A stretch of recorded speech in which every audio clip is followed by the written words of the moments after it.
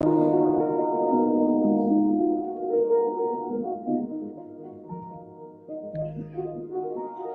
a very special day. You know why? Why is it special day, OC? Because you're actually starting the show on time for a change. Starting early. See, now your audio is fucked up because you're running the music and the microphone at the same time. It's fucked. Oh, Audio so when is- I talk at the Yeah, same it's time as fucked. the audio is going? Yep. It is what it is, man. It It is. Well, no, what it is not a professional broadcast. That's what it is. Hey, at least we're on time. Early. That's a positive. We're early. There we go. There we go. I mean, what a breaking news in the watch community. By the way, before we even start, let me just quickly tell everyone to make sure to upvote. Okay, hit that upvote button. I would really I'm going to do it appreciate right now. I'm going to do it right now. I'm going to log in. Do it right now. Log in on all of your troll accounts and hit the upvote button. TG01 is upvoting. Done. There you go. Then, what else? What you also want to do is you want to check out a live stream from earlier today. I don't know if you caught it, OC. Rebecca Struthers was on Oshin's live stream earlier today for SWAT Serious Watch Talk. Have you been able to catch it? No. I will go back and watch every second of it. Okay, I'm gonna drop the link, guys. Go check it out. Rebecca Struthers. She wrote a book on I believe. 1 second, let me just bring it up here on Amazon because I pre-ordered it. The book is called not because you're a hoarder of books, but because you got a free discount code. No, sorry, no discount code, unfortunately. However, Hands of Time, a watchmaker's history. Interesting book if you love watches. There's also an audiobook and a Kindle version. So you guys can pick up a version that suits you the most. It's pretty cool. It's pretty cool. Can you check the stream quality? Stream quality? The stream. Yeah. What is the quality of the stream? Yeah, can you check? Is it set to HD resolution in your whatever your settings? Oh, 1080p. Whether it's 1080p. Yeah. I mean, I didn't touch it, so it should be 1080p. I know, but you were live streaming like last week or whatever. Oh, is it good? Camera. Camera is okay. Oh shit, we're 720. When did that change? Shit, we're 720p. Okay, well, pack it in. What do we do? Do we restart? Hey, Cam. By the way, Cam is in New York City, baby. Hey, Cam. Welcome. I couldn't go. I would have done Gonzo live stream with Cam today, but we got big guests. We got big guests on today, and there's big watches that have been released. However, Cam is coming back for part 2, and I'm not gonna miss him this time. Cam, where you at? What is this? Doesn't even look like New York. You're muted. Cam. Yeah, he gets promoted and he doesn't know how to work the camera. Where is he? He's going to jump off the building. Is this New York City? That doesn't look like New York City. No, it looks like he's in. I don't know. He left. We had to remove him from the broadcast. He looked like he was standing on a ledge. We can't have someone jumping off. Drop the phone. Yeah, that's we can't have someone jumping off a balcony on the live stream. Jeez. That's not good. That's not the kind of live streaming lifestyle. That would be riveting content, but not in a good way. Yeah, I'm sure all the trolls would rejoice. JC watches £5 super chat. You're looking at a $10,000 watch minimum. Oh, yeah. I mean, this is handcrafted pocket watches and handcrafted remade watches. I mean, actually, you know what?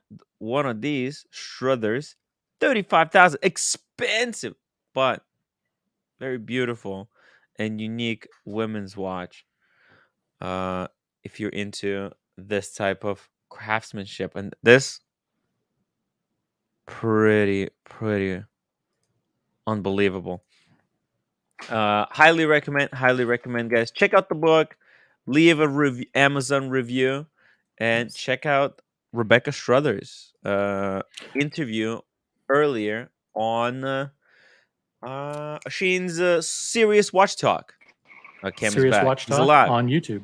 By the way, just to clarify, JC Watches said you're looking Yes. at a Oh, no, a $10,000 watch. $10,000 watch. $10,000 watch. Thank you, JC.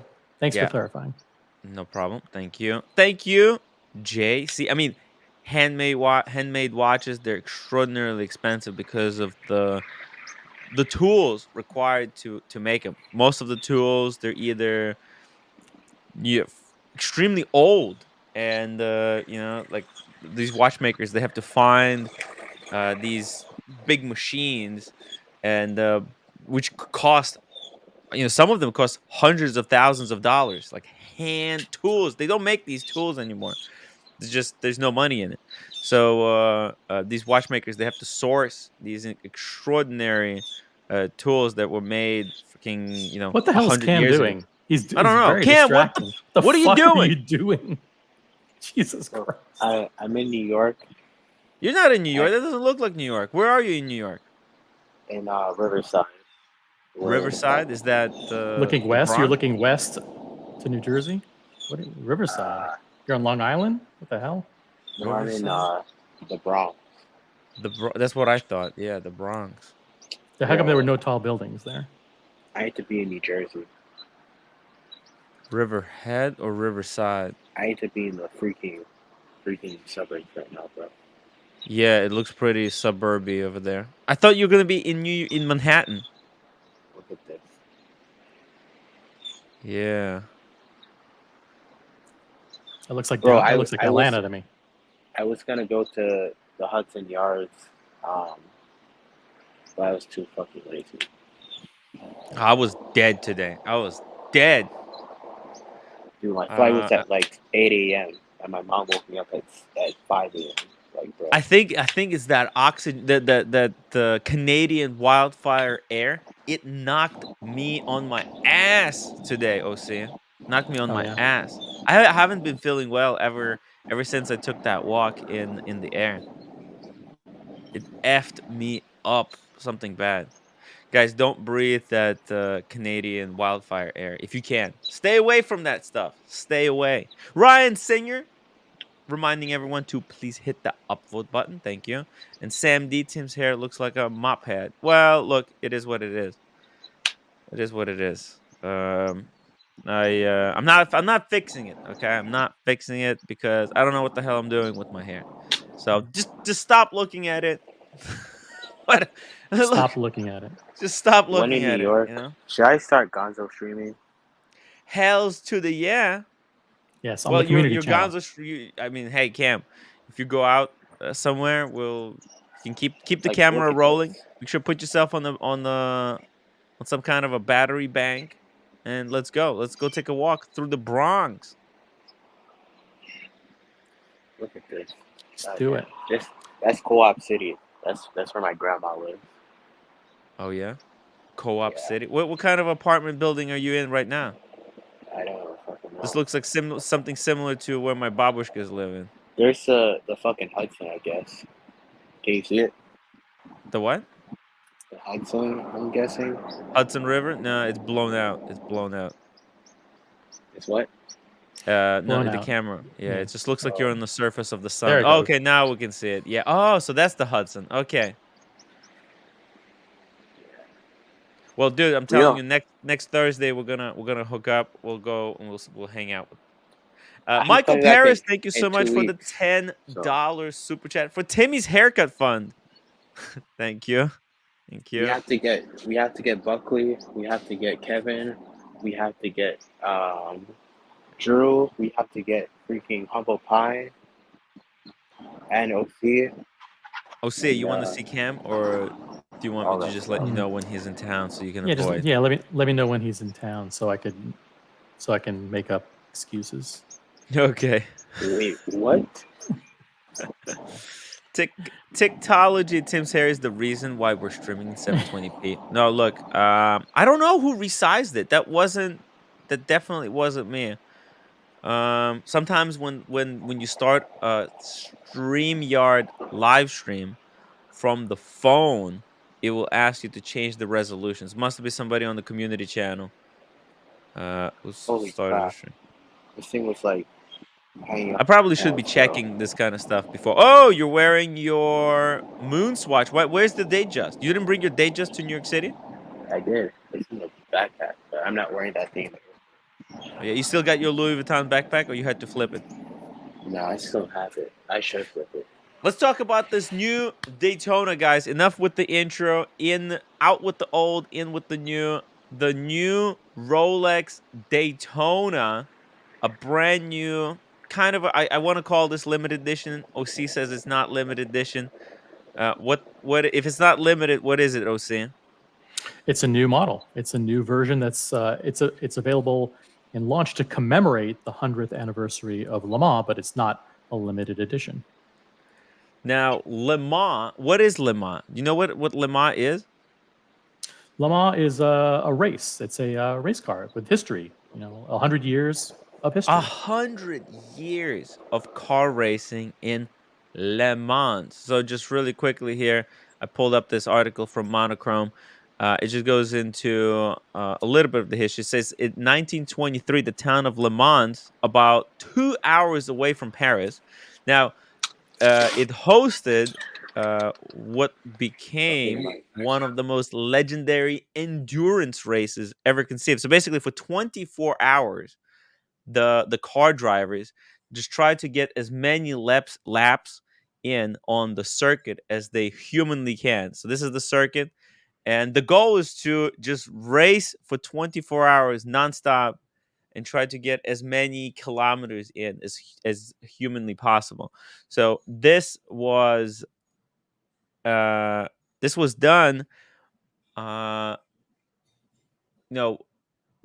first race that has ever taken was between the town of Paris and this one, the Bhutan, right? And that race lasted 6 hours and 48 minutes. So and that was soon after the invention of the automobile. So they invented the automobile and then they have the first race. The first ever recorded race is in 1894, and then 30 years later, basically we have a full-on official racetrack where the cars are being pushed to their limit.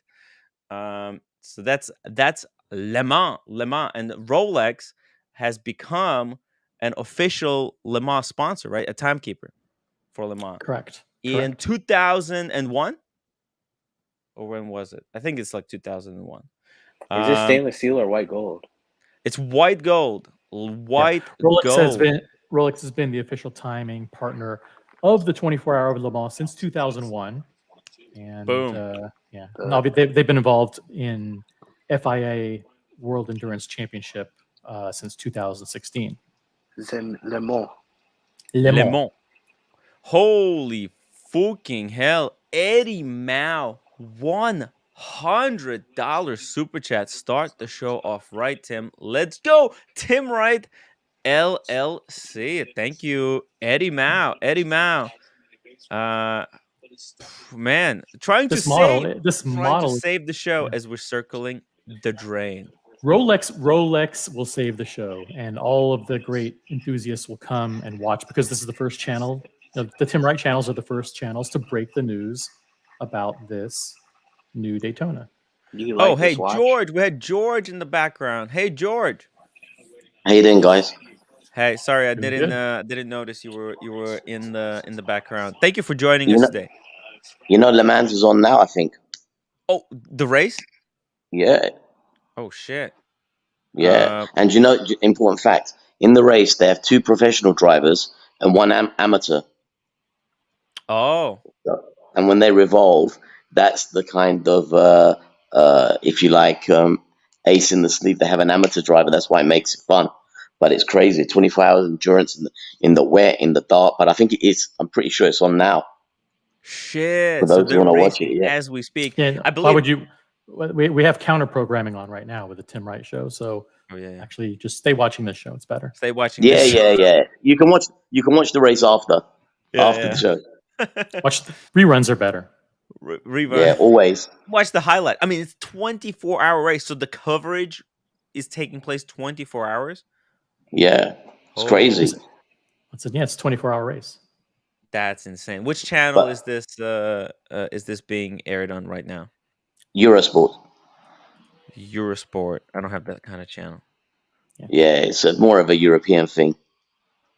Gotcha. But the highlights, I believe, they're going to be on all the channels they're going to be covering. Yeah, definitely. Or or you can catch it on YouTube later anyway. Yeah. Maybe you probably could even catch it live somewhere on some channel. I mean, I would guess that Eurosport has a YouTube channel where they're broadcasting it. Yeah, I'd imagine so. Cool. Yeah. Cool. So what we have here now, the winner of this year's Le Mans is going to get the new steel Rolex Daytona with the old one. The old one. Oh shit! You're right. The old one. The old one because the race is going to be over any minute today, Right. and the new ones are not available. So the old You're one right. with a special 100th anniversary of Le Mans case back will go to the winner. But now that this has been announced, kind of makes that one look like garbage. Like garbage. I mean, That's a sexy watch. I like this watch just with that little bit of red on the bezel, and the dials are completely magic. I like this watch. I mean, this reminds me of an old school Paul Newman now. Yeah. So let's talk a little bit about it. This is a in the new dimension, the 40 millimeter case, 39.88 millimeter case. It's in white gold. White gold. Solid white gold with white gold. Solid white gold with a white gold bracelet. It's not available on Oyster Flex, only white gold bracelet. This is the first Rolex with a gold case and bracelet to come with the ceramic bezel. Now they've had steel Daytonas with ceramic bezel. They've had watches on Oyster Flex with ceramic bezel. They've had the platinum with ceramic bezel, but they've never had a gold model with a full gold bracelet with a ceramic bezel. That's right. That's new. And then, of course, this is what they call this is a black sunburst dial with what they call bright white subdials. So and subdials are solid. Solid white. On the current remade version, while the colors are monochrome, there is a ring where there's a little bit of a difference there. But this is a fully solid white subdials.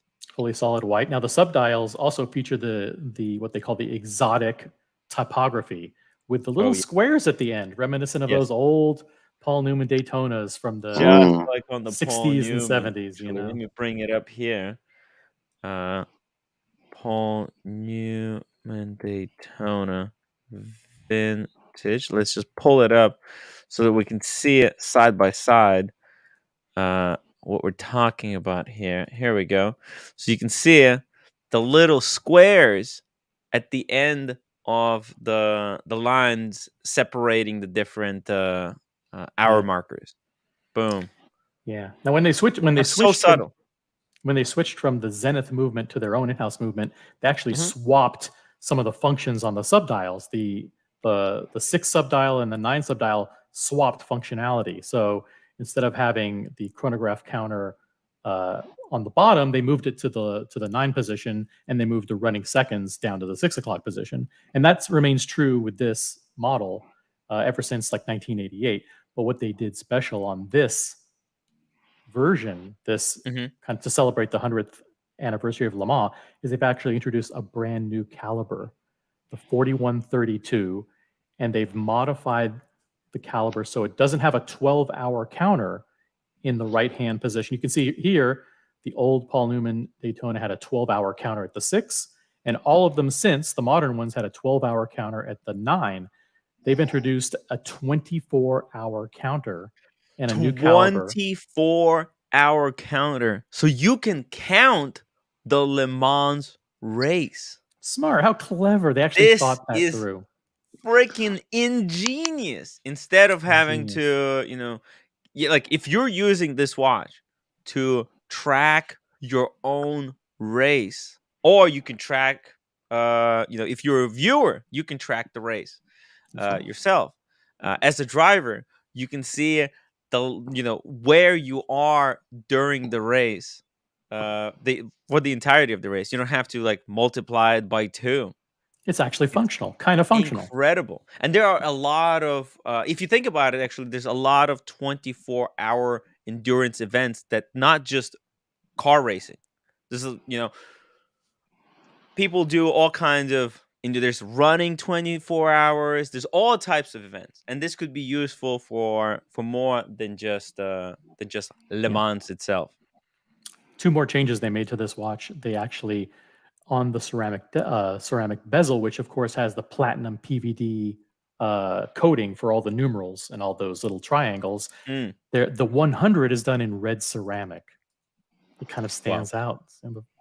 So they highlighted 100 on the tachymeter. 100 on the because it's a tachymeter. 100th year anniversary edition. I wonder if next year they're gonna keep the watch but remove the 100. Yeah, I don't know. Yeah. And then finally, the last thing they did is they gave it what the Platinum Daytona has, a display case back. Oh, fuck. So now only the Platinum Daytona and this model, the special kind of 100th anniversary white gold model. special edition. Yeah. This is like the equivalent. I would say this is a limited edition the way that John Mayer. AP. Or no, I was thinking like kind of the way John Mayer was limited, but it wasn't said. It was not. They never used that language that this is limited. They stay away from that. But like if you try to get one, ADs they tell you, the ADs tell you how limited this watch is based on how hard they laugh in your face when you come. Yeah, they're gonna be laughing. They're gonna be laughing so loud when people start texting and calling, saying, "Oh, by the way, can I please?" Not that you did this, Tim. I did it. I did it. I can imagine people going, "Can I please switch my interest from the other watch to this watch all of a sudden?" And then the laughing will be hysterical. How much is it, guys? Any idea? Yeah, the price is actually $9,000 more expensive than the standard white gold version. So $51,400 instead of $42,500. So there's a big jump in price. Big jump. Now I'm justifying this price. OC said, well, they're charging more because they can, because it's a limited edition and they can. But I'm looking and there's really few things here that could make this watch, price, that could justify the price increase. Okay. So number one, it's got solid gold rotor, which the ones with covered up case backs won't have. They'll have just regular steel rotors. Okay. So there's a little bit of gold here that you don't get in other models, but you lose a bunch of gold in the bezel. However, this is a unique movement. So this is a modified movement, and it's much more difficult to make profit on a movement that you don't, release in mass.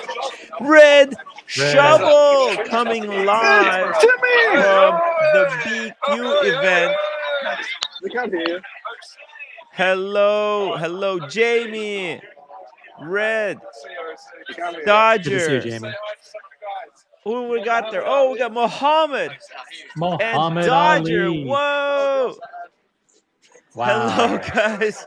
It's amazing. Congratulations on the latest acquisition. Three absolute legends. Who is that? Say hi to Jonathan. Oh. Say hi to Higgins, apparently. Oh my god. Oh my god. Unbelievable. Red. Where are we? Red, we're talking about the brand new Daytonas. It's almost like you guys went to the release of the new Daytonas. It's so underwhelming, I think. It's under. It's What was that? underwhelming. It's underwhelming. So it is. Oh, hold on. Underwhelming. They don't like that at all. Underwhelming. I'm getting up there. Hold on. Red. Unbelievable. Yes. You gotta Yes. tell us what is everybody talking about at the BQ? Has the digital watch vault made presents? Has the digital watch vault sponsored the BQ watches? Oh, right. The digital watch. Digital watch vault. You're not the first person to be talking about this. There was absolutely no talk about the digital watch phone. It Absolutely wasn't no. What?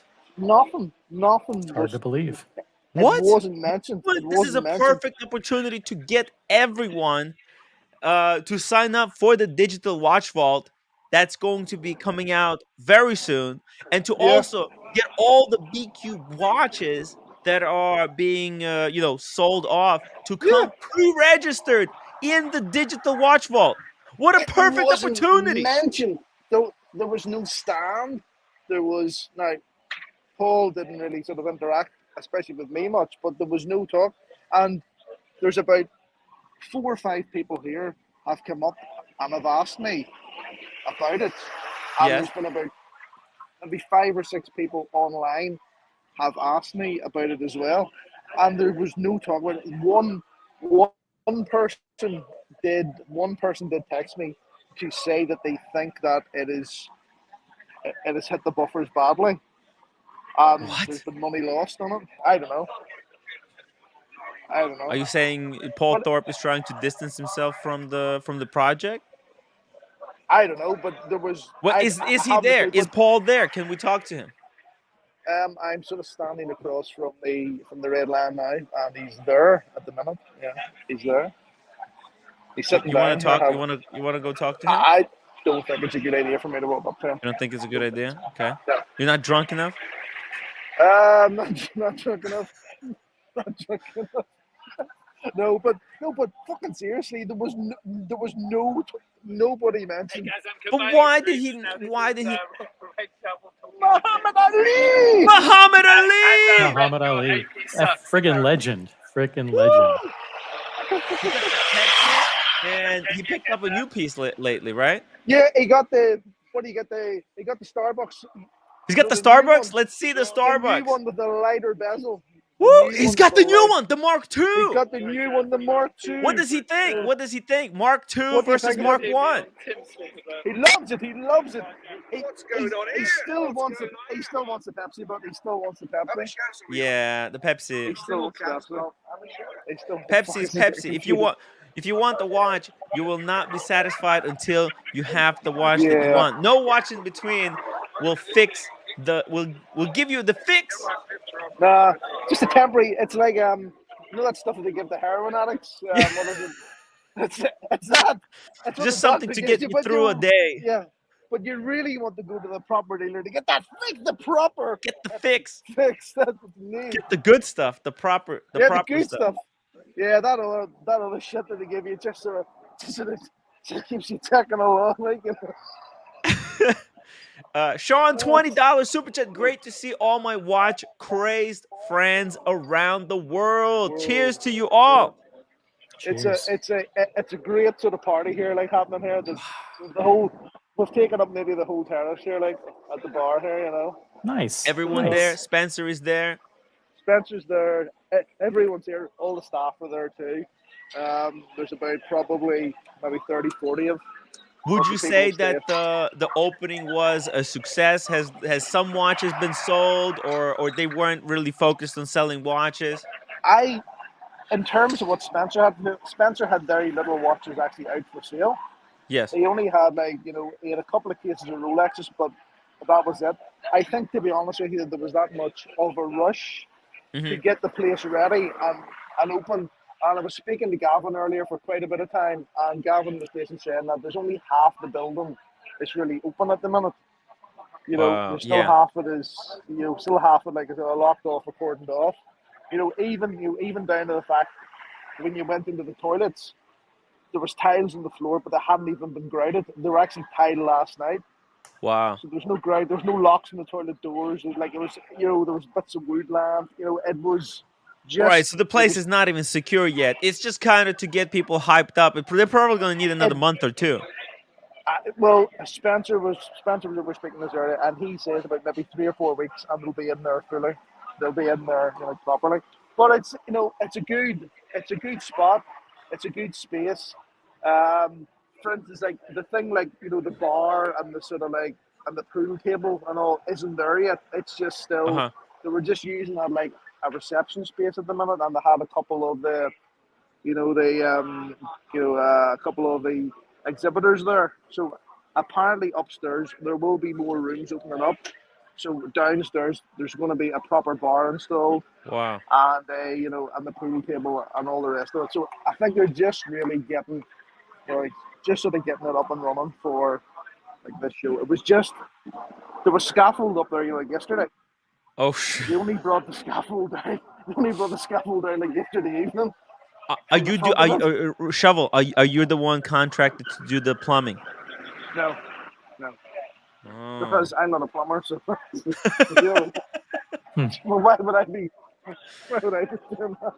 Well, I thought maybe you're gonna pick up some business on the way while you're there. No. Two birds with one stone, as they say.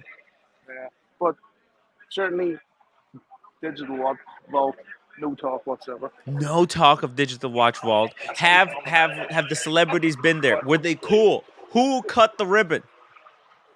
Well, we were too late for the ribbon cutting because What? the hotel breakfast was shit. It took so long to arrive that we arrived down late. So we did. Oh no, you missed the cutting, the ribbon cutting. The ribbon. Oh come on, amateurs. Prima donnas, like I would say. Jesus, they couldn't get the breakfast. Oh my God, the breakfast is so important. The breakfast is terrible. The breakfast. I went in, right, and the guy, there was no one there. There's no one there. Jamie and some of the other ones were already sitting in, right? So I went in. No one comes near you. You have to look around and go, where the fuck is? There's no staff. There's no staff to take an order. Well, when I saw the place you guys were staying at, I mean, it looked like you're staying at somebody's mansion. I did. But yeah, it's one of those places where it's somebody has a house and they converted it into a hotel.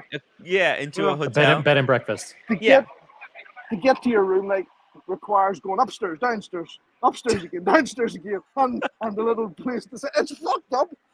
I've got lost 6 times so far. Climbing stairs is not Red Shovel's forte. It's not. No, it's not. Stairs and Red Shovel, they don't go. No. Those two things, especially if you're wearing a two-tone Sea Dweller. No, I've changed it. I put the GMT back on. Oh yeah, that's it. That's what I'm talking about. The Sea Dweller was weighing me down. It was actually slowing me down. So it also had to change to something. Have to change something lighter, Tell us about some highlights at the event. Highlight of the event. To be honest with you, it's the people that make the event. It's meeting everyone again. It's meeting new people. Thomas Burnett, $10. We've seen him again. Thomas Burnett was there? Yeah, Thomas Burnett was there. And Andy Binns is in the chat. He's looking forward to seeing you tomorrow, Reg. Andy Binns. Oh, yes. We'll be down for about probably 11 o'clock again. And we're staying. Jamie's actually flying out near the same time as me, so we're gonna take an Uber to the airport at probably around 2-3 o'clock. So we'll be here for a while, tomorrow. So wow! I really regret not being there now. You would have loved this. Jesus. Unbelievable. America, thank you so much for the $10 super sticker. Superman. And Andy Binns says there's no ribbon cutting show on Paul Thorpe's channel. Maybe on the Watch Guy London on Monday. Yeah, I don't think Paul started streaming until sort of maybe 2 or 3 hours into it. I think he was. Paul Thorpe did a live stream earlier today. I totally missed it. Yeah, he done live stream and he done a walk around. Yeah, it happened before noon, so you wouldn't have seen it. It's actually quite interesting, if you go and watch, he does actually see you around, so if you're looking like to see inside the place, that's a good. That's You probably a know good what? watch. That. I think we might rewatch it on today's live stream together. Like maybe at the end. Looks like a good. Drop a comment and say where's the digital watch vault, because everyone else Where is is asking the Where is the digital watch I'm- vault? You see, people are afraid to ask, right? Really? And people are asking me because they think I'll go over and ask them, but I'm the worst person to ask them. Well, come on, let's go. Let's go ask him, Red. Let's go ask him. No, we'll go later. It's still early. It's still early, man. Still early? Okay. Still plenty. It's early. It's what? Isn't it like 11 o'clock? Almost 11 o'clock at night there. It's 25 to 11. That's still early. Early for you guys. Wow. Okay. Right. The night is young. We need to send drinks to Red Shovel. Send drinks. He needs some liquid courage. I know, because I had to pay for a round. There was £60. 60 Ooh! pounds. Wow. Because we're drinking Monkey 47. It's expensive to me. It's expensive. Jesus. Monkey 47. Yeah, it's expensive to me. Jesus. Yeah. Gotta drink the cheap stuff. Get the Jameson and soda. You should have snuck in your own bottle of. Bring Bredo. We should have done what we done. Where were we? Vegas the first time, blood. Pre-game. Yeah. Bring the bottle of vodka. Oh yeah. I mean, kind of like we did in Vegas. Yeah. Father Artifact, holy moly, $28 super chat. Looking forward to a great stream tonight. Timmy, thank you so much. Father Artifact. Yeah, we got a great show. We got Jose Perestroika of Periscope coming today to talk about the story was stuff. broken. Yeah. About right. the I'll be back on shortly. I've got to go over here again, so I'll come back on later. Sure. Okay. All right. Yeah. Say hi to Jonathan Higgins for us. Yes. Take care. Higgins is there? Yeah. Well, Higgins, they're live streaming on Higgins' channel right now. Actually, Oh shit! while they're live streaming with us. Wow. Okay. Higgins come back. Interesting. Looking forward to a great stream tonight. Thank you. And we got Halgerstrad, $5 super chat. Red said breakfast ran way too late. Easily solved by having the egg on Paul Thorpe's face. Oh no. Seems the vault is scrambled. Not well done. Hard boiled. My God. These puns. The puns. Halgerstrad, what are you doing? I'm going to get in trouble for reading this. You know that, right? David. Yo, you joined on the best day. On the best day, you definitely The best found. day. We're gonna have watch content here for a change. We actually got watch content for the first time in a century. What do you think? The new 100th anniversary Le Mans Rolex Daytona. I think people who like Daytonas are gonna do backflips for this. I think it's great for Daytona lovers. To me, it looks like a Daytona. So there you go. I have a question that I think is worthy of a poll. If it's not, feel free to correct me, but I think it's worthy of a poll. Okay. Ever since the new Daytona was announced, that white gold one with the black dial with the steel subdial is the one that you really like. I think a lot of people like that one. And now there's this one, which is the black sunray dial. My question is to everybody, is black now better than white? It's a tough question. It's a controversial question. It's a gut-wrenching question, Tim, but I'll tell you what, if Cam was on the live stream right now, he would say, yes, it is. Yes, it is. And I would agree with him. This Daytona freaking rocks. It rocks. It kicks so much freaking ass. It's freaking perfect. Yes. I mean, black's taken over. Black is definitely taken over. Don't try to skew the audience. Don't try to influence the results. Damn. Don't Holy fuck. Maldives. 50-pound super sticker. Thank you, Maldives. Holy moly. Maldives, are you going to try to get this one? Oh, my god! Because Maldives, he told me he really liked the white gold, the one that I want. He found that one to be perfect as well. But this thing, why are they doing this? They're always, man. Rolex is freaking king at incrementally making things look so much better. Like they can change one little detail, and then suddenly, like the watch looks so much better than its predecessor. It's crazy. And I think your point is right. This could be a limited edition ceramic insert where this thing is like out for like till the end of the year and then gone. Yeah. And then yes, it could be 100. Listen, it could be just this year and then gone, or they could remove that 100. Exactly, Like- they'll remove the 100. Yeah. And they'll put the platinum PVD inside it. Yeah, just regular, and that one little red detail. Fuck, the collectors, the super enthusiasts, they're gonna go ballistic. Oh, and they can close down the case back for the future. Like 1 year, they run it like this, then bam, close it down. People are gonna fucking lose their minds. They're gonna lose their mind. I'm losing my fucking mind. Whoa. Again? Holy fuck. America 5990R $50 super chat. We're back, Wait, it's a Tim. We're Corgi back. celebrating. Corgi, dude. Fucking crazy. This piece, what the hell? How do we get one? OC? How the fuck? I'm not even trying. You know what happened as soon as this watch was announced? Boston, something happened for the first time in 4 months. You know what it was? What? Boston Collector wasn't on the watch community channel at the crack of dawn. You know why? You know why? Oh, because he cleared out the coffee room table. He took the coffee. He went, printed out all the spreadsheets, laid out a big map of the country, started making phone calls. The guy, as soon as You're this thing kidding me. You're kidding me. Are you kidding? No, of course not. He's calling every AD right now to try and get this one. Well, he has 24, 26 ADs on call already that are in his Rolodex, his digital Rolodex. Oh my God. Yeah, he's on a mission, an absolute mission.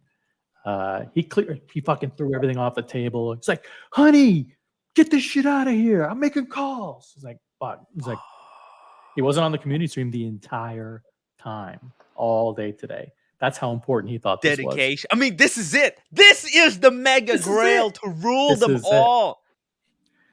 You know what? This could be the Daytona. What really annoyed me was I went to some of the forums. Every third post was, how much do you think this will sell for? How much do you think this will sell for? How much do you think this will sell for? That's a good question for the chat. They love this shit. It's so annoying. But yeah. That's what, but that's what guess what, OC? That's what most people care about. They it's like, I think 100. Oh no, I think 200. Get the fuck out of here. OC, can we stop lying to each other and just admit that the only the most important thing that most people care about is how much the watch is flipped for in the secondary market? What kind of bullshit is that? I mean, I know, but isn't that like, fuck? Like that's such an important thing. Like to most people, like it just hits on the most. There's so much to talk about. And they're dumb posts like, I think it'll sell for 150. Oh look, there's a reason for it to sell for 200. It's like, so is that just red paint on the 100? What is? I think red ceramic. Red ceramic. It is red ceramic. No, it's not. Because the rest of the industry. The rest of the stuff is that inlaid platinum, whatever. Yeah, this is monochrome. Says this is red ceramic. Wow! Holy shit! How did they do that? They inlaid it like. By the way, I'm guessing they made the ceramic bezel, and then once it was ready, they inlaid the 100 with red ceramic, and then like baked it for a second time or something.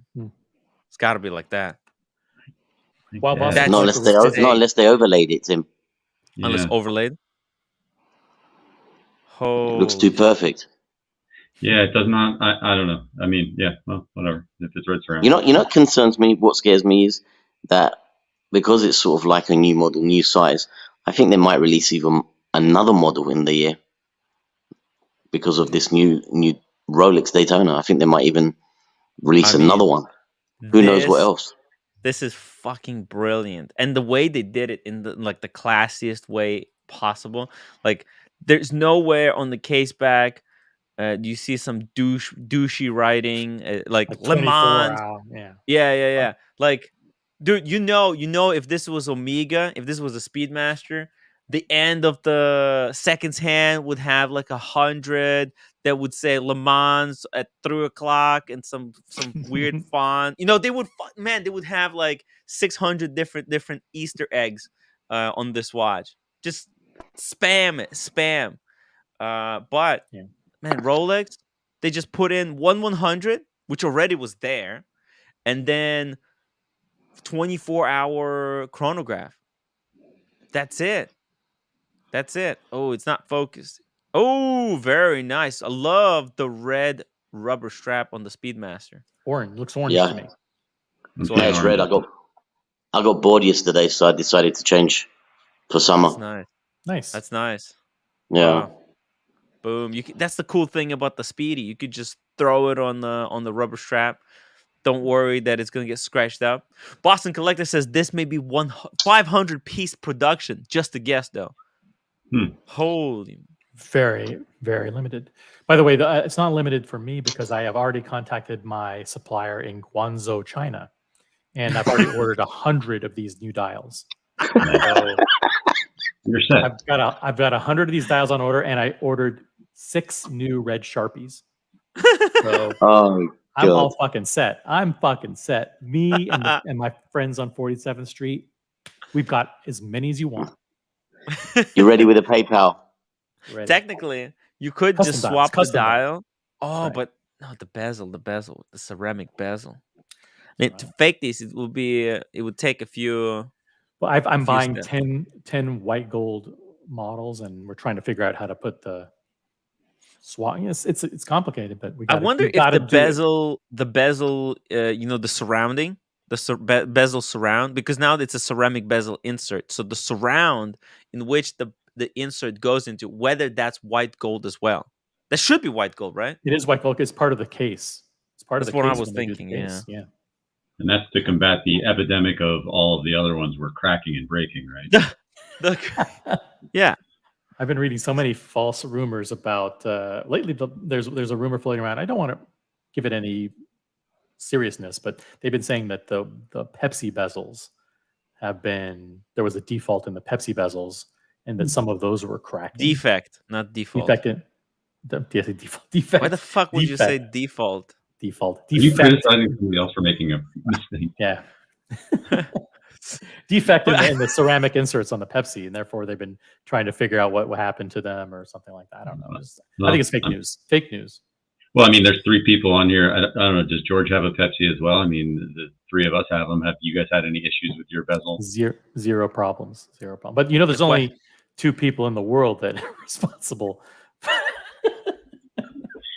Well, hey, I have no comment for making those 2 old ladies in suburban Geneva. Genève. There's a garage. There's a garage somewhere in suburban Genève where they in the morning a big box of inserts. But isn't that an amazing fairy tale to believe in? I mean, it's a great story. It's a great story to tell yourself. When those 2 get sick, no bezels. Yeah. No more bezels. Yeah. What do you think, David? What do you think of the watch? I mean, you're not a fan of the Daytona? It looks like a upgraded Daytona. I don't know what else to say about it. I'm not a huge fan of the additional sportiness of it. I don't think it looks. Yeah, I mean, it looks like a sports watch now, more so. I like it. I wouldn't want one, but yeah, cool. It's expensive. Let's not forget. 51. Here's someone who's gonna get one at retail. A lot of money. Diego already made a phone call, and the sales associate told him that she already preemptively put him first on the list. I was there earlier this morning. No. I was there this morning. Oh my god! when it dropped. Oh, really? I knew it. How I was uncomfortable. there. And I said, my phone is exploding. The WhatsApp chat just going crazy. I pulled it up. We were buying wedding bands today, which are expensive. I didn't know that. And I showed them the watch, and they're like, "Huh, you always know more about these than we do." Hmm. I didn't ask for it. There's no reason to ask for this watch. No. It's not happening. Well, let's talk about that though, Tim. Like, let's say you switch over to this one, and then by some miracle, 2 months from now, they call you for this. What are you going to unload together? Are you just going to put it on the credit card? And I'm whacking it on the credit card. Start things. Do you have a And credit card with then- a? Do you have a credit card with a $56,000 limit? Because that's what that would be. With tax. Let me see. No, actually, 50. Is it 56? Look, I can split it between 2 cards. God. Okay, I kept my delta. Just a simple That's the most clarification. important. That's all. Because I don't have a card that has a $50,000 limit either. Really? I don't either. Cam apparently does though. Okay, Well, my card goes to 46,000. Actually, let me check. I'm gonna check. Yeah, because like the Amex Platinum cards, you don't actually know what your limit is until you put in what you want to try to spend, and then they'll tell you if you can or not, right? 15 Exactly. plus 24. What's that? Okay, I do have one with 55, but There we go. Boom! You whack it. You split it amongst 2 cards. What I would do first, I would run to the roommate. I'll say, "Honey, Pack your I have to bags. make some tough decisions here. Gonna help me out with this one. I'm gonna have to convince her why it's important." And then you call the probably then you gonna call have them- call mom Yeah. and say, "Hey, I'm gonna be a few months late on the rent." and then the second thing, I call mom and say, "Hey, I can't pay rent for the next 3 years. months." Year. 3 months. No. I need 3 months to move this garbage. I would sell everything basically. I would sell my steel Daytona actually. If I got this one. For this one, I would do it. I would sell the 30th. It would have to go. Unfortunately. Right. Dare I 25, say it. 25 for it, 28, something like that. 25, 28. It would have to be done. Would you say it was 56,000? Well, it's 51,400, and then you have to add tax on it, New York tax for Tim. And It's expensive. It's Fucking an 55 expensive grand. watch. It's very expensive. Expensive. It's expensive, yeah, for sure. Let's see. You know Oh, what? The all right. only reason I would want this watch is to sell it and make money. There we go. Oh, I would Diego. fucking wear the shit out of Onto this the dark watch. side. I don't think I would wear it. I It's would too fucking special. wear it. It's too special. No, I would wear It's the too special fuck to wear. out of this. It is. That makes me I feel don't kind of care. good. Amex I don't care. apparently trusts me to buy something for $56,000. So there you go. Amazing. Holy shit! There you go. I mean, this is dude. Oh You know my what? god. Oh my god. Okay, this photo with the sunburst, it makes it look vintage as shit. Yeah. I like Fuck. that. This thing is insane. Just wait. By the way, there's also new Pateks that have been unleashed. So we're gonna talk about Ooh. Pateks. I just love the dials. I'm in love with those dials too. the They're sub dials, so right? The white. the sub dials That looks are like old Boston. school. That looks like Boston's what does he call it? A big red or something like that? Is it big red? He's got a black Daytona. I can't remember. But I'm getting those vibes. It's the sub dials with those little boxes that they put at the end of the indices that give it that Yeah. old 60s vibe. I gotta say, whoever gets this watch, congratulations. The luckiest person on earth. This is like actually. Luckiest You person know on what? earth. I'm fucking serious. I think this could be my one and done. I mean, I would keep the Explorer 2 to go with it, and that's it. That's my one and fucking done. So It's two the and perfect watch for my lifestyle. Whatever. Yeah, it no, is. but it's the perfect. You don't even have a watch. car. This is the only one that I want. I like because like look, I experienced the steel one, and I experienced the Panda, and experienced the lightness of it, experienced the wait list. Fuck, it's difficult, but I mean, You didn't do my poll. You didn't do my poll. I want What's my the poll? What's the poll? Yeah. The poll is Black or which white? one is better, black or white? Now that you have this version, is the white Panda still the most desirable, most iconic Daytona, or is it the black? I got to say, I like it less in this picture than I do in the other one.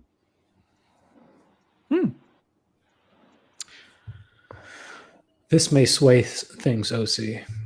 I would not be shocked though if in a year you get the Panda Paul Newman dial. Huge, guys, huge shout out to America who gifted 10 memberships. Wow. Holy moly.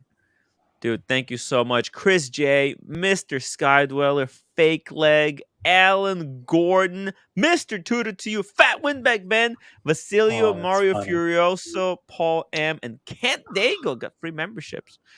Thank you That's so awesome. much, America. Tim, you got an offer. Now, Mr. Skydweller can go back through all those members-only videos that he's wanted to watch for so long and criticize them. Mr. Skydweller? Guys, I gotta go. Good night, everybody. Take care. Yeah. Great weekend. George, Good night. Good night. thank you All so right. much for Here's a hopping on. I question. really appreciate it. We'll see you on the next one. Yeah, buddy. OC. If they Yes. call you and they say we have, let's say they get rid of the, well, no, we have the Le Mans or we have your Baguette Platinum. Which one do you want? The new Baguette Platinum display case. Do you back. take this one or the new Platinum? Oh!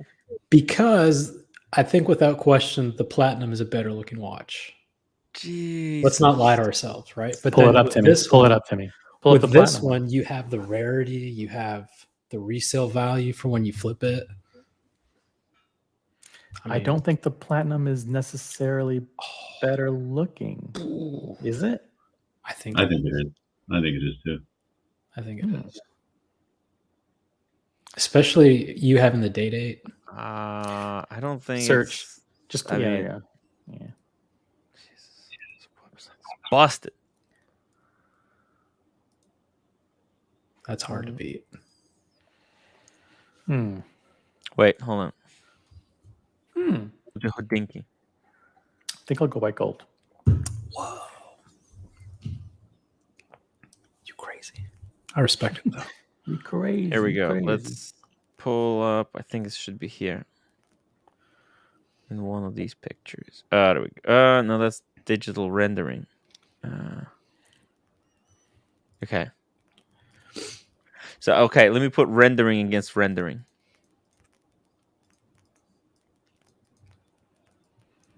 Hmm. Shit. Okay. Paste. Copy. Which one? It's kind of like, look at it from a little bit further away. What do you think? Shit, man. The new one looks better. I'm sorry.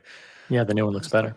I'm sorry. It's just a fact. This one, the black ceramic with the black dial, and those white and it's kind of like, it's also psychological.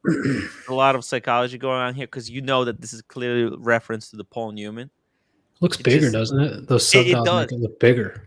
Yeah, I mean, I- thinner rings made the new Platinum look bigger than the old one, and it's actually physically bigger. But those solid white rings, fuck, they look good. Yeah, I thought I liked the platinum one, but Tim just said it's a fact that the other one looks better. So I'm changing because I can't There you argue go. facts. There you And go, by the you way, can't- what's to stop them from, now that they have the reverse Panda Paul Newman, simply swapping it and doing a full Panda, bright white dial with black sub. They're gonna do it. They're gonna do it. Which one is gonna be better then? Do you get this one or do you wait to get? I mean, why the stop at next this? one? Why stop at this? As long as you're introducing watches that, for models that aren't even out yet, why don't you wait 2 months and introduce another model that's not out yet? Oh yeah, right. These are not even. I don't These aren't think even out yet. Yeah, these are not even out yet. They're already releasing stuff that's. I mean, Well- look, well- they did have it in some kind of a case over there on display, but I mean, can you really tell? I know the first person in the world who's going to get this watch. Hmm. That person- Really? Okay. I don't know him cool. personally, but his name is Roger Federer. Oh, yeah. shit. Roger Federer gets whatever the fuck he wants, and he will have God. this watch. Ooh, what about And the next time Rolex wants to do a public appearance anywhere, he Yeah. will have this watch on. And yeah, Tiger could probably get his hands on one if he wanted one. He doesn't seem to be a big why. He just kind of wears whatever they give him, I think. But yeah, I think in Roger Federer's contract it says within 48 hours of a new release, I need to have the watch in it. In this case, it's within 24 hours because 24-hour Le Mans. Yeah. I bet you it's going to be someone like Mark Wahlberg or LeBron or one of those guys. There's going to be someone who'll pay the crazy gray market. Is it on Chrono 24 yet? Yeah, what'll this sell for? What'll this sell for? Price on request. I highly doubt it that it's going to be on. How can it be? It didn't even the old ones. Someone created a listing, I'm sure. I mean, yeah, probably using the same rendering. $1 million. Someone was saying that probably gray market price estimated is like 250,000, but I don't see it going that much. 250. That's no. Come on. I see this tracking where the 5811 is basically. Maybe a little bit more than the 5811. What did the meteorites do? The meteorites, when they came out, they went all the way up to, was it high hundreds? At the peak, they were 188. Yeah. Right. But now they're like 100. I see this starting at 220, and then it's going to make its way down to 120. And then when you call and you say, hey, I have one of these, they're going to go, I'll give you 50. I'll give you 70. But they're selling for 120. All right. That's all if you right, can find a Diego, buyer. let's test how greedy you actually are. Let's say you get the first one. Yeah. And you're flipping it on Moda. How much would you ask on day one? You know you're the listen, Auction. but here's the rule. Auction. If it doesn't sell, no. You can't do auction. You can't do auction. And then here's the thing. No, because auction is going to take too long. For do auction on Moda, you have to send it in to the like, you know, the people at Moda, and they're auctioning it for you, which means it takes time. I mean, by the time you send it, because here's the rule. Tomorrow, someone else is getting, and they're going to be selling theirs as well. So here's wherever you price it, like if it doesn't sell on day one, they'll price maybe underneath you, and they'll sell it. That's an interesting challenge because basically you have one day to sell it. If Yeah, it doesn't sell within one day, you'll be undercut. This is what I do. You ready? Yeah. I get the watch, and then I sell it to someone in the community at cost. Oh, such a good man. Wow. Only Diego would do that. You would do that? I buy it, and then I call Boston Collector, and I just like jangle it in his face. And I go, So how much would you ask? How much would you ask? I would ask, oh man. This is such a strange question. Because that's the question. That's 200,000. Let's see what happens. That's how it is. Mazal, that's how it 200. was. Remember, Diego, when the Guinness first came out, that guy on the day one listed his at 35. Boom, it sold. That's it. Yeah. What a fool. Two-tone. And but it was all, and it from there it was only way down. Yeah. You know what? I mean, now it's like 25. I think here's the problem with this. Right now, all the gray market dealers are calling each other, and they're all saying, we're not going to pay over 100 for this. Let's all stick together. We're not going to do it. They talk, right? When you call one guy and you say, hey, what will you give me? And he says, I'll give you 90,000. And then you call the next guy. He already knows that this guy offered you 90. They put it in the chat. They say, someone just called. I just offered him 90. Boom. Yeah. It's called collusion. Collusion. Yeah. I would only go big. I wouldn't even go to. Well, I mean, I know we're talking Moda, but I would go to Bob's Watches or something like that. They'd be just as hungry to have this be the first person to have one on their site. Did you see what they offered the lady that had a watch for auction in Christie's for her watch yesterday? Her watch sold Sotheby's. Her watch sold for 130. 140. Bob's Watches offered her 75. Wow. And it was a rare Rolex. I mean, I guess, yeah, but they're not. This is hype. You know, like I don't. No, the first people, the people who want this watch the first are Timepiece Gentleman, Luxury Bazaar, Timepiece Trading, and Avi & Co. Those four guys can fucking duke it out. There's a private auction among those Yeah. four. Do you think Submit your bids. The cartel. The cartel. Do you think they will though, or will they take the stance of, "Oh, you think you're the only one getting this watch? I'm not in a rush," kind of thing. Like they try to bully you. Like it is. If you're the first person to get this watch, it's special, and you're special, and you have something nobody else has. But they will always find an excuse to make it not special. Diego, you're special even without this watch. I just want you to know that. TPG is a guy who likes to flex. He wants to have the watch and wear it. More so thinking about like Roman and them. Like I could just see Adrian just being like. You guys want to see something of TPG? Yeah, I was just about to mention. Did you see his new gimmick thing? Oh, is that his car collection? He sold all his cars. It's for sale. Those are all his? No. Yeah. Every the one Lambo, of them? No. The Ferrari and the G-Wagon. G-Wagon in the back. He didn't actually own them, did he? He was leasing them, right? No, he doesn't. These are not his cars. They're back. Well, they're back. They're back at the dealership. Yeah, this is a dealership. That's $5 million worth of cars we're looking at. Fuck. They're returned. So one of the good viewers, who was in LA today on vacation, has been just walking by and he's like, "Holy fuck, it's true!" So he took these pictures, sent them to me. Well, did you see that? Because I just watched that Lust guy to get my TPG fix, and I guess he's now switched gears and he's offering 5% commission on any watches from $1,000 to $5,000, and he says he's going to sell 100,000 watches in a year or something like that. Whew. Sorry, yeah, I sneezed and I forgot everything you said. No, so he's basically gone from the high end watches to now he's saying, hey, if you bring in your $1,000 to $5,000 watch, on consignment I'll only charge 5% commission. Wait, the TPG? Yeah, you would make $50 on a $1,000 watch. Yeah. Oh, that's desperate. What? You think? Hey, do you want to hear something funny too, Tim? What? You know what dealers are doing now? What? They're buying watches to sell on Moda at great prices. No. What? Yes. So I'll give you an example. Miss Diego didn't want the Datejust, right? Yeah. I'm not in love with the Datejust. I want to turn it into a Speedy or something. I found a guy local to me, and he says, "What do you want?" I said, "I don't know. Just make me an offer."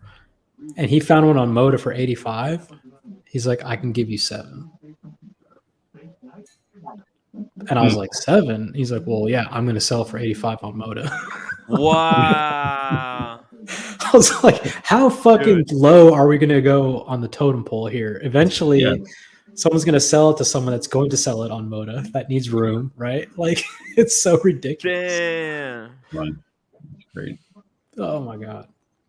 That's so Moda is supposed to be like the lowest pricing. Moda like destroying the watch market. That's like between the dealers. Yeah, Moda destroyed the gray market because it allowed normal people to get basically gray market dealer pricing. Yes, but so it instead hurts of you going when you try to a to gray sell. market dealer, everybody just signed up for Moda. Yep.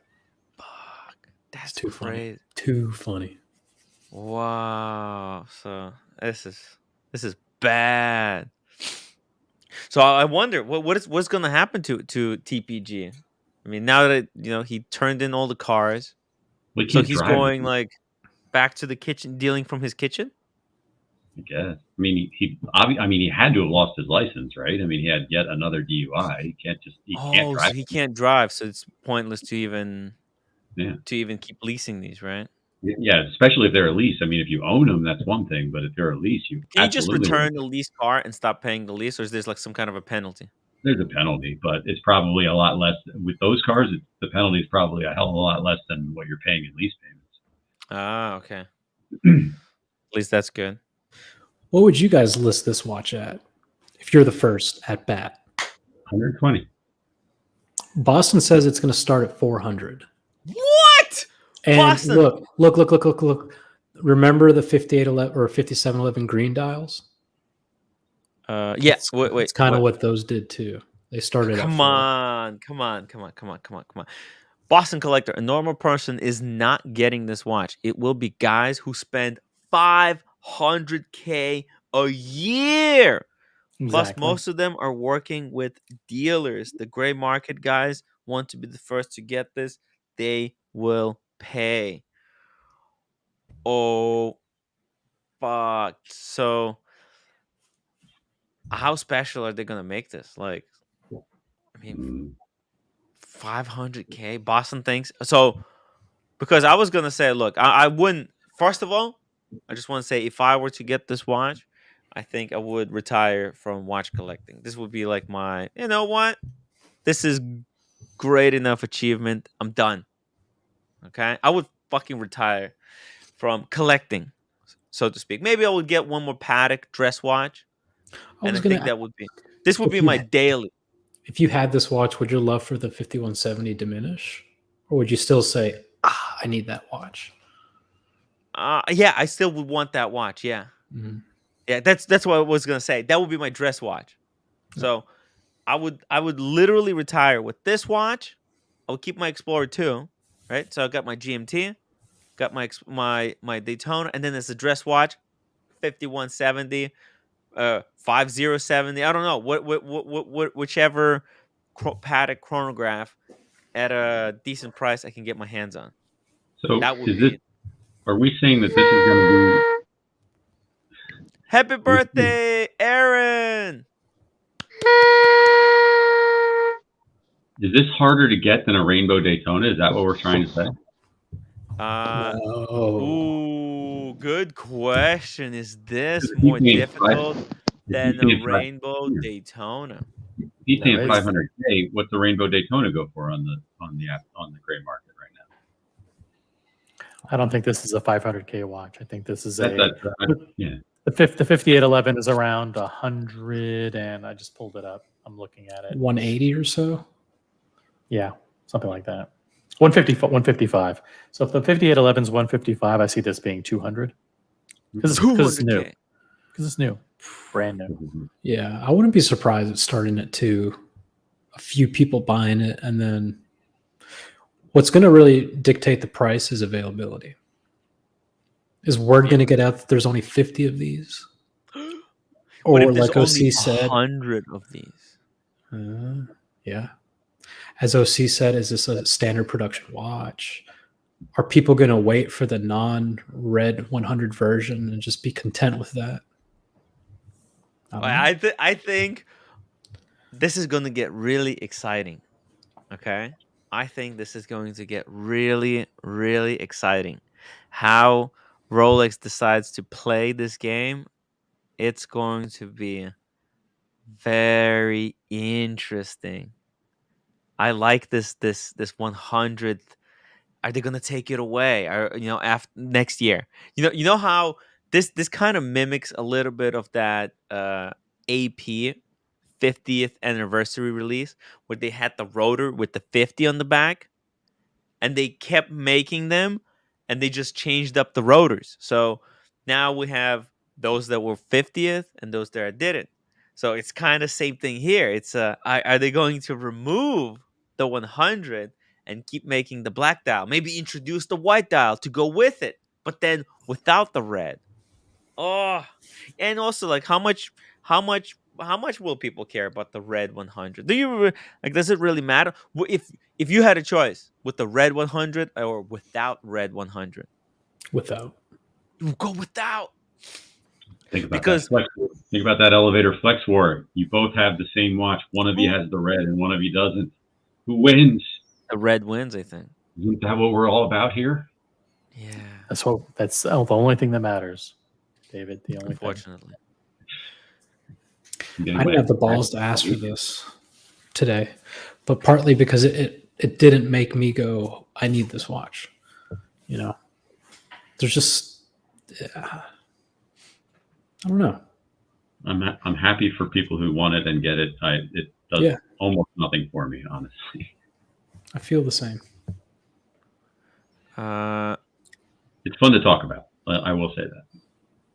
I freaking love this piece. Here we go. Speedy Hernandez, thank you so much for being member for 20 months as a story editor. It says, Tim, can you please add who the fuck cares option to the poll? Daytona is overrated. Thank you. That's Speedy not nice. Hernandez. This is not overrated. Come on. Hey, you know what? Let me put on my Daytona. You closed the poll. You closed the poll. I didn't hear you close I did. that. It was 65% to black dial. 65% people chose the black dial. No, you're reading. I'm glad It says today I'm wearing my superior 58%. chronograph. Woo! The Zenith. It's a superior chronograph to the Daytona, in case anybody was wondering. I mean, Beat it, There you nerd. go. Nice. I think OC, you have one of those. I do. He has the original, which is a 38 millimeter, right? Yeah. And I have a 42 millimeter. my that's dainty original. 38? They make that in 38? Sweet. Yeah.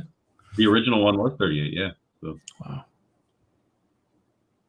That would be Nice. so good with solid black subdials. Unfortunately, it doesn't. Unfortunately, it's flimsy.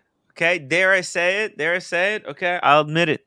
It's flimsy. It feels like it's HoloLink.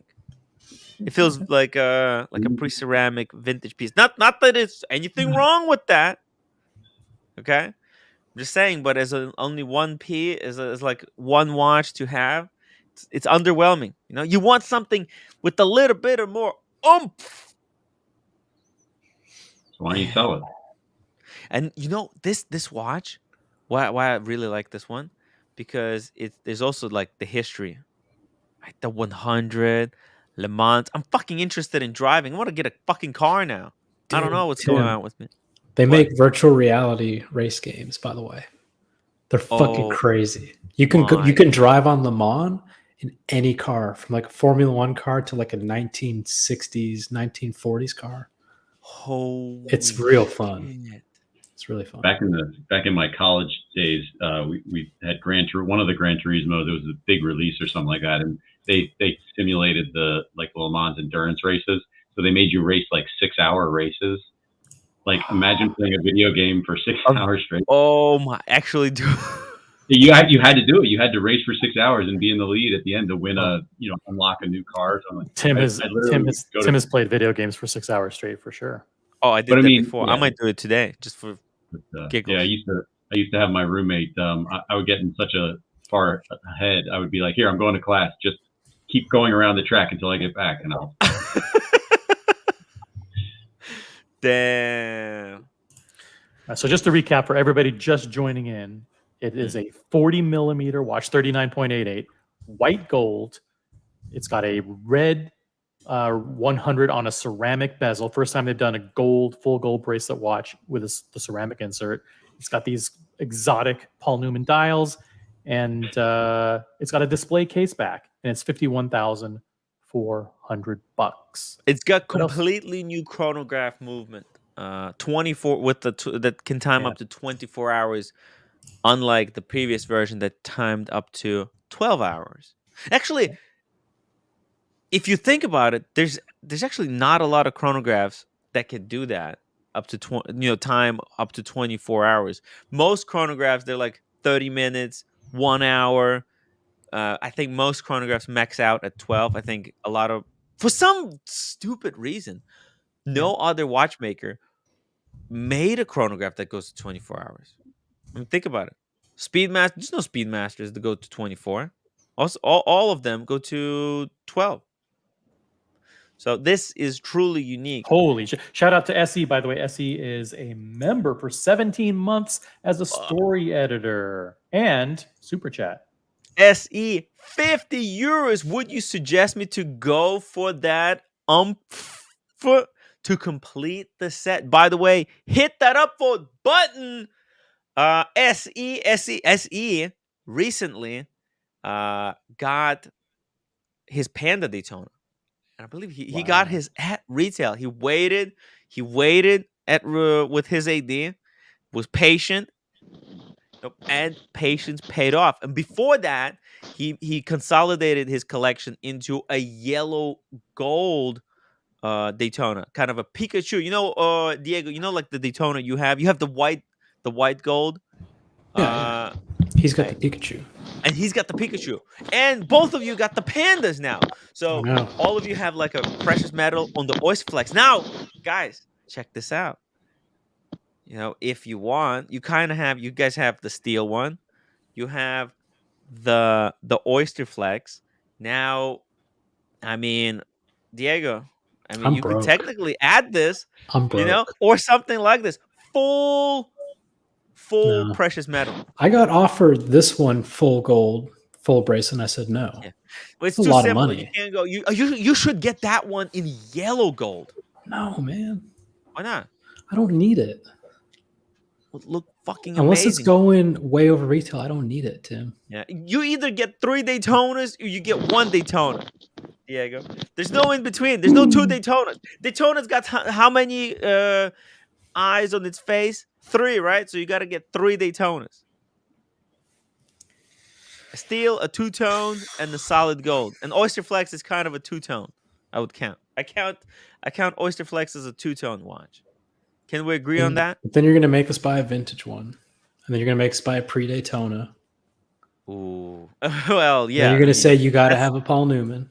Well, let's see if you go full Boston collector. Yeah, Boston collector is giving. He's not shy. He says this is a $400,000 watch at the outset. So listen, his words are on record, and we will see when it comes to fruition. Will the first ones be listed at 400 or not? 400K. It's an opinion. It's a lot of money. He has an informed opinion. So. You can't. I just know this. This is a rule. This is a new rule that's been implemented in the watch community. You're not allowed to have 2 Daytonas. Ooh. It's 1 or 3 or and more. Okay. Yeah, you can't have 2. You can't have 2. You gotta. If you have 2 Daytonas, you have to decide. You either sell one, okay, or you buy one. All right. Can I stick with 0? Is that 0 okay? Or 0, yeah. You can have 0. I'll stick with 0. Actually, no. I think everybody has to have a Daytona. But I have a better chronograph. I want to stick with my chronograph.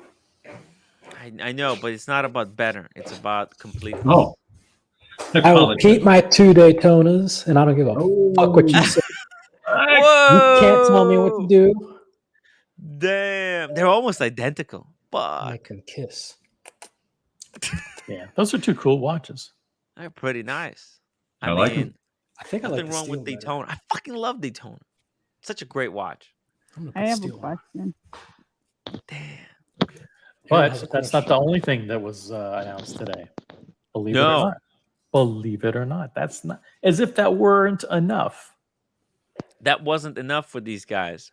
Bam. Oh.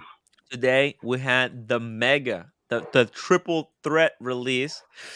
Now this is it coincides with Patek's exhibition in Tokyo. Now I was supposed to be going to Tokyo, Japan, following London, and the entire schedule got fucked. And Rolex is gonna not Rolex, Marcelo is gonna be at this exhibition on the 23rd. He's going to this. Hell yeah, he's going, and hopefully he'll bring someone with him. Bring us with him. Hopefully he'll be able to stream from them. They're not allowed to stream, maybe pictures or something. You should make a video. This is a perfect topic for a video, but you know how he is. Yes. 50 euros. Grow a third arm, Diego. Come out of your chest. Like another arm that comes from the center of your chest, just sticks out of here. Yeah. They called me tripod in school. Oh, the third leg. Which of these 3 Patek Philippe's have you already decided that you want? These are all completely out of my price point. These are so expensive. I don't even know what the prices are. Just on the left is what they're calling the plum dial world time date. I think this is the best of the bunch. This And this this is is the the first time they ever done a date on the first time world they've ever done time. a date on a world time. Yeah, the first time Patek Philippe ever did a date on the world time. Okay, And just to let's do look. the date mechanism, they said that part of the caliber is comprised of 70 components Oh my just god! to do the date. Just to do the date. How thick is this? Yeah. Can they do Also- a GMT world time? World time is a GMT. I know. Just joking. Where is Langeles? I'm not familiar with that city. It's I know. It's L. Dot Angeles. Oh, L. Angeles. Unfortunately, but look at this. Tokyo is at the top. So And in red. and in red, and also instead of the little sun icon, you have the red sun, like the flag of Japan, the rising sun. Rising sun. This is Cool. going to be limited to 300 pieces, and I can tell you, people are Okay. going to go crazy for this You're because gonna the go color. ballistic. They're going to go ballistic. Come on, Ballistic. it's They'll go nuclear absolutely for gorgeous. this. Ballistic. Diego, you can't make those kind of jokes here. You I know like that, the other man. one. I'm gonna get fucking canceled. I'll get canceled, dude. I like the other one. Show the other one. And the dial does look like a nuclear blast. So it is kind of, I don't know Beautiful. if Patek knew what they were doing. Yeah. Like the pattern from an atomic bomb. Yeah. Is that a transparent arm for the date? The guilloche represents like a mushroom cloud, like What is that date arm? This is not what I was talking about, dude. What are you doing? So we're just simply clarifying your I'm comment. just making an go. observation. I mean, Terrible. it's fucked up. Seriously though, Tim, is that a new thing? I don't know that I've ever seen that before. The date arm, is that? Yes, this is the date. This is how they got around making a date on the GMT. The crystal arm? Oh, sorry, on the world time. So it's a clear hand, either sapphire or maybe silicon, and it looks like in the center it was painted purple, and on the outside it was painted red.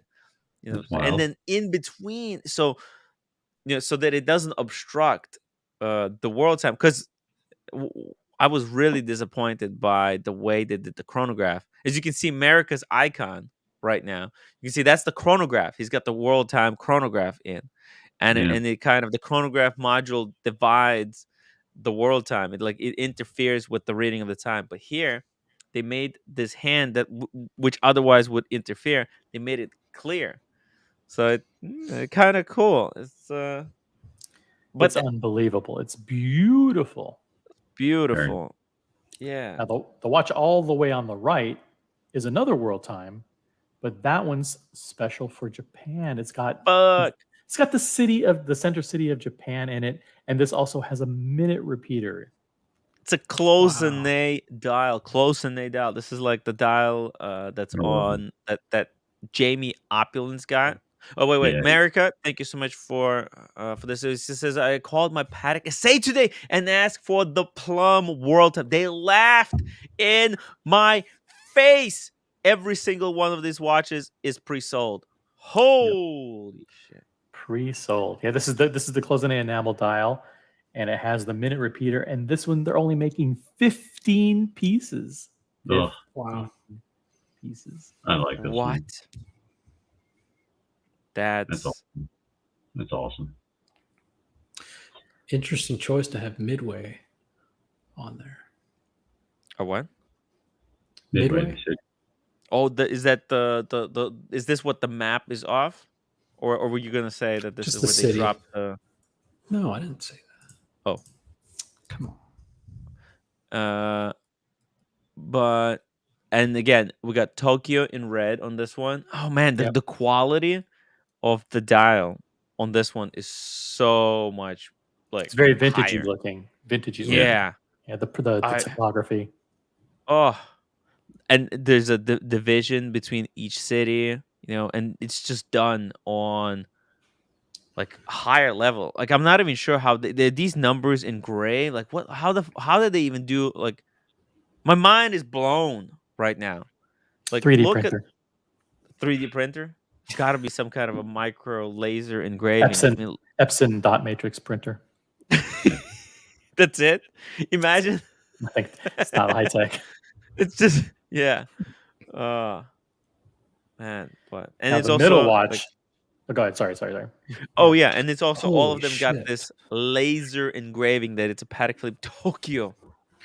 Wait, what's up with the Maltese cross up top? Is it a tourbillon or what's going on there? No, that's the minute repeater part. Okay. It's like the thing that Wow. it stores power and then releases it into the minute repeater. It's awesome. By the way, look at the clear hand. Oh, That's how JLC is the date on a lot of their watches. Yes. Yeah, they usually have a little crescent moon. Yeah, the little crescent moon thing at the end of them. I had one of those for a while. That clear hand, by the way, is made of 100% plastic. Really? I have no idea. I have no bioceramic. I don't know what it is. It is some type of a very rigid. So glass is an amorphous, so it probably wouldn't be glass because that wouldn't. It's kind of a clear resin, or ceramic, or sapphire, resin or could be sapphire. Diamond. Yeah, glass would eventually bend. Oh shit! Look at this, Ian Nicholson, Scotch and soda, baby. Tim, whiskey galore here. You missed out big time. Damn. Now the middle watch is like unbelievable. Oh shit! I mean, this is like the least Tokyo edition of the bunch. Yeah, this just nothing to looks do with like Tokyo. It has nothing to do with Tokyo, right? They're calling this the quadruple complication 5308 P. And you know what that P means? Platinum. This is a platinum case. Pretty cool. Platinum case with a split-second chronograph and a minute repeater and what they're calling an instantaneous perpetual calendar all in one watch. Instantaneous date change at midnight with a mono pusher chronograph. I mean, this is a curved salmon dial. This is Look at these hollow like they got to save money somewhere. Right? Skeletonized lugs. And look at the pushers on this chronograph. They're like cushiony. They're like soft clouds. Yeah. Now it is this. All three of these watches are only available in Tokyo, and they're already gone. This one is limited to 15 pieces. That's it. 15. That's more than I thought 15. They would make. Yeah, 15. Wow. And this one comes with two case backs, a display case back and a platinum case back. Wow. So, the platinum case back, and they both come with that commemorative inscription, that Tokyo, whatever it says on the back. A Tokyo limited edition. Yeah. I read somewhere that they released 6 watches. Were they the 3 like I've got the other. I've got the other ones. Here we go. This is 5738, which is the ellipse, the golden ellipse, here with one of the most beautiful close-in dial samurais. I mean, this is like a recreation of some type of a famous painting. Yeah. You know what this is? This is evidence that even Patek Philippe can strike out. Oh shit! No, this is the wood. This is the wood marquetry. This is where they take little pieces of colored wood and they pack them together to create that pattern. It's insane. It's fascinating, but it's ugly. The image is not my cup of tea. That's what I would say. You don't like the image? I mean, it's from a famous painting. Let's see, it's a kabuki. It's a kabuki actor. The art of yakushi.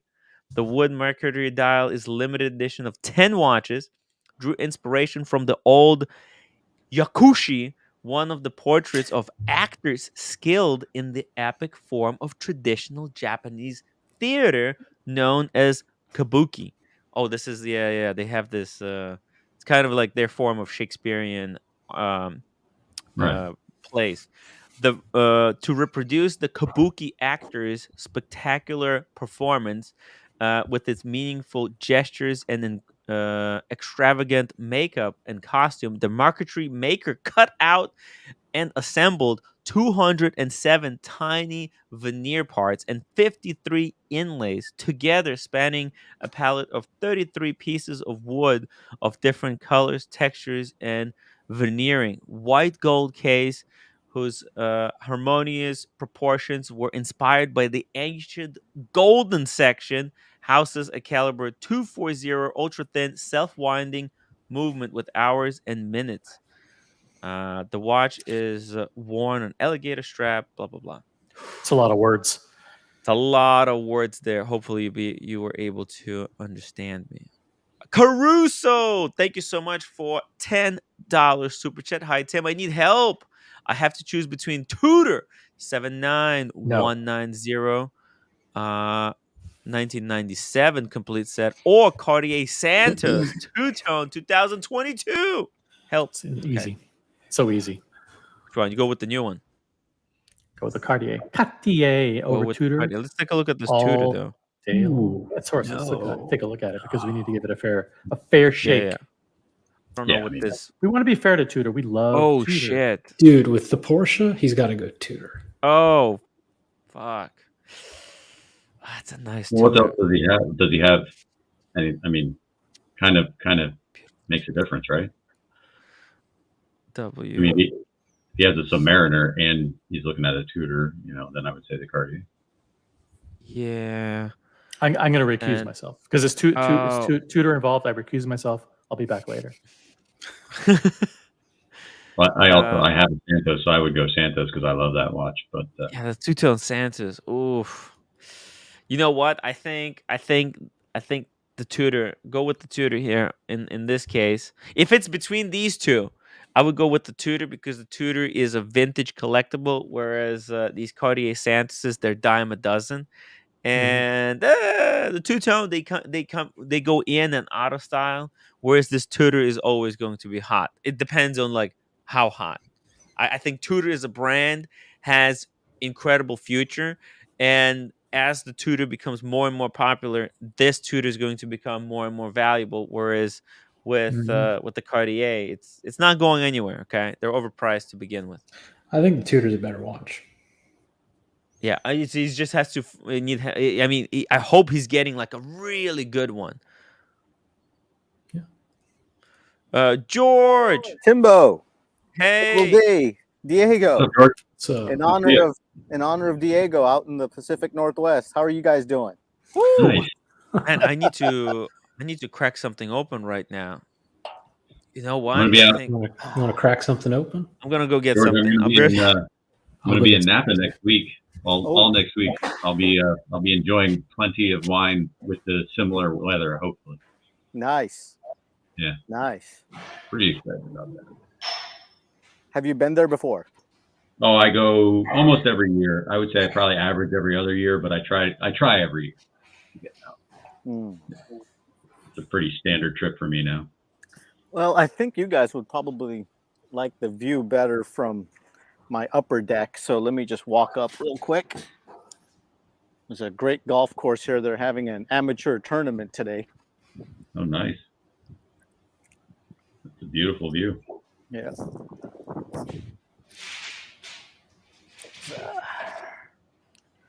There you go. Very cool. Nice. Just so. Are you a member of that course? Actually, I am. So, but I don't really golf. Only like I have some friends who come by. So when they golf, they get a discount if they know a member. So. Nice. Basically, we get a discount. But this weekend, I've had like a window break. Somebody went golfing and shanked one and broke a window. So I have these protective screens put up on the side of the house on the other side.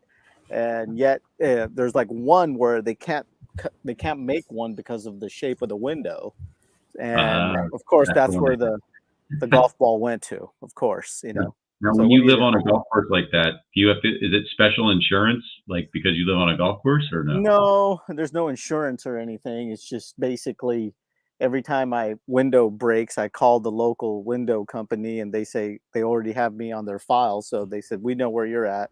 We'll come and measure the window and get you a new one. Yeah, I So mean, what do you you do? know, yeah, exactly. Yeah. One living on a golf course. Right.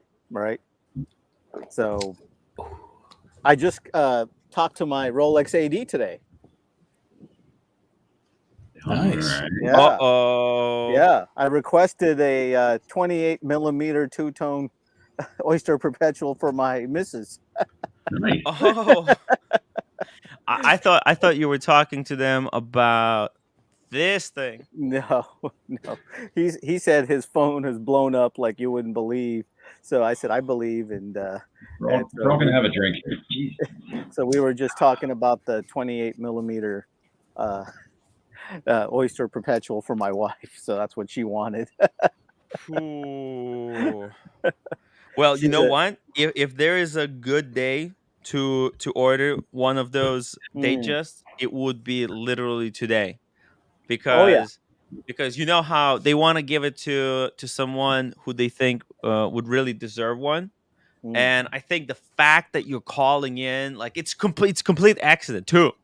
You're calling in to order something that's not like highly desirable.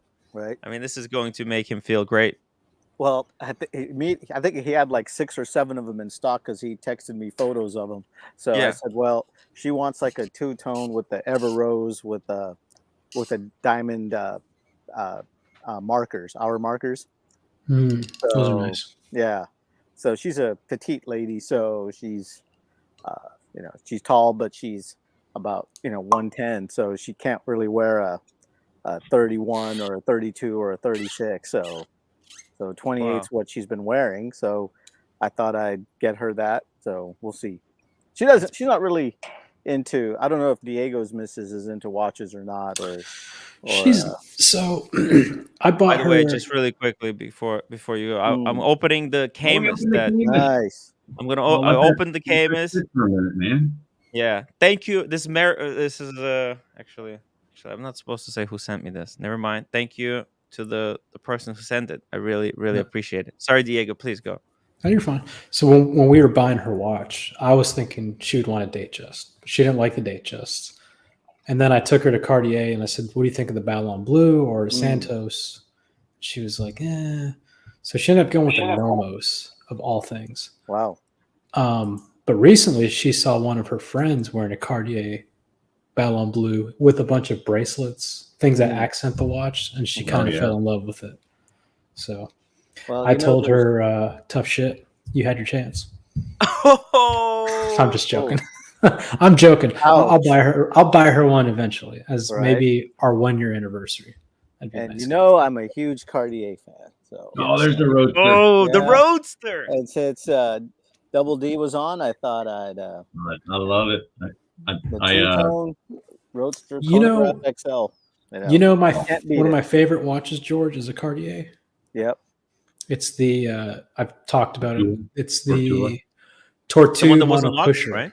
Oh yeah. That is beautiful, the best. Watch. Yeah, one of my favorites too, Diego. One of my favorites too.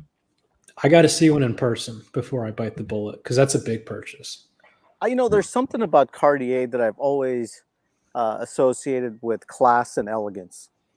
There's something about the brand. I don't know what it is, but Patek is really good. About class and elegance, but for me, in the back of my mind, I've always associated Cartier with that, and I just can't get it out of my head, no matter what. So for what it's worth.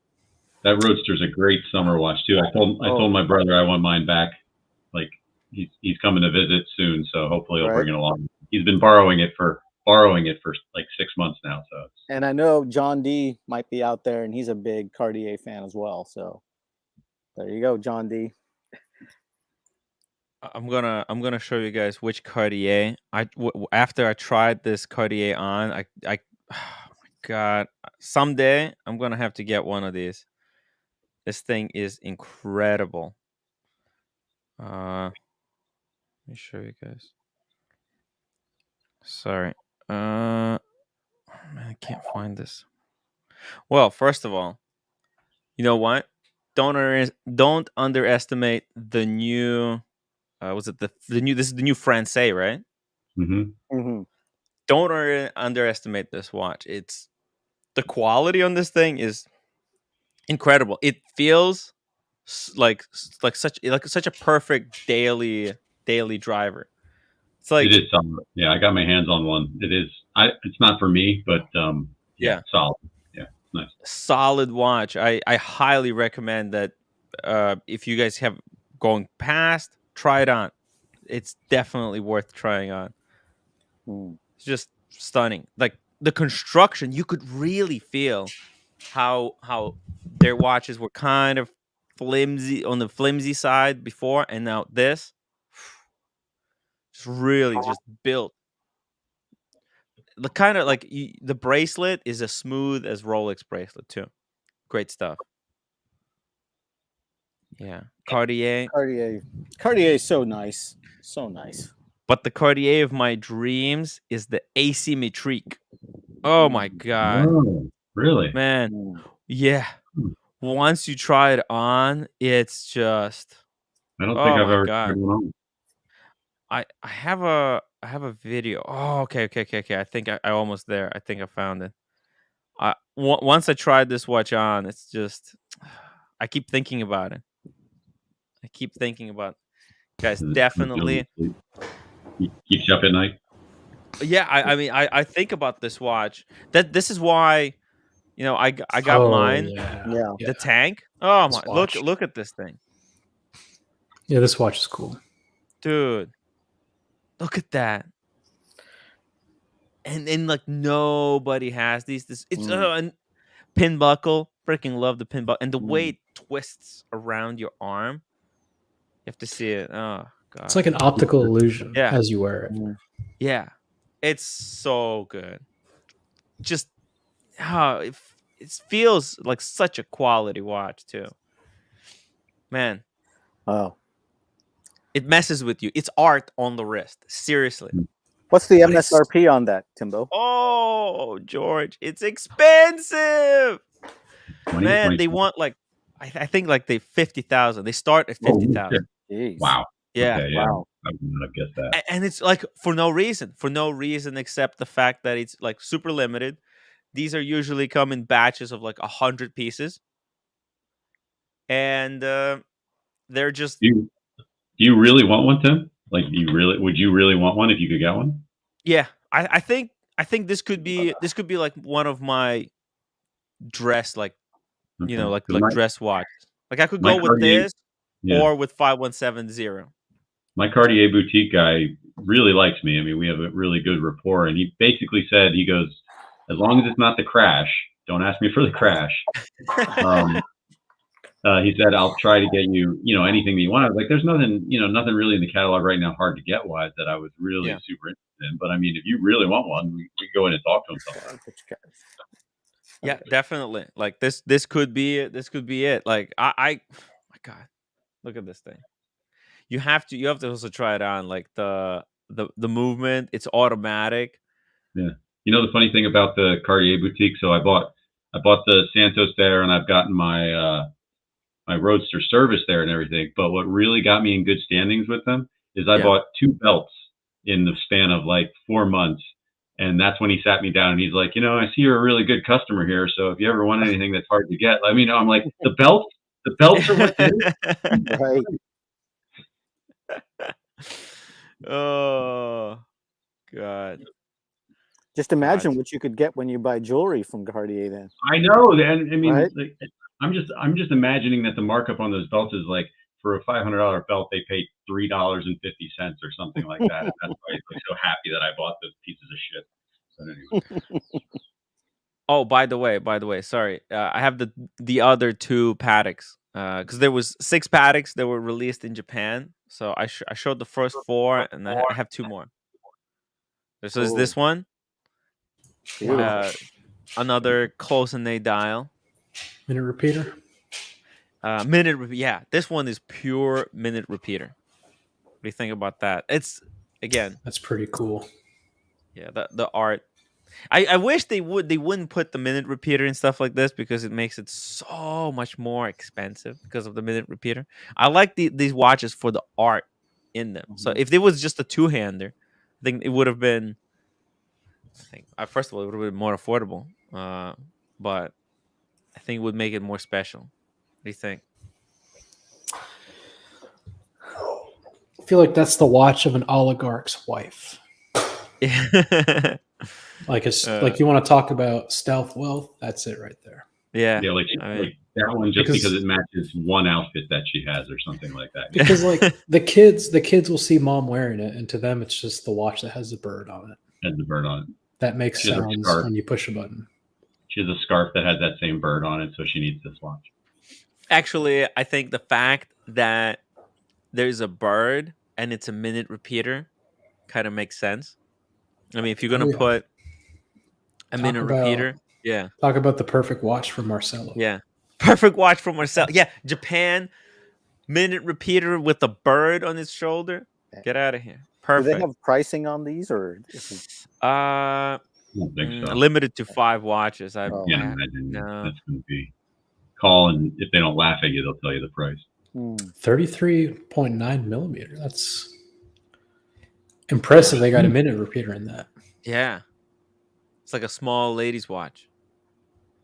I bet the back of that watch is amazing. And there's one more. There's this one. Let me show you this. Oh, so it's got another golden ellipse. Yeah. So basically 2 golden ellipses. Oh, I like this ellipse better. Oh yeah. So this one's got a little bit, that first one had the actor, right? In the mask. And this one has there's like 2 people on the bridge looking into like a snowy distance, I guess. So they decided that it wasn't hard enough to tell the time on an ellipse to begin with, and then they made this one completely illegible. So even though there's no tick markers or anything like that, you can't even see where the hands are anyway. Exactly. Like this is just an excuse. This is just an excuse to make the watch kind of more valuable. I get that. Look, it's like you're wearing art. Like if I had this watch, or whoever gets this watch, they're probably more of a collector than like a watch enthusiast. This is just, and I like the ellipse form. It makes it perfect for this type of, this type of limited editions, putting art pieces inside. And it's almost like they put that color hands on there to not interfere with the background, because you could have easily put blued hands on this and made it way more legible. But they almost made them to blend in with the background. It's almost like a bracelet. Like, I don't know. It just doesn't. It looks like the actual watch is just secondary on this one, which is fine. Oh yeah, it is. It is secondary. It's all about the art on the centerfold. Freaking, and it's beautiful. Freaking beautiful. The 5 pieces, by the way, and they do a lot of these. They have all kinds of this is what they use the ellipse to kind of do, make all kinds of different limited edition art dials. Close-in-A, the wood thing, and then like look at this one. Oh, that's beautiful. Right? Like they have some incredible micro art in these. And this looks like this is a painting, an enamel dial. Enamel painting. Is that like one of those dot paintings that everything is just a little different colored dot? Oh yeah, a little bit like that. Yeah. America 5990R. Thank you so much for the $10 super sticker.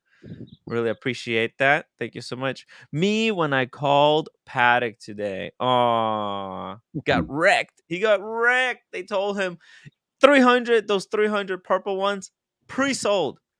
George, how about you? Are you so you didn't when you spoke with your Rolex AD today, You didn't like tell them to put you on the list, right? I didn't have to say anything, Timbo. He said, I already know, so you're already on the list. I didn't say a word. but I was calling about getting the missus a two-tone oyster perpetual. So he was kind of stunned that I was calling him about that. So he was just laughing. This is how you get on the wait list for this piece. Okay, guys? I think Boston is probably doing this with at least 10 ADs, calling his 10 ADs and asking them for a two-tone ladies Datejust, the most undesirable one. What's the most undesirable? It says put me on the wait list for this. Let me show you some of the undesirable ones that I just got a text from. Ooh. I'll show you. Hold on one second here. Let me pull some of these photos up. So here's one. Oh, yeah. That's there's another one. Diamond bezel. Oh, another diamond bezel. Iced 6 and 9. There's another one. Now this was the one she was kind of leaning towards, but she wanted a two-tone. That's a good one. That's a good one. Yeah. And then here's just a simple basic one. She already has a couple of Rolexes, but I like this one. Yeah, that's the one I like the most of those. To this. And then there's this one. Yeah. And then he That's nice. That's nice. Very boring though. And then he sent a very special one. And I think you may have seen this one before. Oh, a lot of diamonds. Yeah, I seen that at the antique show. Yeah. Oh God. That guarantees you this thing. Yeah. Right? Jesus. Yeah. You know, but it's guaranteed. But I told him if that was like in a 40 millimeter or a 41, I would have bought that one. Yeah, right. So yeah, we'll see. But I wanted to ask you guys, what you guys think of the auctions today? Yeah. And on Sotheby's. Phillips? Yeah, Phillips today and Sotheby's yesterday. Sotheby's? Yep. This lady? Oh my God, she was on fire. She was horrible. Oh, by the way, I still couldn't get over Cam's deadlift yesterday. I was like laughing. Play that clip. Oh my God. And I showed that to my trainer. I showed that to my trainer this morning, and she was just laughing. She couldn't stop laughing after she saw that. How did I miss that? When did that happen? To me, the funny part about that. Oh my God. The funny part about it wasn't so much how bad the form was. It was the confidence afterwards. That's what made it great. I can play it for you guys. I mean, I got to see it. It's pretty hilarious. Here, I'll play it. Watch this. How many squats do you do? Oh my gosh. Yeah. Why are you doing that? You said what? Go back. Play that one more time. It almost killed him. The weight almost murdered him. How many squats do you do? Oh my gosh. Yeah. Why are you doing that? You said what? Almost. Also dropping the weight like that. That is brutal. He's lucky he didn't get assaulted. I'm gonna get a refill. What the hell? I mean, first of all, that wasn't a deadlift. That was a clean, whatever you want to call it, clean and jerk type of thing. But it was still bad. It was all bad. Oh my God. Nothing about that is. Everybody, if you want something, video of what not to do, that's it. That's. Oh, dude! I didn't know they made Nautiluses on leather. Just a standard 5711. I'm sorry. I think there was another release that we missed. Was this one done? The 1159. Yeah, let me see. 7127. Let me see. The Calatrava collection. Calatrava. It's not here. Maybe it would be in 24. No. Okay, so where's this watch come from? Look at that. It's like an AP. It's looks like an 1159. It looks like code 1159. Oh shit, you're right. What? Does look like a little bit. Right, kind of a little bit like code 1159. Those hands, right? Like perfectly thin hands. I knew there was a reason I didn't like it, so that must be it. It looks like the Code 1159. So it looks like there was even 2 versions of that was released. You can see here, a light blue and the light purple, and then this one, moon phase, I guess. That whole bottom row can go. Thank you. Yeah, well, these are yeah. Well, these are like the ladies' watches. Although this blue one's slightly bigger, 6127G. Look at that. Ooh. Size isn't what bothers me about it. So. Yeah. But yeah. So yeah, these were the some secret releases. Apparently there was more released than we realized. But yeah. There you go. But yeah, auction results kind of. I missed it. How did it go? Was it better than yesterday? Oh yeah. Yeah, I watched a lot of yesterday. Much better. Whoa. Was it? Today? I think like you can say whatever you want about Phillips, but with Oral Box, he really gets the crowd engaged, and he gets like a certain amount of like enthusiasm going. No. This is the wrong auction. This is Sotheby's, right? Sotheby's yesterday. Uh-oh. Hey guys, look who we have. Look who we got. Red. The hotel. Oh my! Jamie. Now you got the whole crew. Who's that? Is that Roly Mania? Oh no! It's not Roly Mania. No, it's not. Oh, that's Dodger. Is that Dodger? Yeah, that's Jimmy. Jamie. Hi guys. I heard you guys been slamming those what were you slamming over there? Whiskeys? We're slamming each other. Oh God. We're rubbing against each other. Dude, Jamie fucking parties hard. He does. I love it. Jamie parties hard. I love it. Yeah, he's there done. Hey, buddy. We're gonna smash it in Vegas. There you go. Oh my God. Take care of Dodger, man. It looks like he's having a hard time over there. Dodger's finished. He's done. Hey, oh, what has he got there? Is he drinking coffee or is that Guinness? What are you drinking, Dodge? Jack Daniels and Coke. Jack Daniels and Coke. Jack Daniels and Coke. Look what we drunk earlier. Look what we drunk. Oh my God. Drunk a lot. Look at the building. Look at the building. Beautiful. It's like Tudors. Yeah, not Tudor. It's Edwardian or Georgian. One of the two. Oh, very nice. This is the hotel. This is the hotel where you guys all staying, or is this the pub? Yeah, no, the Red this Line. Is the hotel. Oh, this is the hotel. Manor. The Manor. The Manor. Very nice. You guys still got your watches there? Yeah, we still. There it is. There it is. Nice. No bandits or pikeys about. Give me the highlights. Give me the highlights. Right, How was go. the? Don't clash. Ooh, Speedy. Who's Speedy is that? Rollies.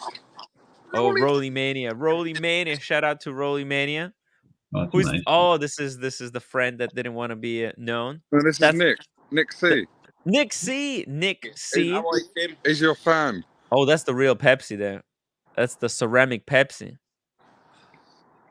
And there's Jamie's World Time. Close in there. Tiny gold watches. Little tiny gold watch to match the penis. It's not tiny. And it's tiny, but it's flipping all over you guys. And Dodger? Oh, no, I'm the poorest man here. Oh, FX. Is that a... Oh, no. That's Seamaster 300. Seamaster 300 on a NATO strap. On a NATO strap. I have that watch. That is sexy watch. Red. What? Give us the highlight. Give us the highlight. The most important thing that happened today. What did you learn about BQ? What was the best? Let me see. What was the best? The BQ unboxing. I tell you the best thing. Right, the best thing was that when we went in the morning time, right, there was no locks on the toilet doors, and someone had been sent out to buy cheap little brass locks to put on the toilet doors. That was the highlight for me.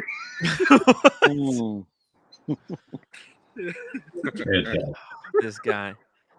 That was this the guy. highlight. BQ still needs construction. Construction BQ. is required. And the boiler wasn't working. What? No, the little bra. When I went back in the toilets, just seeing that someone had, at about 1-2 o'clock in the afternoon, decided to put a little brass lock on the door was just. Red, What? Red. But Yeah. most important question: Where What? is T and Tickers and Parm and Andy? Where is the crew? Where is the T and Tickers crew? We were talking. We were talking to T and Tickers earlier. He was on fucking Higgins stream. Higgy, baby. Higgins stream. Higgy baby. That's his new home. He likes it there. T and Tickers. Yeah. Wow. Yeah, 16, Oh. He's on Archie's. He's on Archie's right now, by the way. Is he? Teen Tickers? Yeah. Seriously? Oh my god. Wow. Let's go on, rib him. Wow. But no, it was it was a good show. He's like, what are you laughing? Wait, Jesus. I tried to split the fare. What? The Uber, you can split the fare. Oh. I can't. I thought you got Uber executive. Uber executive. I'm an executive guy. Yeah. He thought he was splitting the fare, but I had cancelled it just as I got into the door. So who got the Uber? What is he talking? No, but the Monkey 47, it was expensive. Oh, that was premium. Brutal cost. Where's Thomas? This is a mixture because they run out of gin in the hotel, so they had to mix all the gins together. They didn't run out of gin. They ran out of that particular gin. That's what you bought it all. And you got the mix. I got the mix. I got a mix. Have you guys ate anything over there? Has there been dinner? You're just drinking. Yeah, Did you guys even go for a pizza or anything? We went for a curry. A curry. For a curry? Yeah, went for a curry. Yeah. Indian. That's the national food of. That's the national food of England. Yeah. The forest came. Yeah. He was looking really? Diego, mate, he's coming for you. He's after you. Who is? He doesn't like Diego at all. Bufaris doesn't like Really doesn't like Diego. I love Bufaris. That's okay. A lot of people don't He had like a picture of you, right? And he actually shit on it in the bar. No. Like, I went, this is what's happening. No. Nice. Yeah, Was it runny or was it solid? It was surprisingly solid, like so it was. There you go. Well, he's coming to Vegas. His fibers. He's coming for you, Diego. Where is he coming to Vegas? Wow. Hey, guys. We got Jose Perestroika on now, so we're gonna catch up with you guys later. Okay, we're gonna talk a little bit here about. We're gonna drop you guys. We've been dropped after all the support. You've been dropped. We love you. We love you. Hey, Jose. Welcome to the show, Jose Perestroika. He'll drop you. We had some good friends there celebrating a boutique or gray market dealership opening. But Jose, can you hear us? Yes, I can hear you. Okay, perfect. Good morning from Malaysia. Good morning. Yeah. Hey, thank you for hopping on the stream today. I know last time when you did the stream with Asheen, that was even earlier. Yes, that was like 4 a.m. my time. Now it's only 7, so it's more or less okay. More or less, yeah. But last time when we spoke, we talked about the scandal that, well, basically, I guess you have uncovered. Let me just bring up here.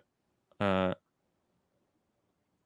up the nice. website. Drinking white wine. Drinking wine, yes. Oh, it's late in the evening here. We're celebrating, kind of with our friends on the opening of a new boutique. Oh, very nice, cool. Or gray market dealership. Well, they opened a new store, so we're all having a glass of wine, and also we're celebrating release of new Daytona. Oh yeah, of course. Earlier today, with the red 100 on the bezel, right? with the red one. What do you think? What do you think before we start talking about the Omega and the Frankenstein Speedmaster? Let's talk a little bit about the news.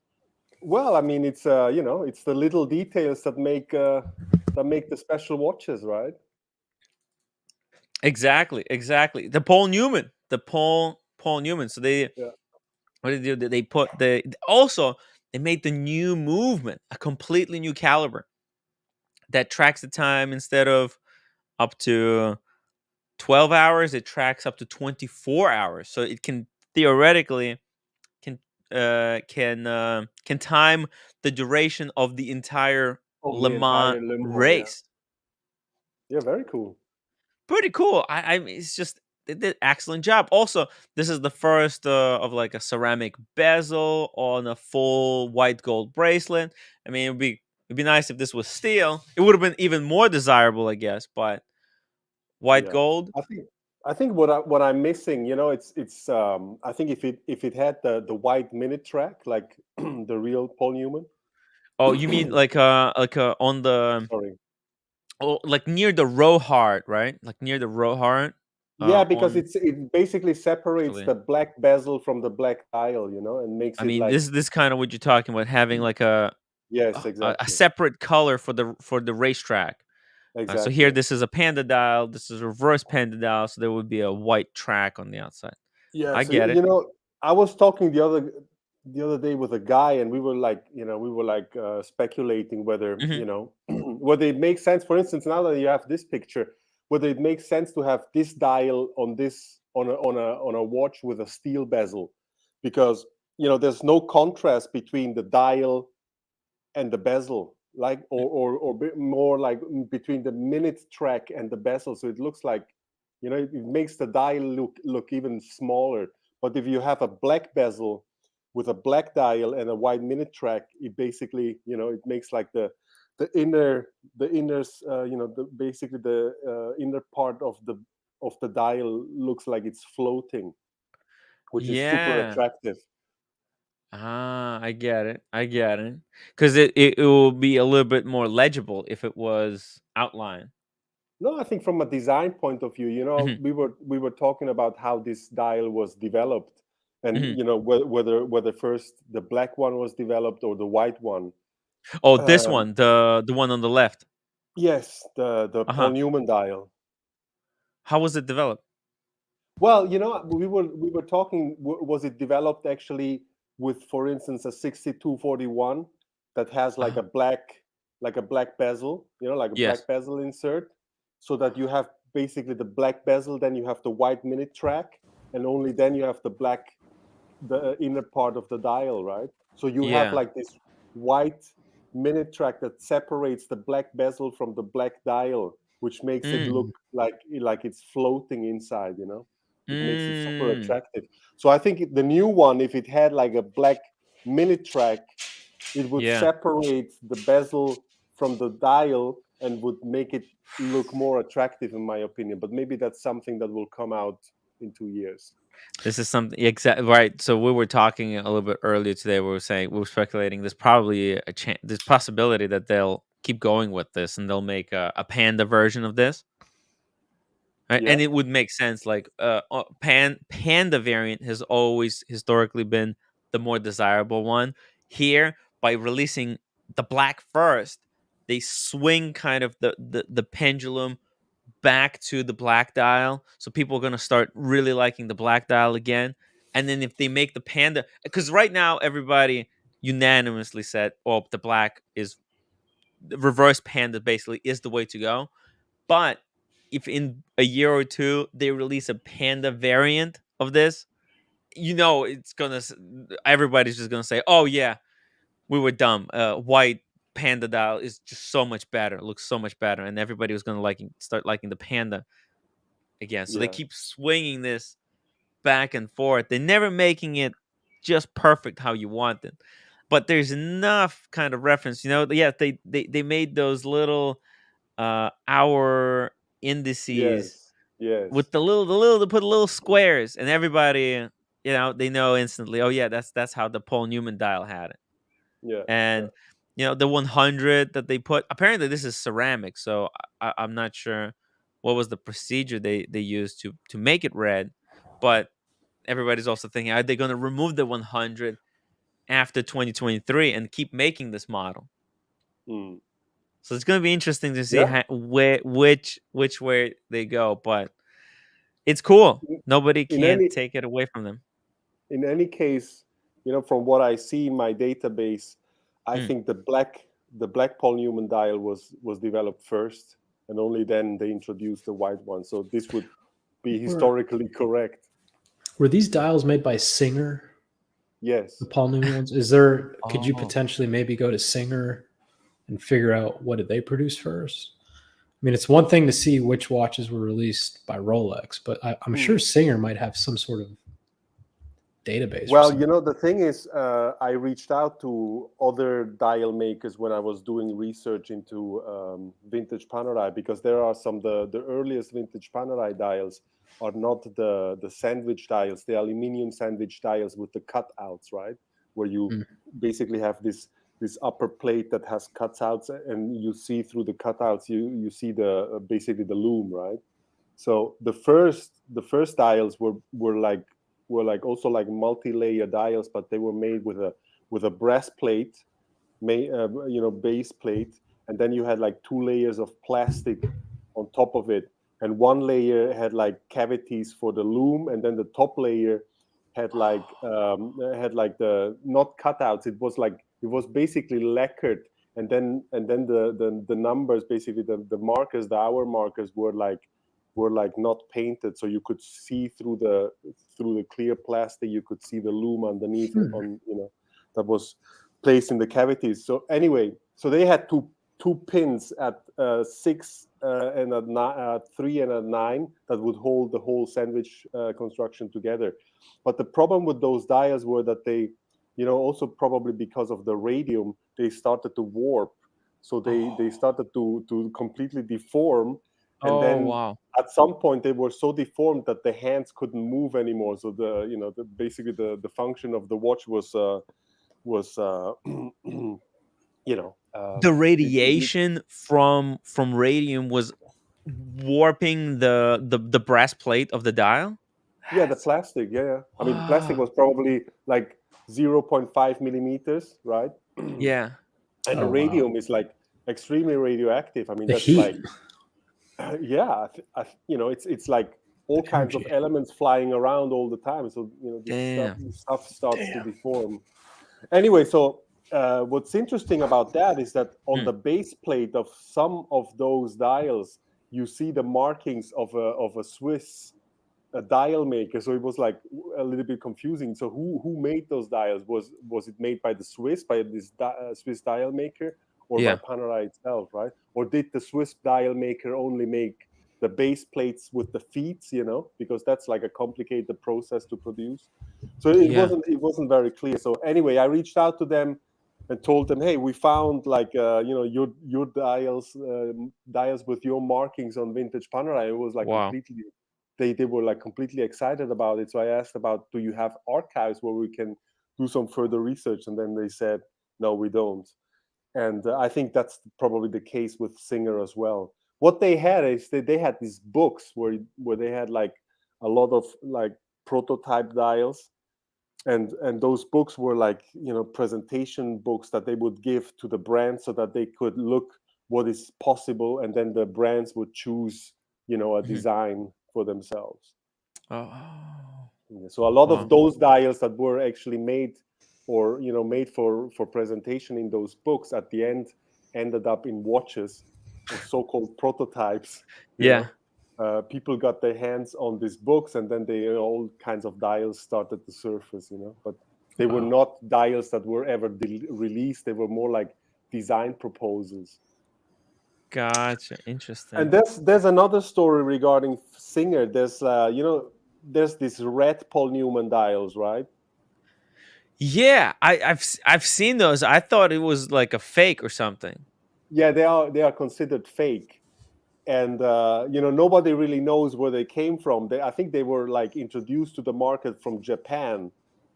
Oh wow! So they were called like the spirit of Japan. but they are if you look at the details, like the subdials, the print inside doesn't have any serifs.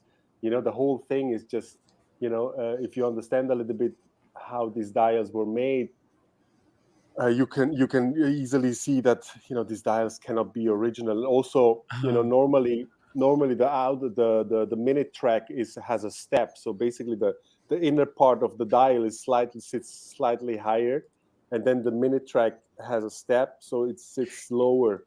Yeah, it's almost like it's two-part, right? Yes, it has some kind of a 3D effect. Yeah. And so these But these dials don't. also have. Sorry. But these don't. Which ones? These red ones, they don't have that No, step.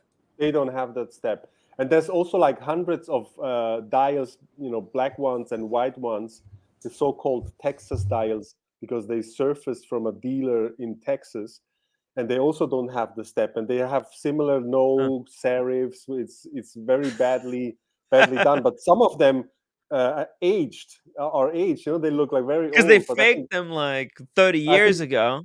Yeah, I think they added like some kind of patina on it, and all of these dials surfaced, I think, in the late 1980s, early 1990s, when Paul Newman's dials started to become popular. So all of a sudden, like hundreds of dials came out of Texas, and there were another 100, 200 or so in Switzerland. So the question there is, who had them made? Where were they made? And then there's this guy Patrizzi. He was the co-founder of Antiquorum, a super auctioneer. Oh yeah. Who then fell out of grace because he had like a lot of lawsuits, and people were like pointing finger at him that he was selling all kinds of fakes and stuff. So basically, they destroyed his reputation, and he disappeared from the auction market. And he went to Singer with one of those red Paul Newman dials, and Singer basically made him a letter stating that they indeed had made this dial in the 1960s. And how were they able? Wait, did he pay someone at the Singer? In my opinion, that was a total stunt. Jesus. He had a lot of interest in having these dials verified, because he was the guy who actually introduced them to the market through Antiquorum. And so it's a very interesting story. But if you know the details, also like the dials were stamped on the back. They carry the Singer signature, and that Singer signature looks nothing like the original one. I mean, there are some speculations whether the dials were made by Singer, because there might have been a conspiracy within Rolex with a scholar.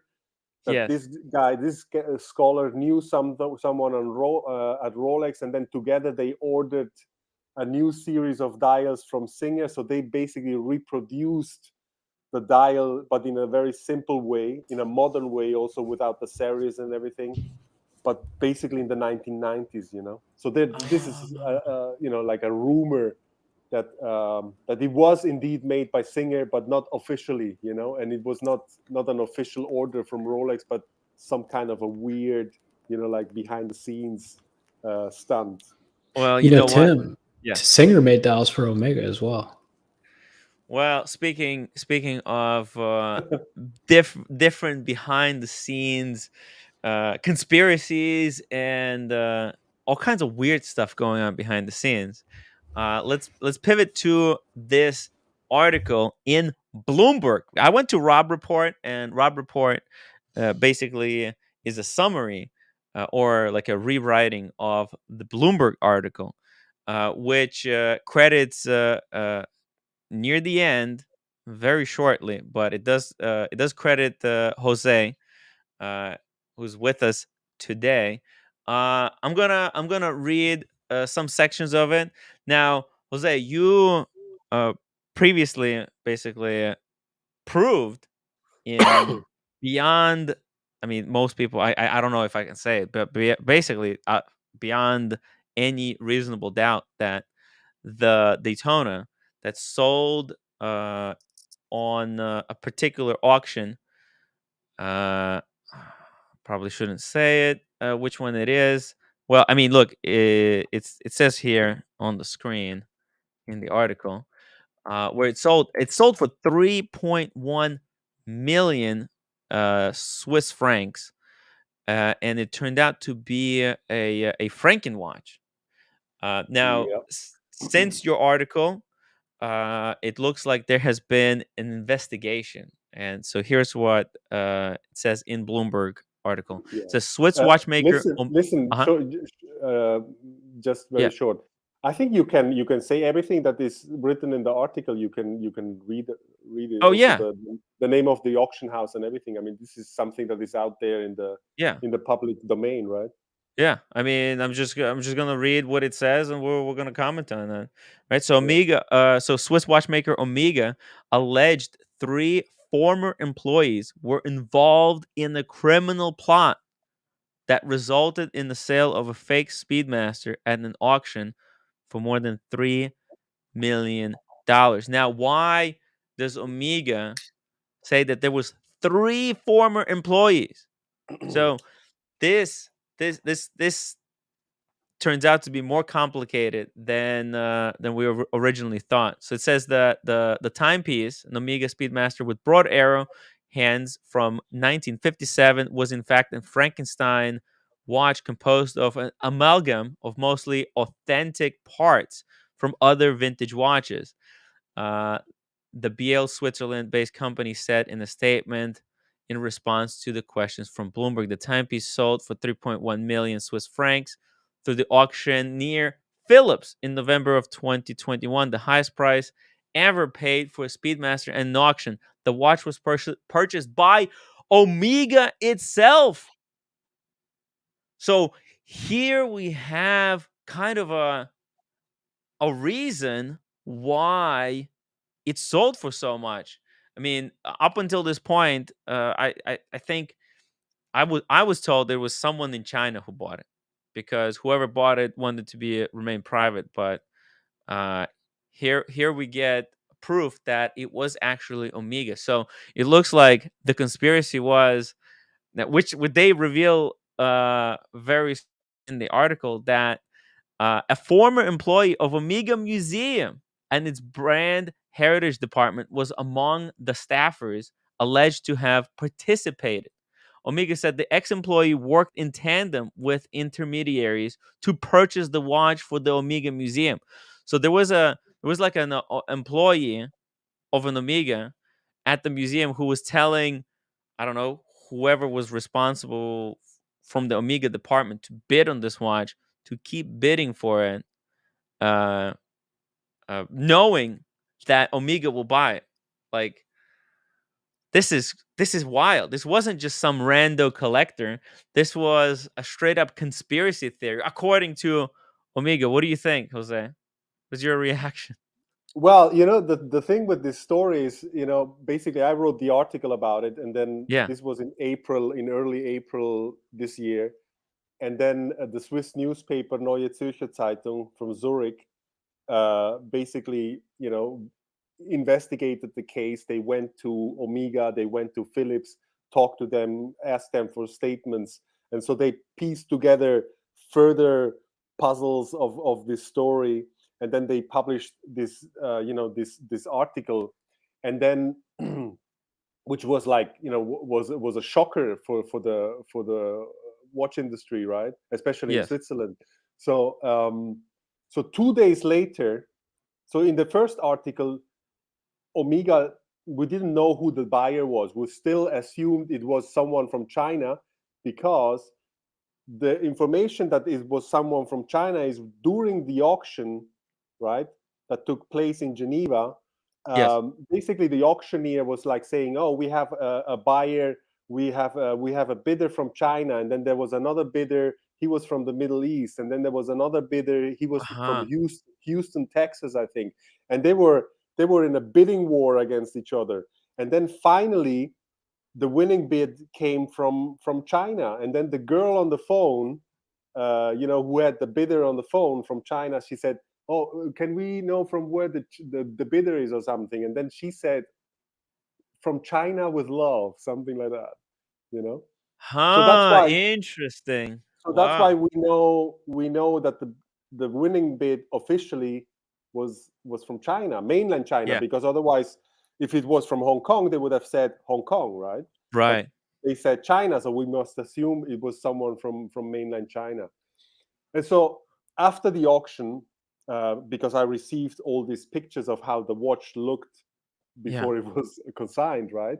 Or whatever, not the watch, but some other watch that had the dial in it with a different movement, later movement, and everything that looks similar. The dial that looks similar to the one in this one. Similar scratches. Basically, the pictures they sent me was of a project watch. Someone who had pieced together a watch, buying parts here and there, over time, probably didn't have enough money to really buy the period correct parts. So for him, it was just important to have a Speedmaster, early Speedmaster, but pieced together from whatever parts he could find, right? So that was the impression that I had when I looked at the pictures. A project watch.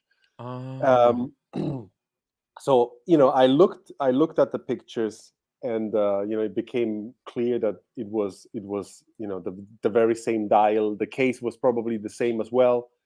So I reached out to the Omega Museum's director, with whom I had many conversations in the past, doing research, especially for the Rolex Sea Dweller, where I did some really in-depth research on the origins of the Rolex Sea Dweller. And Omega was a big competitor of Rolex at the time. They were working together with the French diving company Comex, and with the aim of producing like the ultimate diving watch for saturation divers, which then resulted in the Seamaster 600 Ploprof. But also, what's interesting there is that the Seamaster 1000 Ploprof was actually developed before the Seamaster 600, but released officially only later. But Comex tested first the Seamaster 1000, and they were actually quite happy with it. But then Omega decided to go with the Seamaster 600, which is like quite a quirky design, but clever, smart. For the purpose, it's really cool. But I think Omega didn't like it so much. And then Rolex came, contacted the Henri Deleuze, who was the founder of Comex, and offered him 100 watches for free. Even said, we can double sign the dials with the Comex logo and everything. And of course, Comex immediately abandoned Omega. They had worked together for years, but once Rolex offered 100 free watches and sent them to them, he said he immediately abandoned. I mean, this is the genius of Rolex, like identifying where to put. Like, this is perfect marketing. It's perfect marketing. But there's a rumor that it might have been payback for the Moon watch, because there are rumors out there. There are rumors out there that Rolex might have bribed someone who was in charge of choosing the watches at NASA, and that's why Omega was actually chosen over other brands. That's possible. That's easy. Yeah, I could see that. There is this happens all the time. T. Walker Lloyd was actually the guy who approached Rolex with the idea for the helium release valve. Yes. He had talked to Bob Barth, the U.S. Navy Sea Lab aquanaut, and Bob Barth had told him about all these problems with exploding watches because of helium during decompression. And so he told him that a solution would be to install a one-way valve on the side of the case to help release pressure when it builds up. Yeah. Exactly. So this guy took Bob Barth's idea and approached Rolex with it, and then they immediately hired him as a oceanographic consultant or something, and then he became a big guy at Rolex USA, right? And so I have an interview, with him by Jake Ehrlich from Rolex magazine. Jake interviewed all these very important people, like already in the early 2000s, right? Wow. And so T. Walker Lloyd at one point says, "Oh yeah, because Omega paid a NASA, basically to get the job." So it's possible that basically, they offered Comex the watches for free as a payback for that story. Yeah. Hey, listen, I mean, I think both of those watches were good enough to go to space. The choice was just kind of a little bit arbitrary. I mean, Yeah, because there's not much difference between the Lemania 321 and the yeah, Valjoux 72. I mean, the movements are basically the it's the same. same, You just and they put, yeah, perform the same. it's weird. It's weird that I like that. I like that. Because all these companies, they're all competing against each other viciously. Yeah. Yeah. So When anyway, so I yeah. was doing the research, Mm. and so I spoke with the museum director, who provided a lot of documents. He provided me with fantastic pictures of actually um, Omega representatives sitting together with Comex guys at the table, and on the table you have these boxes full of cases, prototype cases, and they are like discussing the matter. It's just fascinating. It's just something you would never get from Rolex, which is unfortunate. It's such a pity Yeah. that Rolex doesn't help people who are interested in this whole topic, like with this kind of information. Omega did, and it was fantastic. Yeah. Mm. So anyway, think I knew the museum director, so I reached out to him after the auction, and he was the guy who told me, as I have written in the article, that I knew for a fact that Omega was bidding on the watch but dropped out at 600,000. That information came from the museum director. Oh. But here they say that it was Omega. Look at this.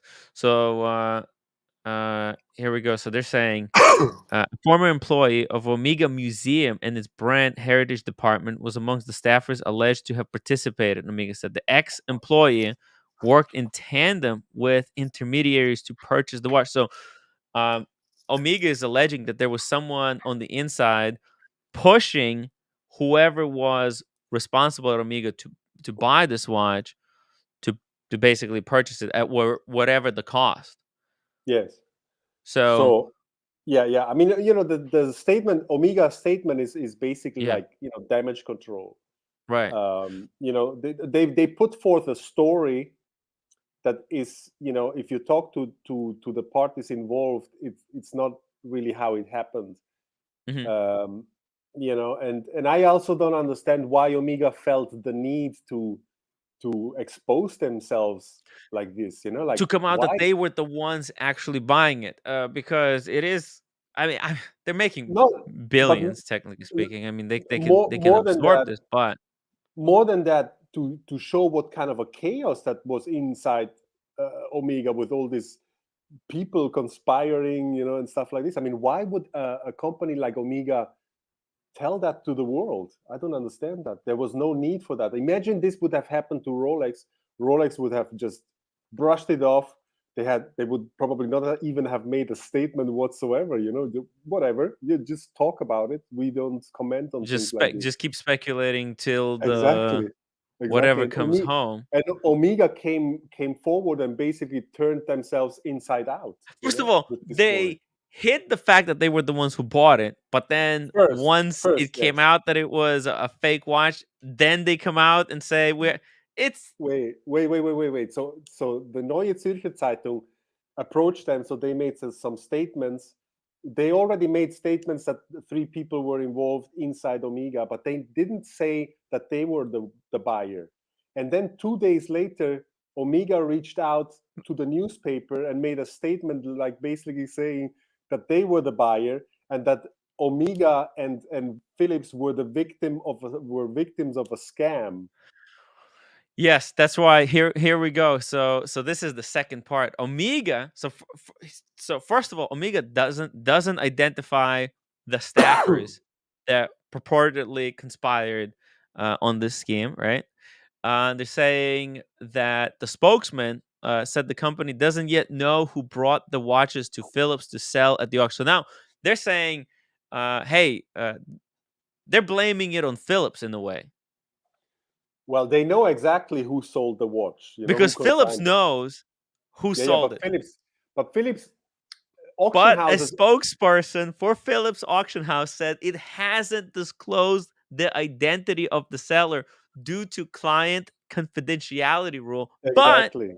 would do so if asked by authorities such as police or court. When Phillips consigned the watch and went to Omega for information from the archives, we were not aware of the alleged criminal activity. So Phillips submitted the watch to Omega, and whoever got it on the other end, Omega is saying was part of the conspiracy. So they were working for. So I guess there was. So the three people involved would be the person who said that this watch was legitimate. Number two, the person who pushed whatever, like whoever was from Omega, employee at Omega who was bidding for the watch, right? And third, a person who put the whole thing together. Yeah. Someone who, like, because it had to be someone who had Omega training. So you know what's interesting about the watch is I discovered that the bezel from the watch of this particular watch came from another watch that had been auctioned by Phillips like in 2018, I think. Yes. So now I just published in my article that it was the same bezel, that it was interesting that this, you know, that these watches seem to end up always in the same hands, but at the time I didn't know in which hands. But now it came out that that watch in 2018 was also bought by Omega. Oh my, what? So that watch was in the Omega Museum, right? And now it would be interesting now, who took the bezel off from that watch and installed it in the multi-million dollar Frankenstein, you know? Jesus. It's ridiculous. Well, this is the problem with all these secret buyers and secret sellers. It's just ridiculous. And how Phillips didn't look. Phillips doesn't compare the watches they previously sold to the stuff they're selling now. Like, no, I don't think so. Why would they? Man. America 5990, thank you so much for the $3 super sticker. He's reminding everyone to hit the upvote button. Let's get to 100 upvotes, guys. I would really appreciate it. And we got Oshino Mali, 20 euro super chat. Let me drop the link, Oshin, if you want to join the stream. Join me and Jose here. We'll more than welcome you. It says Tim and Jose, legend. This is where you find the real content. Thank you so much, Asheen. And yeah, and we would love to, Jose, would love to have you for the second round on the Serious Watch Talk whenever you're ready, whenever you have that early morning. Sure, would love to. Cool. Here we go. So this is the response. Phillips said it's committed to the highest standards and due diligence levels in the watch market, and that the item in question had been viewed by collectors, scholars, and experts and traveled to London, Singapore, Hong Kong, and New York before it was auctioned in Geneva.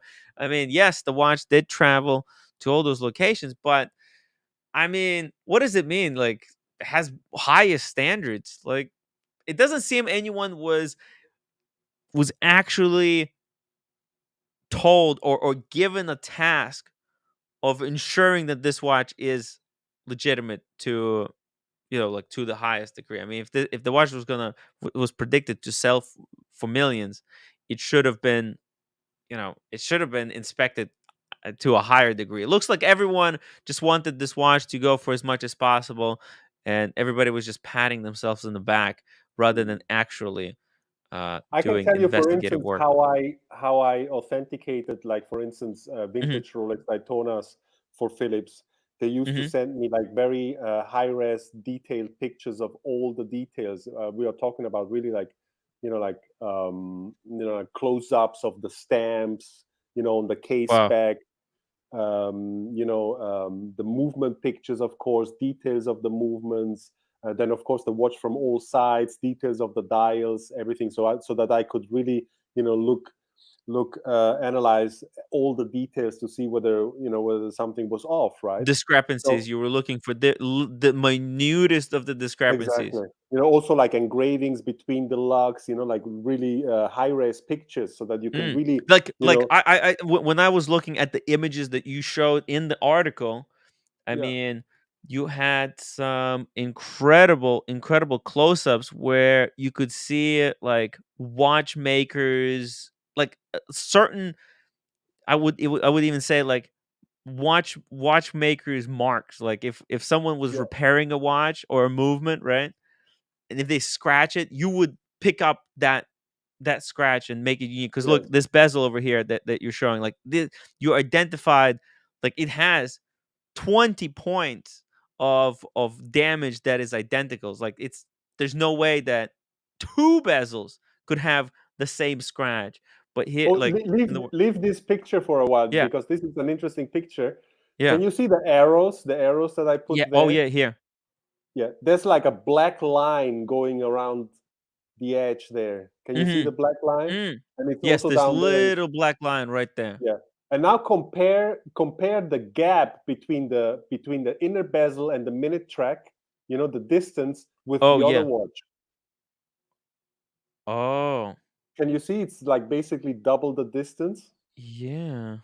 Yeah. Jeez. So that black mark that you see there is basically that's a mark left by a inner bezel wherever this dial was installed in before. So previously, so you could see, so this dial doesn't even fit into this case. Oh my god. So let me zoom it in even more so people can see. So if you look over here, this line is where the dial would be tucked under this row heart. So this is a row heart. So it's black because it's reflecting the black dial, but the dial would be tucked in, so you can see this is like a 1 millimeter distance basically.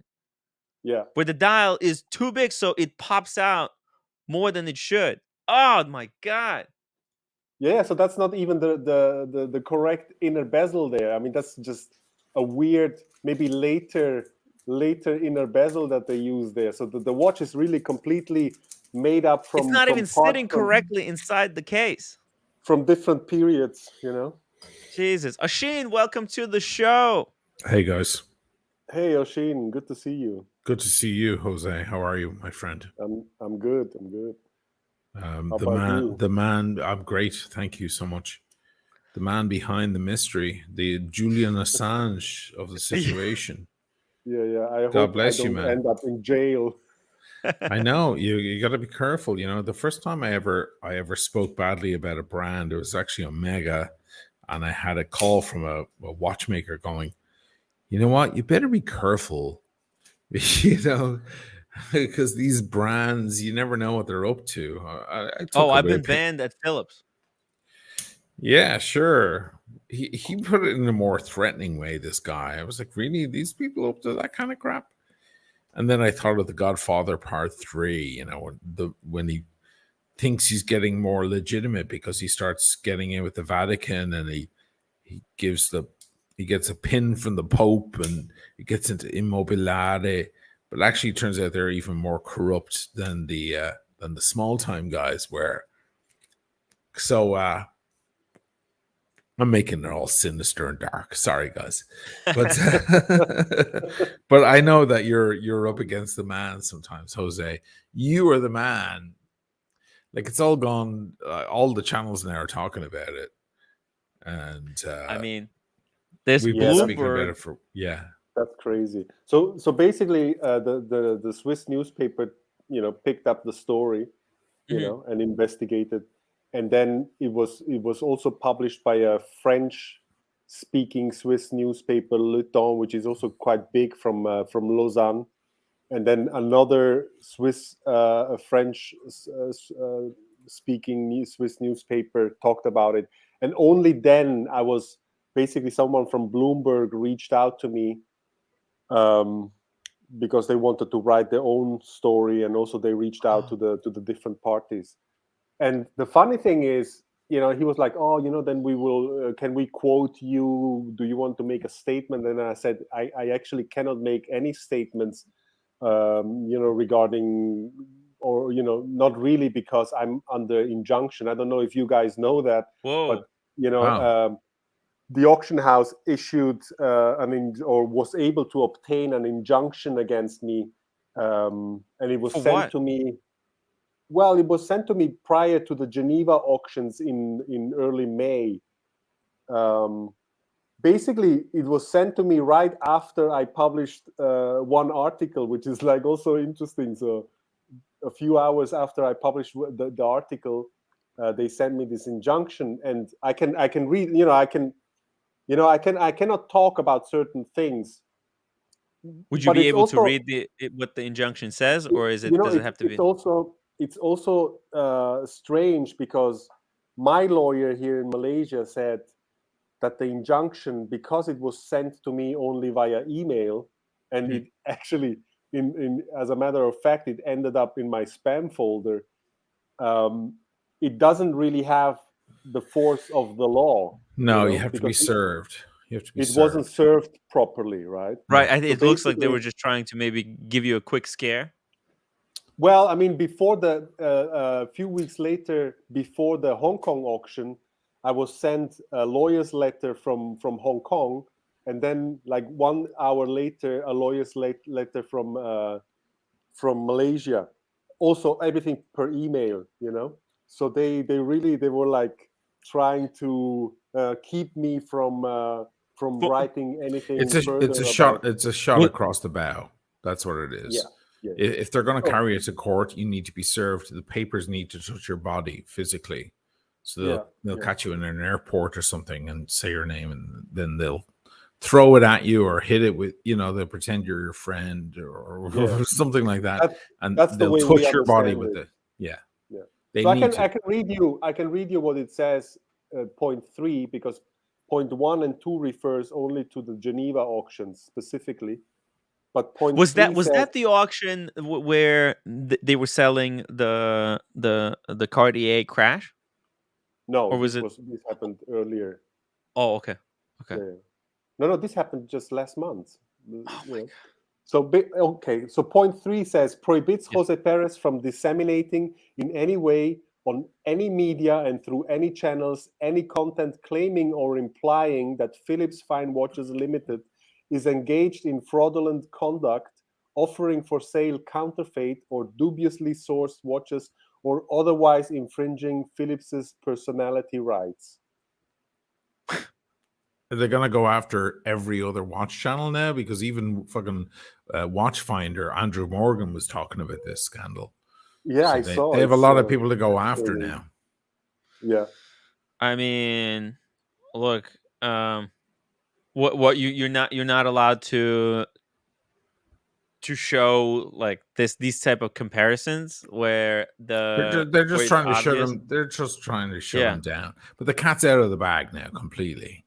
Right. It looks like something like they're trying to silence you, and obviously they're doing it via email, knowing that there's no repercussion to them, and there's no cost associated. Like if they wanted to legally serve you, it would be much more difficult. And then international laws. But this injunction it looks like a proper legal paper. Like it doesn't come from Phillips. This is not a lawyer's letter. This is basically an injunction by the court. So like a super provisional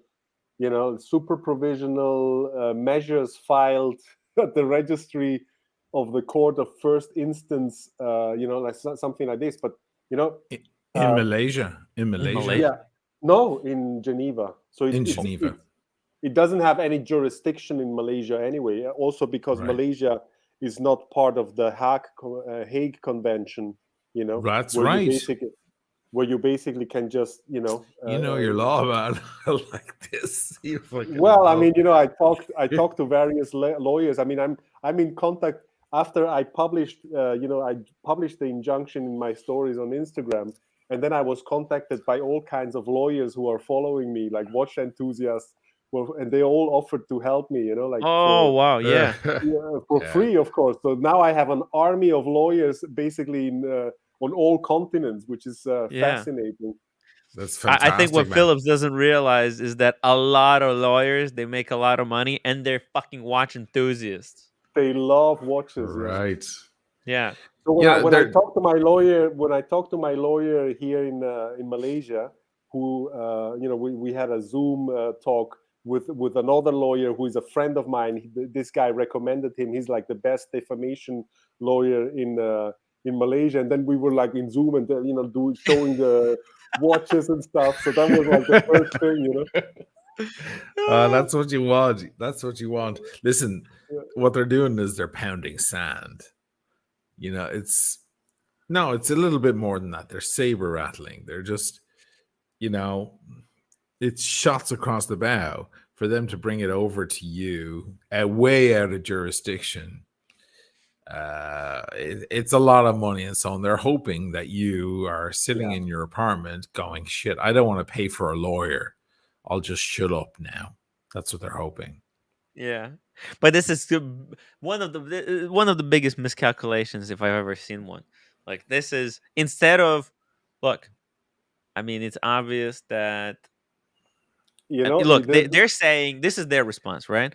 If having reviewed the evidence, we think there are grounds for criminal prosecution, then we will have no hesitation in referring the matters to the authorities to prosecute, the Phillips spokesperson said. But it's been years. And I don't know. Phillips looks like they're trying to cover this up. They're trying to silence the person who brought this to public's attention. I mean, what do they want? What do they want? Like that you don't point this out? I mean, this is something that you would think be useful to them. If you haven't discovered it, guess what? Someone else may have discovered it. Someone who maybe not as cordial. What's funny is that in the injunction it says that it is possible to infringe the injunction, to basically, if there is an overriding public interest. So in this case, there's definitely an overriding public interest, right? Oh my God, it's huge. For one, you have all of us. I mean, you have already an army of people, but you also have us.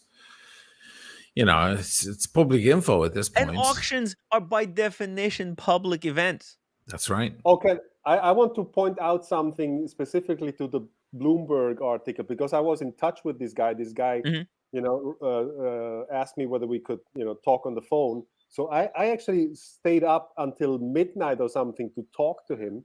And then, he asked me for a statement. And I said, actually, my statement is no comment because I'm under injunction or something like that. Because, I think injunction is a heavy term. Injunction, it may be just a cease and desist. Are you sure it's that's injunction? Below? No, injunction is below cease and desist. No, I think it's an injunction. Yes. Okay. So anyway, so basically, the next day or 2 days later, this Bloomberg guy, who is basically very, very well known in the watch business because he's a watch journalist, like he's one of the guys is also always invited to all these events when watch brands basically introduce new watches to the market and stuff. So he's one of those people like Hodinkee and Fratello and all these major watch blogs. So he's basically part of that group of people who get always invited to all these events, right?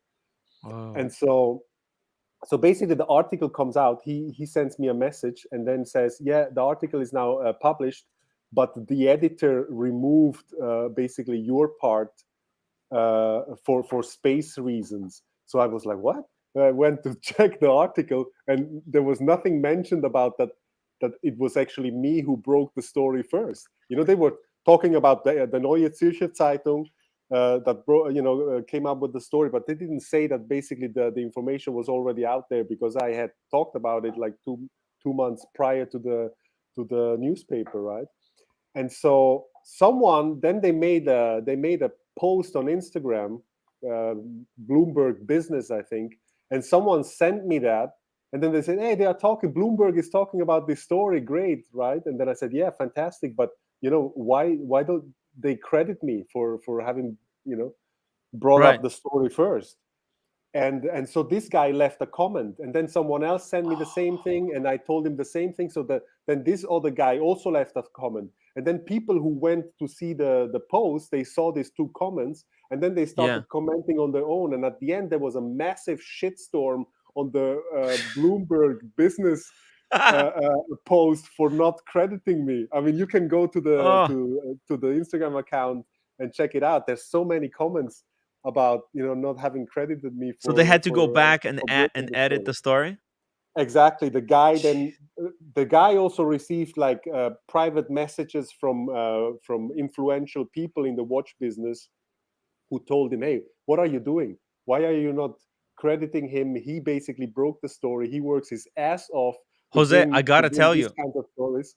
While I was reading this article, like, to me, it literally, I was like, when are they gonna mention that you broke the story? Like, the reason this article is even written to begin with is because of your investigative work. Yeah. That then was used by Omega or whoever to substantiate the evidence. And like, they were writing it and there was no mention. It's just talking about it, and then at the end, it freaking feels like it's just sandwiched in between, not connected to anything. Very very disappointing of Bloomberg, man. So These guys, they tried to.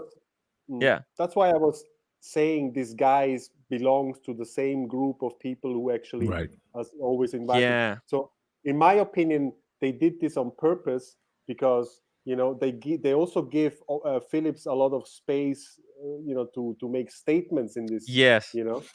Phil, I mean, they made Phillips, say like, "Oh, which is also very interesting. We'll review evidence. We'll unseal the person's name if required." And there's really like, there's no. They're not like keeping them accountable. I feel like this is just they're letting them get off the hook. Talking too much about me would lead people to actually go on my website, and then they would find more information, right? Exactly. Exactly. This is how egregious this was.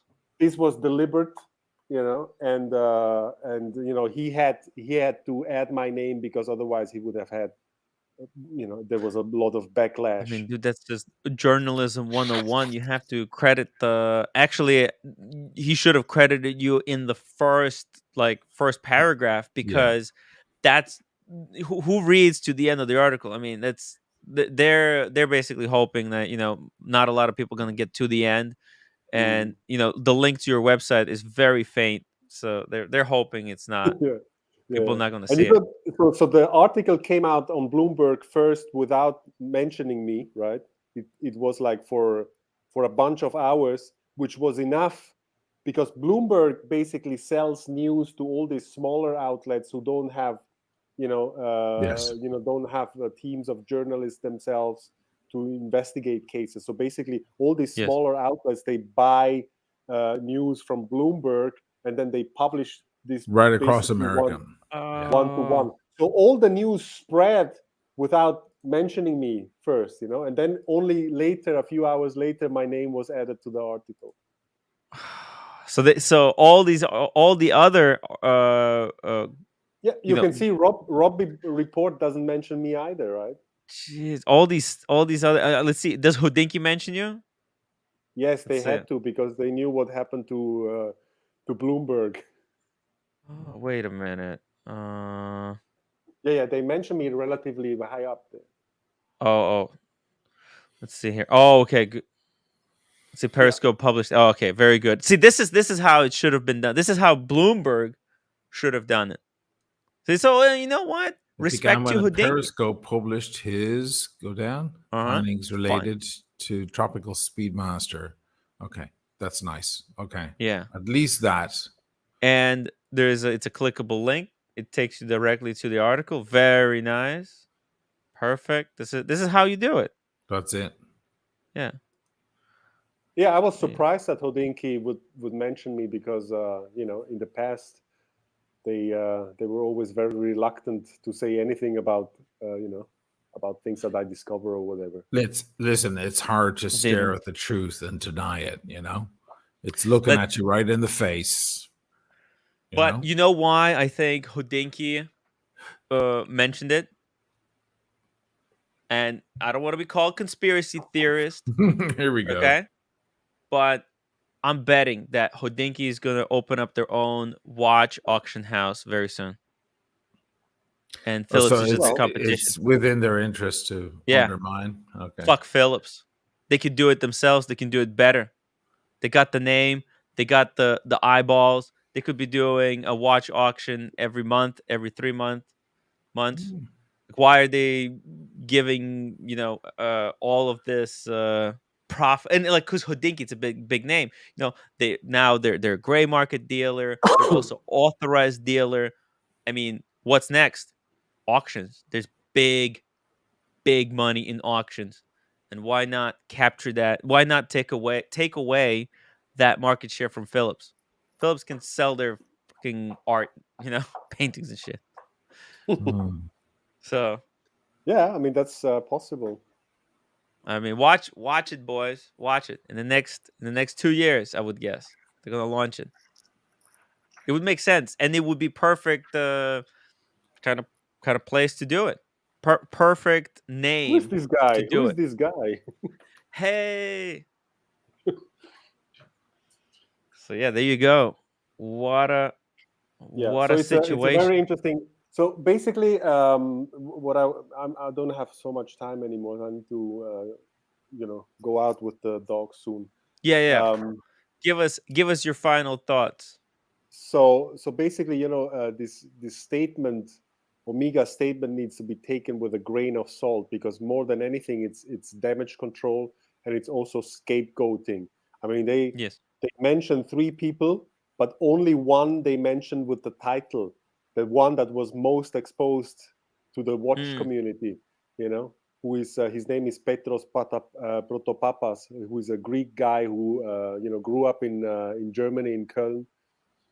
And he was initially he was just a big Omega fan, and wrote a lot of articles on forums and stuff like this. And that's how he became the museum's director for Omega, because he simply knew a lot of about the history of Omega. Probably one of the people who knew. So he was like a perfect guy who would, knowing all the history, he would know how to fake it. Yes. So it's sad that they only mention him with the title, so everybody knows it's him, right? And everybody is pointing fingers at him. After the statement came out, Was he fired? No, I already saw on Facebook that they were like posting pictures of him, and the lynching mob was out there with the forks already, and it's just scapegoating. You don't do that, if you don't mention the other 2, just don't mention the title of this guy as well, So basically, the other 2 is also a very interesting case, because one of them is way superior in his position than Petros. This guy was a vice president, head of product development and quality control. And his son, who was working under Petros in the heritage department. So the son, Alain Monachon, was the guy who actually was providing all this archival information to these dealers, to the potentially violent gypsy clan who assembled the watch. He was the guy who was basically providing all this archival information, the numbers and stuff like this to this dealer. The bridge that carries the movement number is fake. Basically they retained the same later caliber, but they replaced that small bridge that would identify it, that bears the number that was given to the fakers by Alain Monachon, who were working under Petros in the archives. And so they basically remanufactured the plate, and then they engraved it with the number that was provided to them. But if you look at the bridge, you can see it's fake.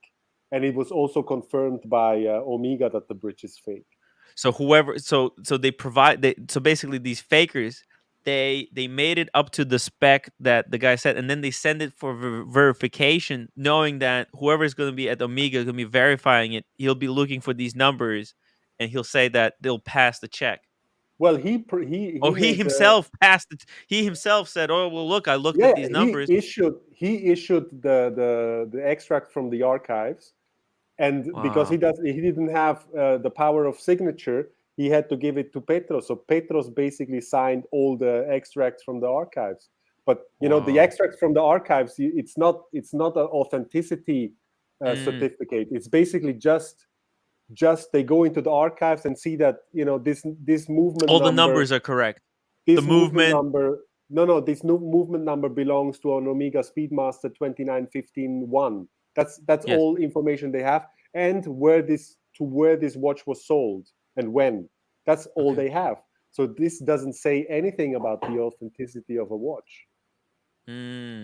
So to be exactly able to identify it, you would need more than just the movement number. You would have to know whether this is a correct movement. Well, they just looked at, because they faked the number. Omega offers the service. I think it's a certificate of authenticity where you pay 800 Swiss francs, and then they will dissect the whole watch and look at all the components, and then establish whether the watch is authentic or not. Yeah. But in the fine print it says that as long as all parts are original Omega parts, the watch is considered authentic. So you can send a Frankenstein watch assembled from various time periods, and they will still consider it an authentic watch. That's awful. Wow. So, because all the parts are authentic original. Omega parts. Yes. That's awful. Yeah. Wow.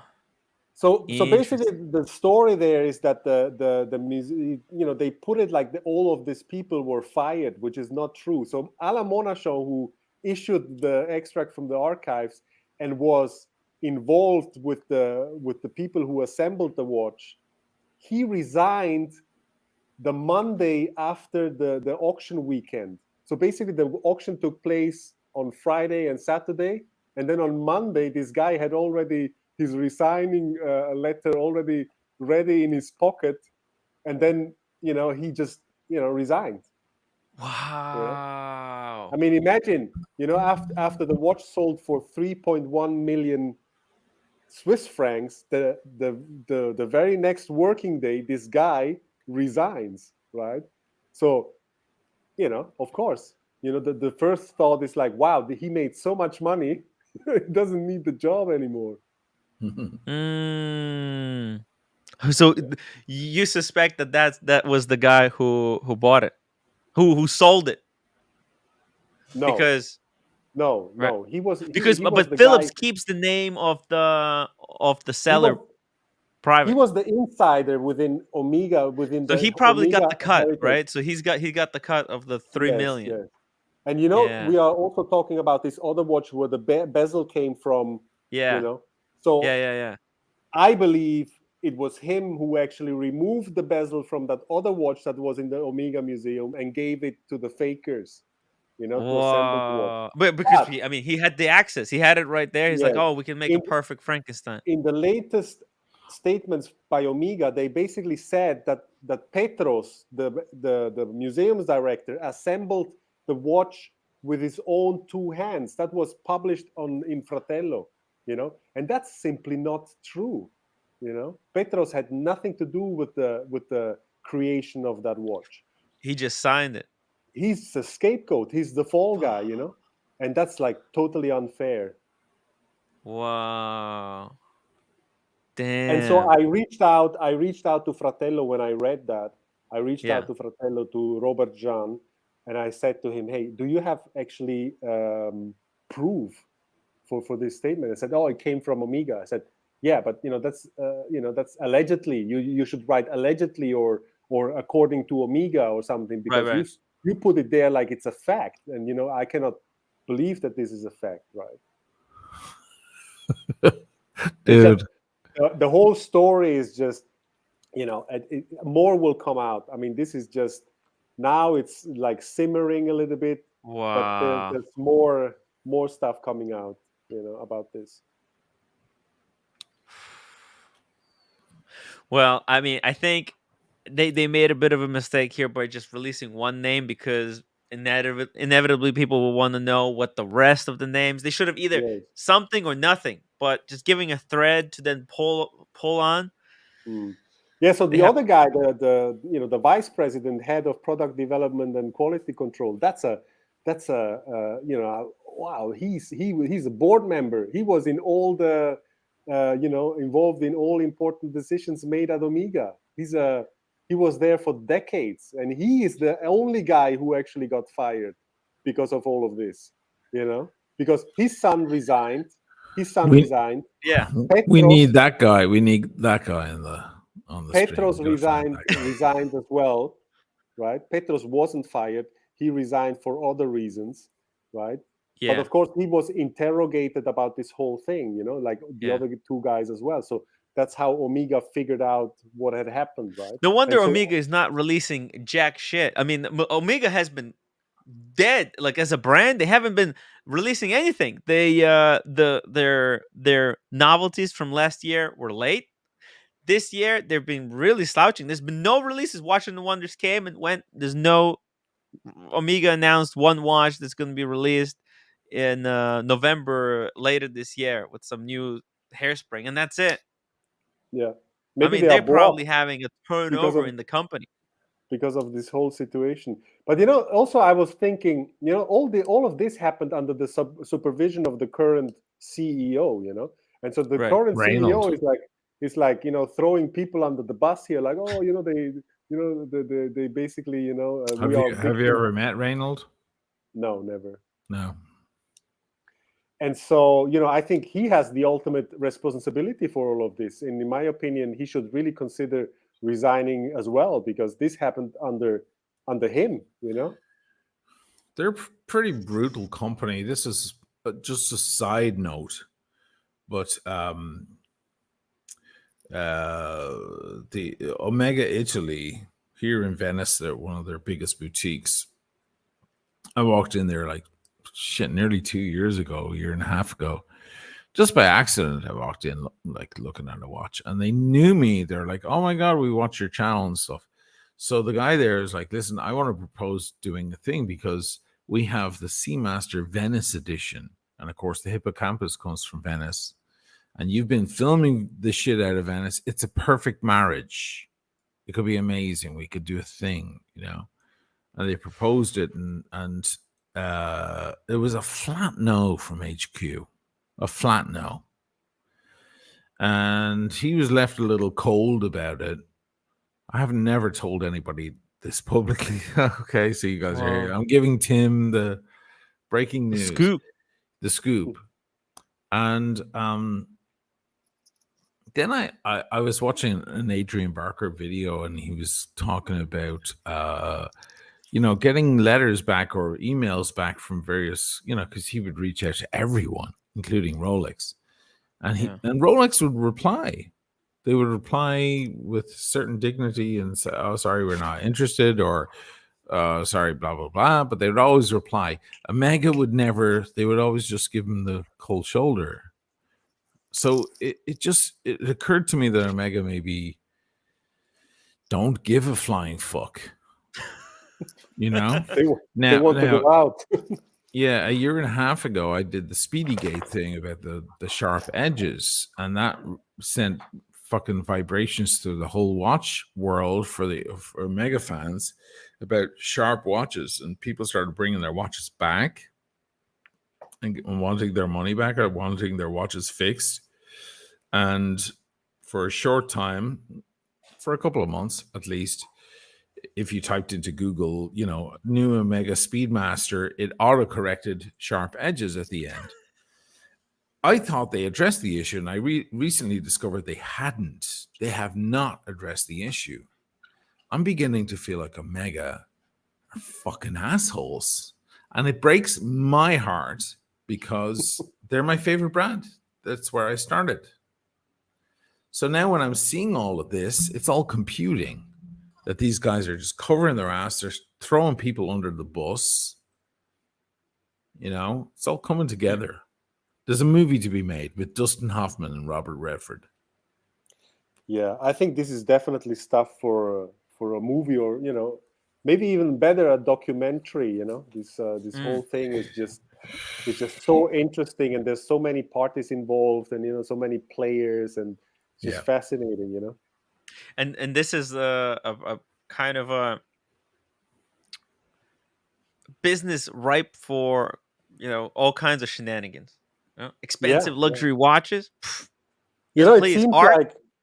It seems like in Omega it was like Omega, the whole archive thing. Omega, with all they have, like, I don't know, they must have thousands of watches in their archives, and dials and other parts and stuff like this. It was like a self-serving restaurant, so people were basically having access to the archives.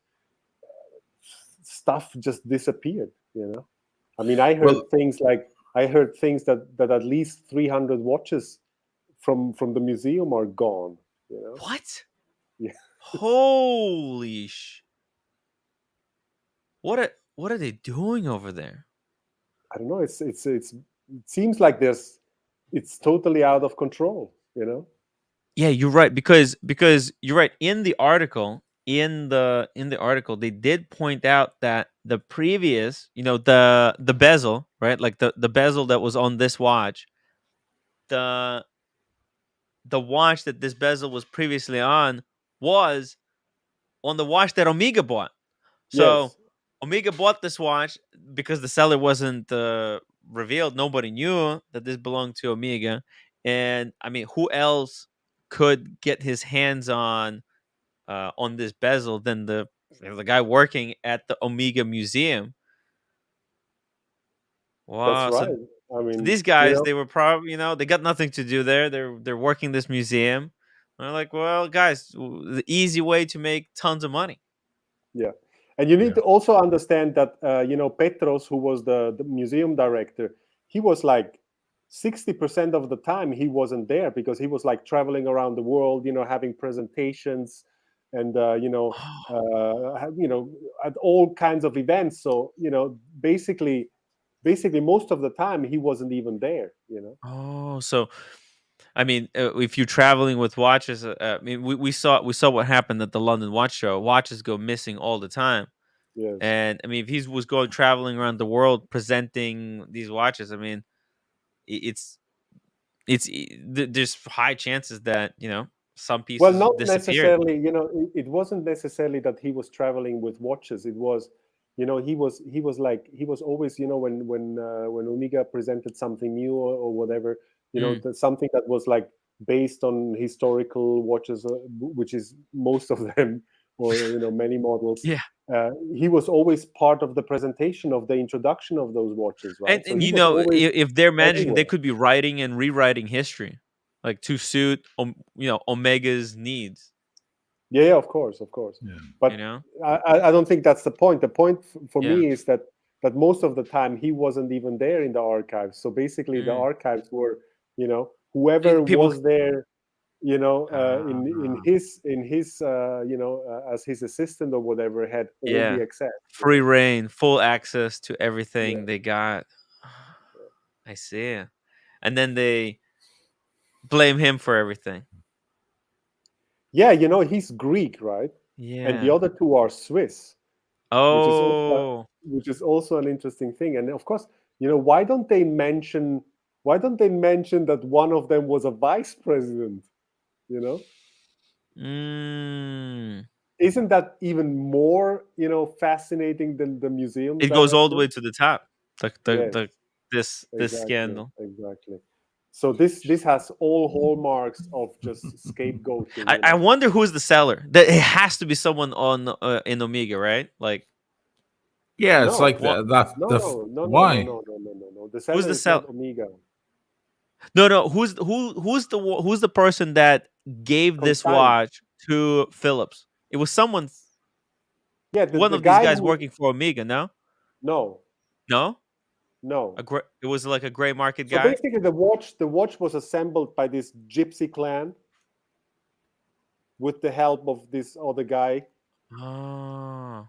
And then the watch was basically given to someone who consigned it to Phillips, and that someone is also a famous dealer from that region, from the French-speaking part of Switzerland, who is specialized in parts, you know.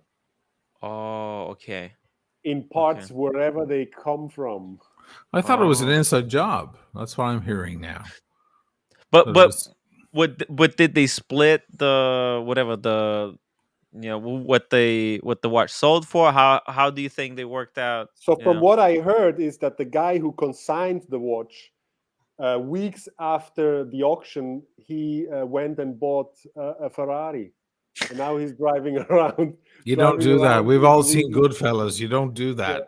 You don't buy a fur coat and a Cadillac days after the heist. So this guy who was working at Omega, he resigned the next working day after the auction, and this other guy who consigned the watch, he bought a Ferrari weeks after the auction, probably after he received the money from the auction. We need De Niro there. We need Jimmy Oh my Conway. God. What the fuck are you doing? Oh, you can't. I told you not to buy anything expensive. Yeah, but this whole thing wouldn't have blown up in their faces if they had invested a little bit more money in making, in consigning to consign a watch that wouldn't be questionable, you know. So it's also stupidity on their part, you know. It's just a total. These guys wanted to get caught really quickly. Yeah, it seems. I wonder if Phillips and Omega are going to pursue this or they're going to drop it. Because I look, I think if they feel that they're too involved, they got somebody involved, I think they're not gonna pursue it. But there's no reason. It's gonna hurt the whole, auctioning thing. I can tell you, for instance, that because they are like saying that this was like they conspired, and then they basically, the museum director told the management, the top management, that this was a watch that they had to buy under all circumstances and at all costs, no matter what the price. Yeah. And that's not the story that I was told. I was told a different story, that Omega asked the museum director basically to create a bus for Omega at that very auction and to establish a new world record. And he had to choose a watch, for this purpose. So because it was like only 1 week to the auctions, he looked through all the catalogs from all the Geneva auctions, and he decided that this one was one that was the most credible piece to establish a world record. So he chose that watch, What? The plot thickens. Yes. So basically, he is not the guy who went, at least according to my information, the guy who went to the management and said, "Hey, this watch came up and we need to have it at all cost." No, it was basically they instructed him, "We need a bus for Omega. We want people." So you're to talk saying about us. so you're saying whoever was on the inside, they prepared this watch. They knew that he's going to choose this watch because. No. I don't think so. I don't think so. No, or was it coincidence? You think? I think that's coincidence. I think he just looked through all the catalogs. I mean, there's a possibility that the insider, they knew, like, hey, what's the timing? The timing couldn't have been more perfect. Or you think this watch went for more than it should have had? Like, if it was planned to be faked normally, it was going to sell for maybe 150, but it was a coincidence that it was that Omega chose to bid on this fake one. Yeah, I mean, he was instructed to do this. Yeah, to create but I was thinking, like, well, why? Maybe they knew that if they were going to give him this task to bid on to find the perfect watch, he would choose this one because it was like that's possible because his right. job was also like to hype up the Omega Speedmaster, you know, for Omega. I mean, this was a job that he was given. You know, it's kind of like if I knew that Oshin likes yellow gold Daytona, right? It's his favorite watch, yellow gold Daytona, right? If I know that because somebody tells me, and then I prepare 5 watches and I say, "Here, Oshin, I picked 5 watches," you know, and I know which one you're gonna pick is the best one because I already know it wouldn't be the first time that kind of thing happens. I mean, it happens in the art world and in the wine world. There've been Netflix have made a lot of documentaries about that kind of shit. It's like an unknown accomplice. It's that you get an accomplice to help you without them even knowing that they're helping you. By suggestion. Have you ever seen Best Offer? Yeah. The film Best Offer with Jeffrey Rush, and he's a auctioneer. He's like a Ariel Box character, but he has a guy planted. I think it's Donald. Fucking what's his name? Brilliant actor, whatever. Fuck, his name is gone. I'm sorry, it's late here. But Donald Sutherland, I can barely say it. He's planted in the audience, and he keeps raising his number to and Jeffrey Rush's character is like, okay, yeah, this quasi priceless piece of art, 600 million, and then later he meets the guy and he gives him cash because he wanted to buy it himself. There's like big fixing going on. It's a great movie, and you see, it's like an insight into how these things can actually happen. It happened in the wine world, man. It's like a whole thing. There are so many documentaries about that. People getting ripped off, thinking they're getting great wines. It happened in the art world. There was a great Chinese kind of brilliant impersonator artist who could paint things that looked like a Gauguin, or they look like a Renoir or whatever, or whatever, a Matisse or Liechtenstein, and boom, they go up. And these guys, like the guys who got fucked with the wine thing, were the Koch brothers. The Koch brother, one of the brothers, the Koch brothers, are the most powerful families in the world, richest families in the world. One of them is a big wine enophile. All he wants is the greatest wines in the world. He wants 1786 fucking Latour and all that shit in his cellar. That guy got ripped off for millions. So I feel like if you're in the right circles, you go, you know what? This guy, he's fucking worth $1 billion. And he's crazy about the CK2915, the Mark I. Let's make one for him. And let's plant it. And let's let him know that it's going up for auction. Let's get him drunk one night. And, oh, by the way, have you heard about the auction tomorrow? And, oh, really? This is CK2915, a beautiful brown chocolate patina? Oh, I'm going to go because I've got 260 gazillion in the bank. I don't care. I'll bid whatever. Yeah. Anyway, insiders, people who understand about early Speedmasters, if you look at the watch, you can see it has on the case back, it has the hippocampus, right? The seahorse. Yeah. And this from just Venice doesn't match with the movement number that they chose, because in those early movement number ranges, the case spec didn't have yet the seahorse. When was that started, by the way, Jose?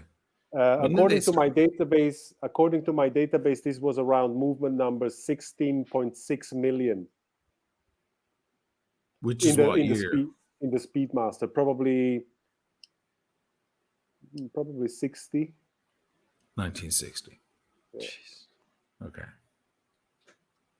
You can almost see it there, the little hippocampus right there, the background. Yeah.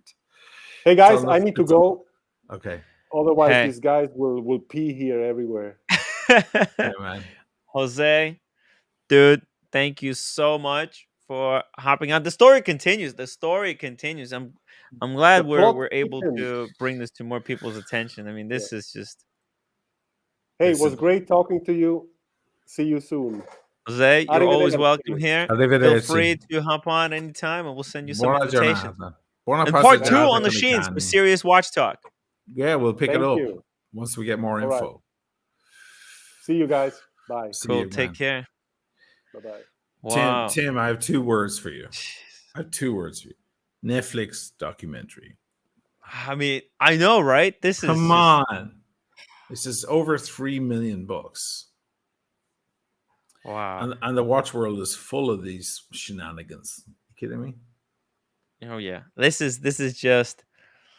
Is this the biggest kind of fake that was sold in the watch world? For now, I think so. Right? For now, yeah.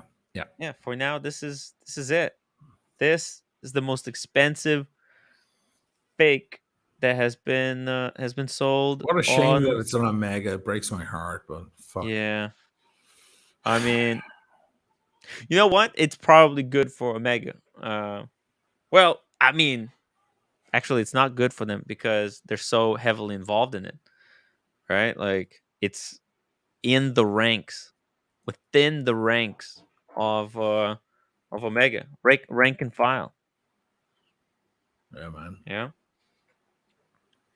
And and Phillips is has been very, very cautious. It looks like they're trying to protect someone or something. Very suspicious. They're trying to protect the money that's being passed over. So Let's be honest. This kind of stuff. I mean, look, we like to believe that there is a perfect vintage something, but there isn't. There isn't. Like when that shit happened with wine. Yeah. I mean, it's a famous story now. They've made a bunch of films and documentaries about it. Rudy, whatever his name is, I can't remember his last name. He duped everybody and he sold millions in wine, and it was a whole thing. This was 10 years ago, 12 years ago. It was a hype. It was a crazy peak, a spike in the wine world, and he was stimulating it. Well, the auction house in New York, they kind of walked away scot-free. Rudy got arrested. Really? You know, they busted into his house and they found a bunch of fake labels, you know, marinating in water, in dirty water. So they had patina on them, and he was going to put them back on bottles. And he was filling the bottles up with Fronsac and lower level wines, still nice wines, but not the same, not $6,000 or $20,000 bottles of Latache or Richebourg or whatever. And the guys who auctioned the stuff, the auction houses walked away. They walked away. And it happened with art too. And the auction houses and the people who are behind the auctions kind of got to walk away, and they made their percentage. So yeah, looks like the same thing is happening here. Damn. It's really, really disappointing. Really disappointing. At the same time, there's another argument to be made. This is darker. But like when I was watching that documentary about the wine thing, and one of the Koch brothers got fucked for a couple of million, I was like, well, fuck you. You know, I don't like that guy. You know, this guy's behind all the media moguls, and he's fucking controlling the world. And hey, you know what? I mean, some might even say, well, you know what? Fuck Omega. I mean, they were trying to, in a way, they were trying to manipulate their brand worth by bidding in this auction, right? They were trying because to they bought the watch. They bought the watch. Just they like Rolex bought, probably, we don't know for sure, but they probably bought the Paul Newman. Yep. They Rolex bought Paul Newman. Icon. Yeah. These guys chose to gamble on this watch. I mean, let's be honest. Like, if they could have picked the perfect time, they could have, you know, when let's say let's say Buzz Aldrin, or who was wearing the first Omega on space. When's that going on sale? Next time. The first Speedmaster, Man on the Moon. Oh, the Man on the Moon. That's not the first one. Neil in Armstrong. Space. Who had Buzz Aldrin and Neil Armstrong, and the other fellow. What was the name? Yeah, sorry. I mean, we could also have the Ed White, the first Omega in space. Let's say that was the first one. That was 1959, right? Well, I mean, this is the moon landings were 1969. But who's if like the if most you believe famous? it happened then? Who's the most famous space guy with the Speedmaster? Buzz Aldrin. Buzz Aldrin, right? There's like a famous photo of him with it. Yeah, it's cool as fuck. When that watch, they should have. This is what they should have done. They should have picked, when his watch is going to go on sale on auction, and that's when they go in. When they know for sure it's the real deal and it's behind a name like Buzz. They want to play these secret games. Think about what the Paul Newman did for Rolex. Just knowing that thing went for that kind of money stimulated the market, stimulated the brand.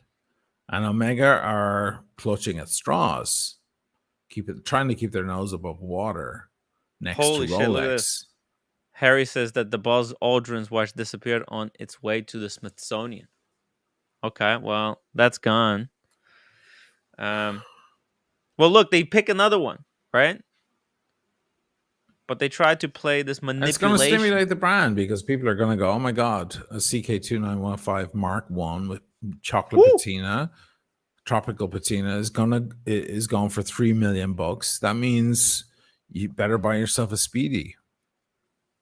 And this kind of looks like, you know what this kind of looked like? Like a 321, right? Got a little bit of that 321 look. This probably helped the sales of the 321. Look, and it's got the 321 movement, actually. Of course it does. Yeah. Well, that's the original movements. Yeah. The OG. So it definitely stimulated, but still, this is a bit of a gamble because it's not. This wasn't a watch that belonged to a famous astronaut. They should have picked. They should have copied Rolex on this one. Let's be honest. But I think they were trying to. No, but without the fact that they bought it, recklessly, fucking recklessly, Asheen. They bought it recklessly, and apparently they bought the one with the this bezel, the dinged up bezel. Yeah, that watch was in the watch that they already bought for $400,000. What are they doing? Weren't paying attention, or they were, and it was an inside job. It could be darker than we even think it is.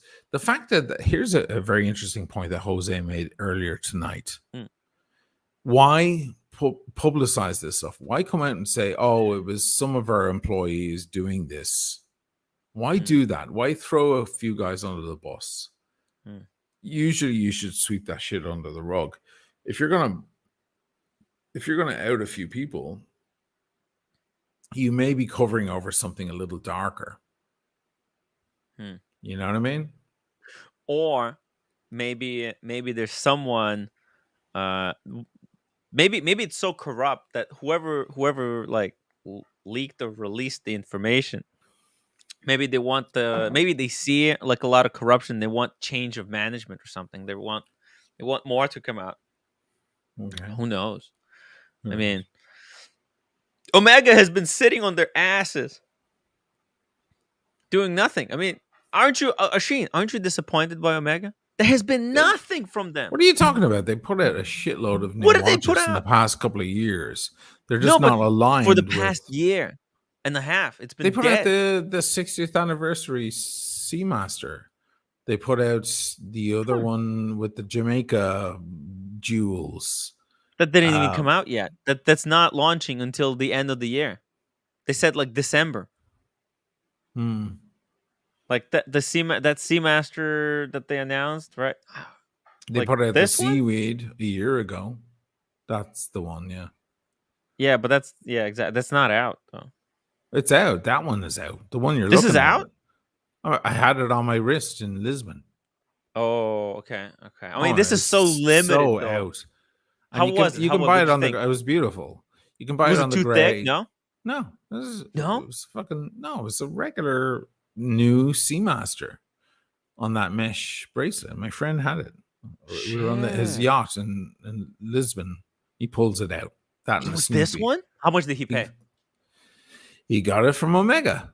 And I went with him to Omega to the authorized dealer, and I told the whole story on my channel the other night, where I was looking at the seaweed and the fucking thing had sharp edges. I didn't want to I don't want to cut cheese. I don't want to cut Parmigiano Reggiano with my fucking watch. No, thank you. Parmigiano Reggiano. I'll buy a Timex for that. Thank you very much. I don't want a cheese grater. No, thank you. I turned it down. That was my whole thing the other night. Like, they have not addressed the issue. It's like they don't care. I think a lot of the shit did you find the bracelet or underneath the lugs? Both things. The bracelet had hot spots and the underside of the case. I'm fucking banging my head off the wall now for nearly 2 years about this shit. Some choose to listen, some choose not to. Well, some people choose to live with their head buried in the sand. In the sand, for sure. And then some people don't have the issue, so they think I'm exaggerating because they think I have some sort of ulterior motive. I don't. I love Omega. They were my first brand that I fell in love with. You're just disappointed by them not living up to what they should be. Rolex don't pull these shenanigans. They don't. No, they don't. Sure, they probably bought the Paul Newman back. It was them or Ralph Lauren. Ralph Lauren, as the Italians would say, Lauren. It was like between those two. It's unofficial. They're not disclosing who, but it's pretty sure. I think it's 60-40 that it's Rolex buying back their icon.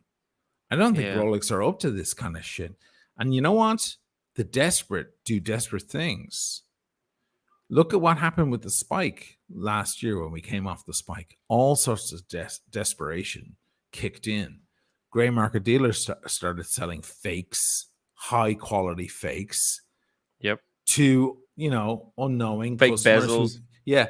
Unknowing. There was the bezel issue and so on. And fake things because they're clutching at straws. Omega might be clutching at straws now and trying to keep their nose above water. Meanwhile, Rolex don't have to worry about that. Rolex has never been in trouble. It's still not in trouble. They don't give a fuck. They don't care. So they don't have to. They can, carry their heads up high, keep their chins up. Yeah. Whereas these guys are sinking underwater, and now they're making some odd decisions. Man, this is dumb. That was so dumb. And thanks to people like Jose, who's entrenched. Jose knows Ariel Box. He's met him many times. He worked for them. Yeah. He worked for them. Yeah. This isn't just like a couple of YouTubers with a conspiracy theory. This is fucking Jose who's in the thing. He was hired for that very reason.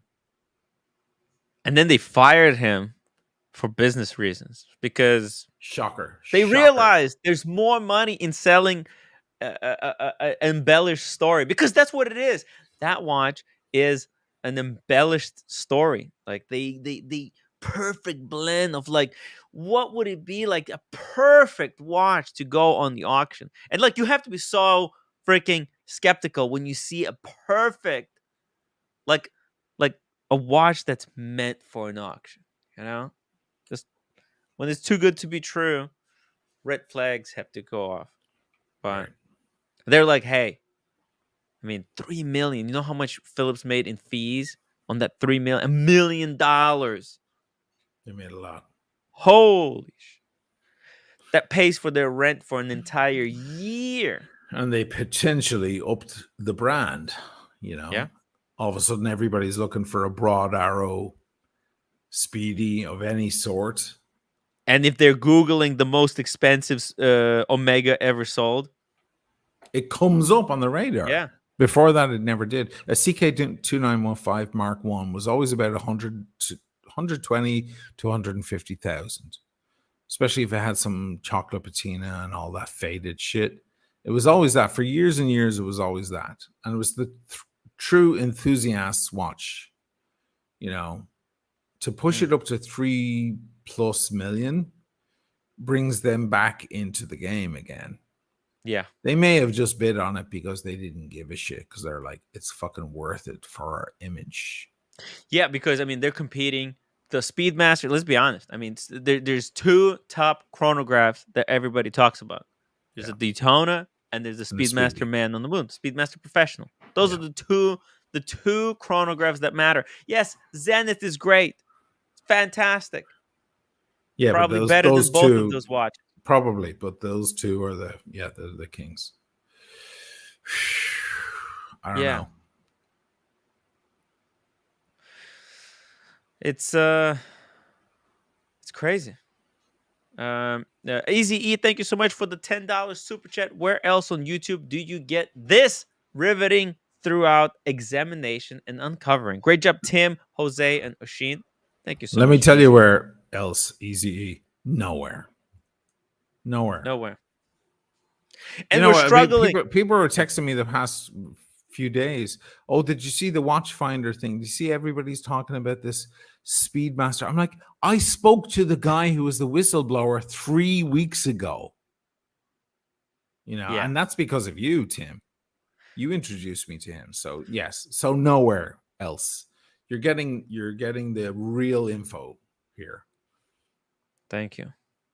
Yeah, I mean, listen, I told few of the viewers, few of the guys that it's been a bit of a struggle, but I'm hoping to keep this operation going and to start bringing in guests like this every day. Like, how amazing would that be to get some type of a leader in in watches, a watchmaker or a brand ambassador or a watch CEO every single day on the show. That would be incredible. So guys, make sure to support the show. Upvote, leave comments, put something in the chat, super chat, become members, whatever it takes. Let's keep this show going. So you didn't find this watch too big? I mean, look how big the spacer is. I can send you video. Yeah, if send you me, want. because I don't think I'll send it to you. You didn't show. It's the same size as what? It's the same size But as a look at the regular case back. Seamaster. Okay. Wait a second. Look at this. It did not feel thicker. Let me find the footage on WhatsApp. It looks twice as big to me. It's insane. I got distracted because we were talking AP as well. And AP just like they have my heart right now. Mind you, they're Spider-Man shit. I don't know what the fuck they're doing. They're crazy. They're zany weirdos. There you go. I'm sending it to you right now. That is that watch on my wrist on a yacht on the Tajou River in Lisbon. It is available, and I spoke to Omega about it at the boutique there, and they were like, "Well, we can give it to you. We can give it to your friend who is super connected, and he's bought a lot of fucking watches, but not for me." They offered me the seaweed, but honestly, the seaweed when it first came out, it was a waitlist thing, and it was rare. But it's not anymore. You can buy the seaweed if you want it. Yeah, it's I was on the wait list. That's my wrist. You see the Seiko on the table? That's my Seiko. I took off to put that thing on. That's you were wearing it. That I think was that on the same day? Same day. Whoa! Look at that. No, it looks proper. It's the same. It's exactly the same as a regular Seamaster. There's no date. There's no date. Window.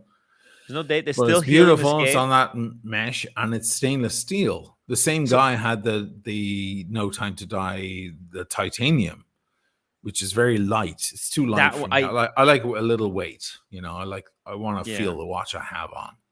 No, I really did not like this bracelet. There's no micro adjustment, and the space between it's so easy to fix, though, dude. It's so easy. But there's no to in adjust. between links. It's like the spacing is so far apart. If it doesn't fit you, you're fucked. That's true. Like if you find yourself somewhere in between, you're fucked. It's not like a real, like a leather band or something. Like you punch a hole, you can't. Yeah, it's weird that it goes through the hole because there are straps that's similar to this, but you can basically fix it at anywhere. Like it has this adjustable thing, and then it just squeezes through. But here you have to put it in the hole. It's like it's like a leather strap. here. But I'm glad to see that they made it in steel. Steel is a lot better. The titanium. It felt nice. It felt substantial, not heavy, but substantial. The right kind of thing. It was blue. It has the old wave. Nice. Like the old I ones. like the old wave. Is it stamped? No, it's rose mill, like the old ones. What? Yeah. They went to laser for a while and it was awful. It was like a computer-aided design watch. Now they've gone back to the rose mill. Look at those tiny waves. It's like the old one, like my first. It's a rose engine? It's a rose mill, yeah. I thought it was stamped. It's hand. No, it's hand. Whoa. That's why they did it. It's hand. They still have all those almost hand carved. Shit. And there's only like this. Rumor has it, okay, this is what I've heard in the lore of Omega. There's 2 women that know how to control that machine. That's what I heard. Yeah, there's like 2 women in their 60s who know how to fucking do that. You're fucking with me right now. I know, I'm fucking with you, but it's like the laser thing was so impersonal and so computerized. This is like this is Guilloche in Omega's way. Let's hope so. I don't know. They've gone back to it. I like it. All right. But I mean, you know what? You're right. It is 42 millimeters size, but it is a little bit thicker. So it's the same size, but it's thicker. It's a little bit thicker. Thicker than the standard. Than the standard? Yeah. Can you confirm that, please? Was it 14.3? 14.3. Go look at the seaweed. Here we go. Here's the seaweed. Right there. Here we go. I'm curious. The fuck? Come on. Wait. Here we go. 13.6. God bless you, man. See that? Just slightly. So that's just enough. that. That's enough. I didn't feel it or notice it. Yeah. And I have an eye for this shit. I'm obsessed with the thickness of a watch. I mean, I want a watch to be as slim as possible. I'm obsessed with that. Yeah. So I didn't feel it or notice it in any way. Mind you, I had a few bottles of wine on that trip, so maybe but hey, I'm drinking Camus right now. Oh, you got into the Camus? Yeah. Finally, you've been trying to burst that bubble for a while. How's it going down? Nice. Yeah, oh my god, it's like thick grape juice. It's extraordinary. Huge shout out to the guy. Is actually a viewer sent it. That's a great thing. I want viewers who send me Camus. He was pissed at me too. You know what happened? He sent it for me to drink it. The roommate took it away. Where's she now? So she's only allowed me to drink like 2 glasses. I think you said yesterday that it's okay if I don't drink the whole bottle. Yeah, it'll last. Camus days, will. Yeah. So that's the only reason she allowed me, and that's the only reason I'm drinking it, because the roommate like, look, I had actually, you know what? She's not watching right now. Let me pull a little bit more into the glass. That's big Cali Cab, man. It's beautiful. Tobacco. There you go. Tobacco and espresso notes. That's what you're getting off of that. Should I mix this with some iced coffee? No, please don't. That would have been a disaster. Whoa, Nathaniel Hannon, $50 super chat. Oh, he got a job. He got a new job. Holy fuck! Let's go. That's fantastic, Nathaniel. Man. Oh, I mean, I barely survived through this period with Nathaniel not having a job. A whole bunch of other of my supporters, huge supporters, are also struggling with their jobs. So it's been tough here at Tim Wright LLC. I know. Nathaniel, hop on the stream if you can. Let's celebrate your new job. Your new student. He's extremely niche and specialized work. All I could think of when he was talking about being unemployed, I was thinking, how long before Tom Cruise wants to make a new movie? Right. It's not long, because that guy can't. He's got restless feet. That guy, Tom Cruise, can't sit at home and watch Netflix, and get fat. That guy just wants to keep making movies. So it was only a matter of time. I'm presuming a lot here. Hell yeah! Just throwing it. No, Nathaniel. He looked pretty active. He traveled like he was He's been appearing on the streams quite often. Oh yeah. Yeah, and every week he's like new location, Miami, Atlanta. It's just, I might have him on as a guest on SWAT. you should. Just his general prowess and things, and he's into watches and so on. It could be good. Did you watch the stream earlier tonight, right? Oh, with fucking Rebecca. Monumental. Oh my god, it's monumental. I ordered the book. Good man. Immediately. I was like, oh my god, a book on. Here we go. Let me just bring it up here. It's Rebecca Struthers, Hands of Time, a watchmaker's history. By the way, you mentioned that you were reading it through AI. There's also Audible.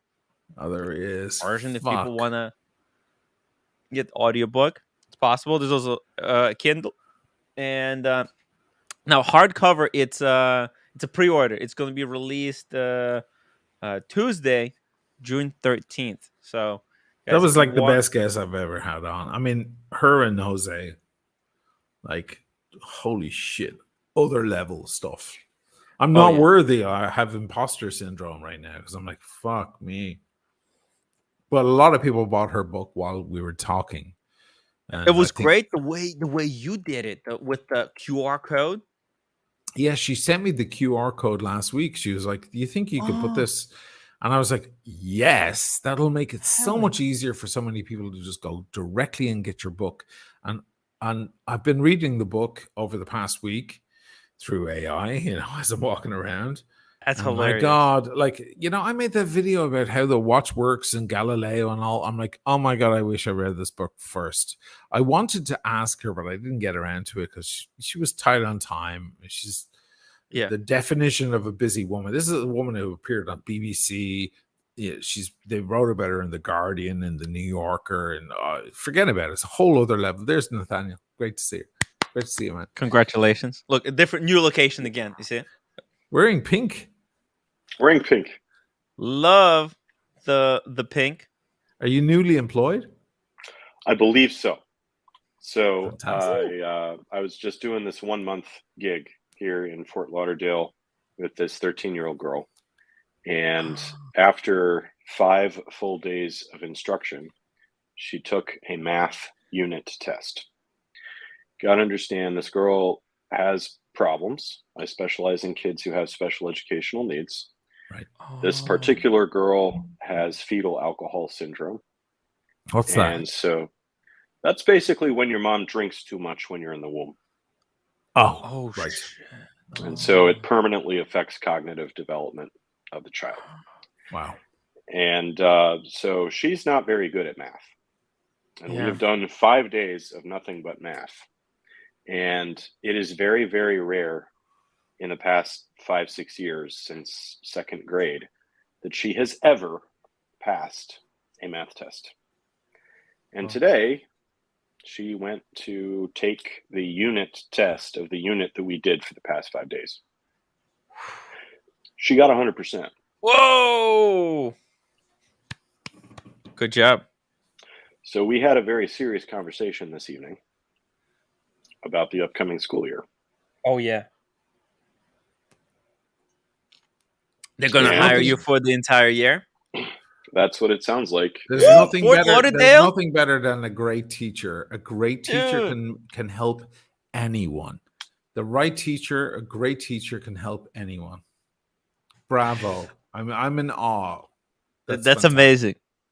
I was pretty proud of her myself. Is this going to be in Fort Lauderdale? You're going to be staying in Fort Lauderdale? Tim, it's possible that I might be in Fort Lauderdale for the next 5 years. Dude. I'm sorry, man. I don't know. I don't know what you're going to find there. Mathis. I spent some time then. Listen, I might be going down to Fort Lauderdale to hang out with Mathis. So we're gonna party hard together. There you go. Perfect place. Rename it Fort Lickerdale. Fort Lickerdale. Let's go. Yo.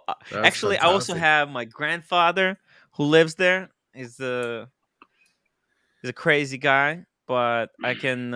Oh, hey, roommate. I might come there to stay for a couple of weeks. Fuck it. Hey, I might come down and see you. If you're gonna be there, I might come down and see you. There you go. That's exactly what it would It's be. been a while, man. So now my boss man just has to sort out all of the money details, but Adam's really good at that, so I'm not worried. You can get the student to figure out the math. There you go. There's a math problem. Yeah. Hey, we got George Vargas, $5 super chat. Oshin, your favorite U2 album, October or Boy? The early days of U2 were the best for us. I'm a big fan of the one they did in Slane Castle. What's it called? Fucking the one with shit. How can I? Oh, it's late, guys. The one with the first of the Brian Eno records, because I love their collaboration with Daniel Lanois and Brian Eno. So fuck.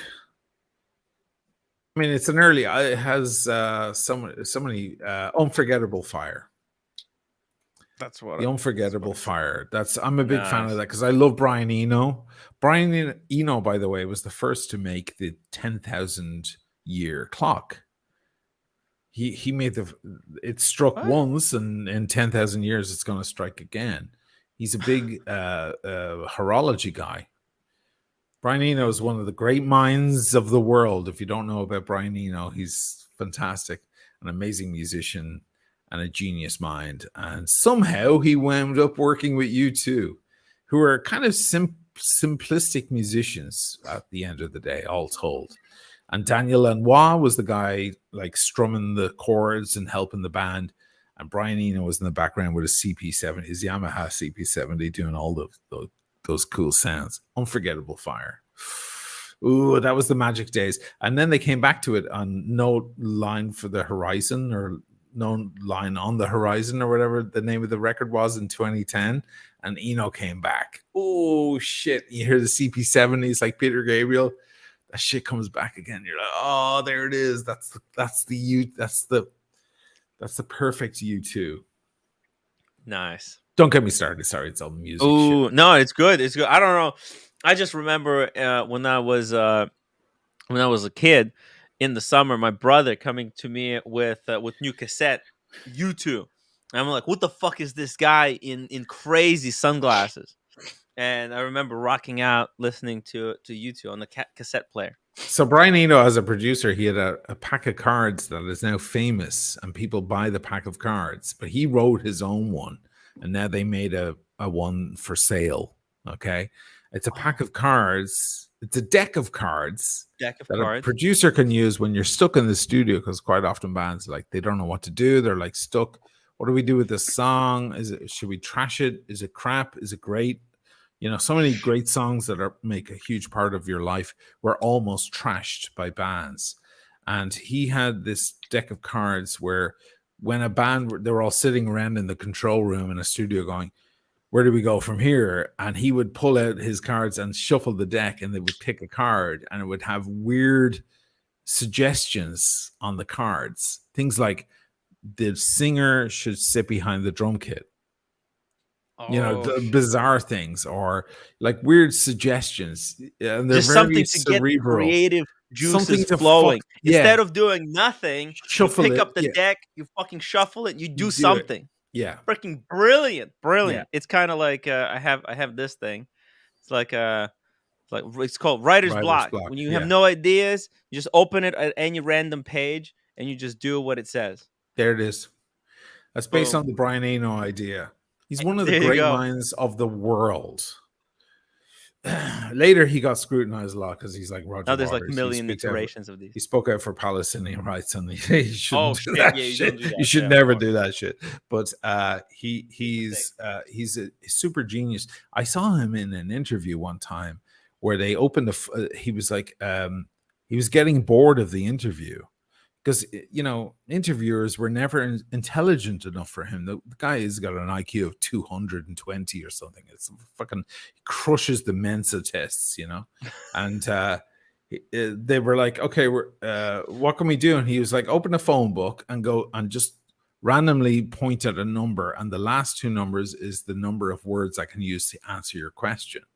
And they're like, okay. So they open the phone book and they just go and they put their finger down blindly, and it's 03. So he's got 3 words to answer the question.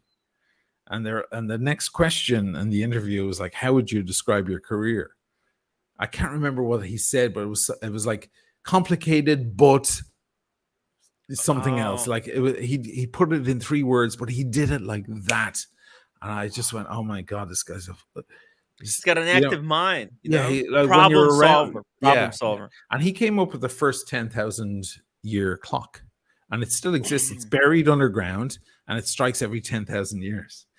By the way, when you bought Windows 95, do you remember Windows 95 was the first of the great GUIs, graphic user interfaces, that everything is based on since then? That music, that bubbly music that starts, that's Brian Eno. Whoa. Fucking OGs.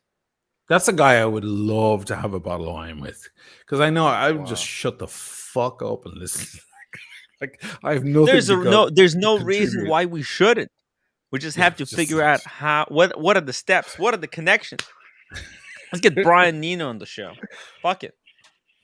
Let's set great some idea. fucking goals on here, standards. Yeah, let's fucking do it. Yeah. I'm gonna reach out to the guy. That's a great idea. Fuck it, man. I'm a music guy and I'm a watch guy. Let's get him on. He made the clock. This is a watch show. Let's get him on the serious watch talk, dude. That's a fucking brilliant idea, and he might dig it. Might fucking do it. Why not? Of course. That'll be like the pinnacle moment of my. He would love to talk about his, because I think this is underappreciated kind of thing that he did. You reach out to him about that. Let's get him on. It's a brilliant idea. Well, I think OC was recently playing some kind of a video. I think it's like Kiss. They did an interview with someone about their watch, like their relationship with watches. I caught 2 seconds of it. I was just busy doing something, but I'm gonna need to rewatch it. Kiss, yeah, they were talking about like Zenith, like them going to Zenith. I was like, whoa, what is happening? What is happening? But I couldn't watch it, so I need to get the link to this thing. Gene Simmons is a very interesting character. He was recently on Piers Morgan. Just the other day, he was on Piers Morgan. Did Piers Morgan let him talk? Yeah, I know. He actually did. And actually, I've got to say, I have new respect for Gene Simmons. It's all political shit. I don't want to give the haters stuff to talk about, but it was actually quite impressive. I was very impressed by him. You know who's the biggest Kiss fan of all time? Who knows them? He can impersonate every single character. Dirk Kennedy. Dirk Kennedy left me messages on my phone impersonating Gene Simmons. Like, I'm like, oh my God. And he knows everything about Kiss. Kiss are kind of monumental. They're amazing guys. But Gene Simmons, he was the first guy to master the whole marketing of a band. There are action figures of Kiss, just like Star Wars. You can buy Kiss action figures. He marketed that band better than anyone in history. But he's a famous zealot, and he did a brilliant interview with Piers Morgan, where he was very, very measured and very intelligent and funny and witty. Really good. Really good shit. Anyway, Nathaniel, I'm delighted for you, man. Thank you very much. I was not looking forward to being unemployed, so... Dude. Were you going to sell some watches? No, I had saved up about $60,000 of cash in my personal company, so I was still going to have cash flow for a while, a long time. You can basically survive for a year in Florida. You can on $60K. That's a year, right? That buys you more. Tim, I'd be home in Atlanta if that happened, right? Not Florida. But yeah, I could probably survive for a year on 60. That would be all right. That's living lavishly. No, that's not living lavishly, but Florida? it would be okay. And Fort Lauderdale could be cool. Well, we'll find out, won't we? We'll find out. I'm just glad that you got the job, because it's freaking tough. You know, you never want to take these chances. I know myself how stressful it is between the gigs. Well, I've been lucky. I mean, I've been doing this for 17 years. Yeah. And I haven't yet had a year of unemployment. I've always been ready for it, just in case. Right. But so far, I haven't had one. And it is a niche thing, what I do. And I guess I've just been lucky that my skills have matched up with enough people who have deep pockets that want to pay for it. Yeah, I mean, I think there's always going to be someone. I mean, as long as you keep honing your skill, then you should be good. Because hey, it's a very niche. What you're doing, very niche, but there's a lot of people who are looking for that in that niche. My student these past 3 years is headed off to Yale in the fall. So there you go. Excellent. That worked out. Amazing. You know, Daniel, thank you so much for your super chat. I really appreciate it. I'm a bad supporter. No, Daniel, you're cool. You're cool. Hop on the stream, Daniel. Let's I don't know. What do you guys want to cover? Oshin, have you given this watch much thought? Yes, it's gorgeous. What do you think? It's gorgeous. Fucking unreal. Speaking of unreal, hey, OC. Hey, a Rolex is on the screen. I'm back. Oh. I have a question. Go ahead. Yes. What is that? You don't know? I've been working all day. You've been out of the loop for the last 12 hours.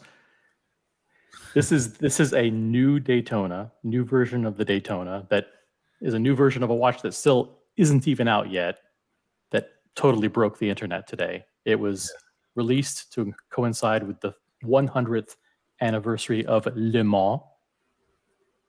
And that's a 24-hour endurance car race. Because of course Le Mans lasts for 24 hours. It's the longest. It and the Mille Miglia are the longest races. Yes. Actually, the Le Mans is longer than the Mille Miglia. Mille Miglia is about 10 hours or 12 hours, depending, of racing. Le Mans is a straight 24 hours of racing. It's one of the most dangerous races, because by the time you're on your 23rd hour, you're hallucinating. And of course, there have been famous deaths that have happened. I mean, a video on quite a few. Yeah, and some of the Mercedes one was the most famous one. 71 people died in one crash, along with the driver, of course, 72. And that ended Mercedes in motorsports. So Le Mans is, it's high level. To make a Le Mans timed Daytona is reaching back into the days of timing motorsports. Yep. It's fucking beautiful. And that pop of red, just that 100 that matches with the Daytona. I'm sorry. And of course, the fact that it's got a ceramic bezel on a white gold. So that's the first time they've ever done that. Yep. Correct? Am I wrong, guys? Yes, true. First time they've ever done a ceramic bezel insert on a gold Daytona with a full bracelet, because they do have it with the Oyster Flex. But this is the first time they've done it with the gold. Beautiful. I have a stupid question. Apparently, Rolex also called their watch Daytona because it's easier to pronounce. They were gonna call it Le Mans, but nobody fucking knows how to say it. I don't know how to pronounce it. Le Mans. It sounds terrible. Either way, it fucking sounds terrible. And Rolex knew it. Like, this is not a way to, sell a watch. Nobody wants to buy a lemon. That dovetails, Tim, into my stupid question. So, as we all know, the Daytona was not always called the Daytona. Yes. It used to be just the Cosmograph. That's right. Cool. All right. Then Rolex decided to associate the Cosmograph with the Daytona race. Now, as a racer myself, does it strike anyone else as a little bit funny that we have a watch associated with a race that has an edition coming out to commemorate the Different anniversary race. of a different race. Yeah, so that's why true. don't we instead of having the word Daytona on the dial, we have Le Mans. why don't we have the Le Mans? Oh, it's good. Very good. That's not a stupid question in the end. It raises a whole bunch of licensing issues. Maybe because Le Mans charged Rolex too much money to sponsor them. Because in 2001, Rolex has became official timekeeper for Le Mans. I don't know how much Rolex is paying to sponsor the event, but listen, I mean, if they could have called this the Daytona and still printed Le Mans on the dial. They could have put it still would have gone underneath Cosmograph. Doesn't take too many characters. But I think Tim, to your point earlier, it's like they didn't go the Omega route. Yes. And put all kinds of special Le Mans shit all over it. They didn't There's no way. it. Like except the 100. It is no like you have to know the reference. You have to know the history. You have to be educated. It's so classy. There's that little red 100. Oh my god. It's so sexy. It's just a small detail, and that's what. Do you get a little bit of a Artisans de Genève feel from this? No. I hate that Fuck shit. No. Fuck no. No. Are you sure? This is also a display case back, Nathaniel, which is only available on the Platinum Daytona currently, which is still again isn't even out yet. Rotor. With a gold rotor. And a gold rotor. And then this will blow your fucking mind. It actually has a unique caliber, completely separate from all the other Daytonas, with a 24-hour subdial counter, chronograph 24 counter. hours instead of 12. For the 24 hours of Le Mans. The 4132, right? Yeah. 4132 is the name of the new caliber, and there's only one. It's Why so the theme comes anyone together. Done this? What the fuck? Like a 24-hour chronograph function is fucking brilliant. Yeah. Okay. Why hasn't other it's a sports watch? It's for timing races, motorsport races. It always was. I mean, that's what Paul Newman was up to. He was fucking getting in racing cars. It was the whole point. Now, here's the next question. Are they going to follow suit? Are they going to make this a theme? Are they going to make a steel version in a year? What are they going to do? You know what I think? You know what I think is going to happen? Rolex is going to reserve this movement to make special editions. For example, they've done special editions in the past, like the John Mayer. It was green dial. See, but besides the green dial, there was nothing special about the John Mayer. It had the same caliber. It was identical. Right. Now they could add an extra little oomph to their limited or special editions by having those special editions come out with this unique movement. 24-hour chronograph.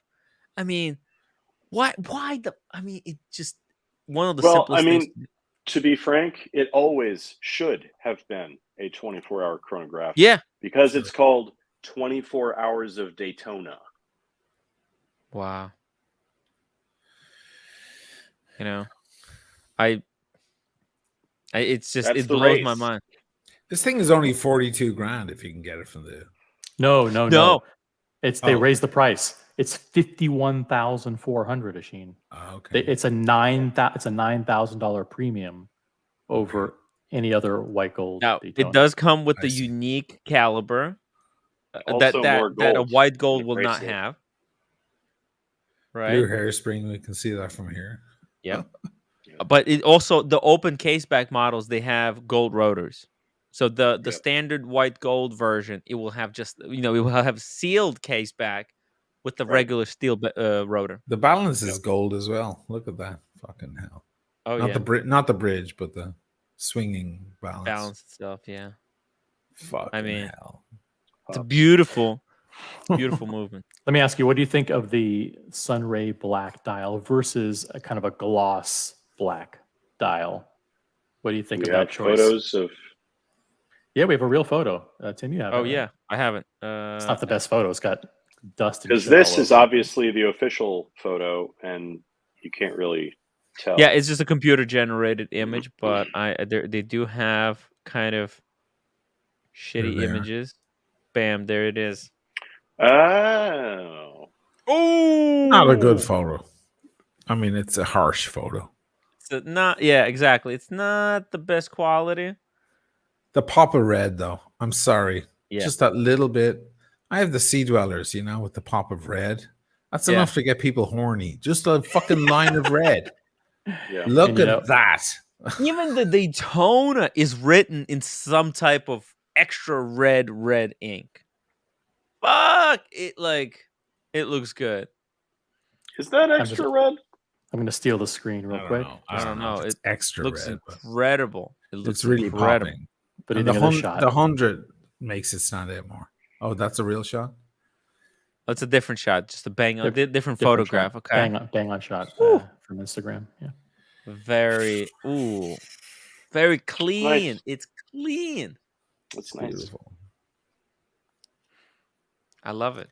It's a stunner. And I think it's there's a good stunning. As OC likes to say. I coined that.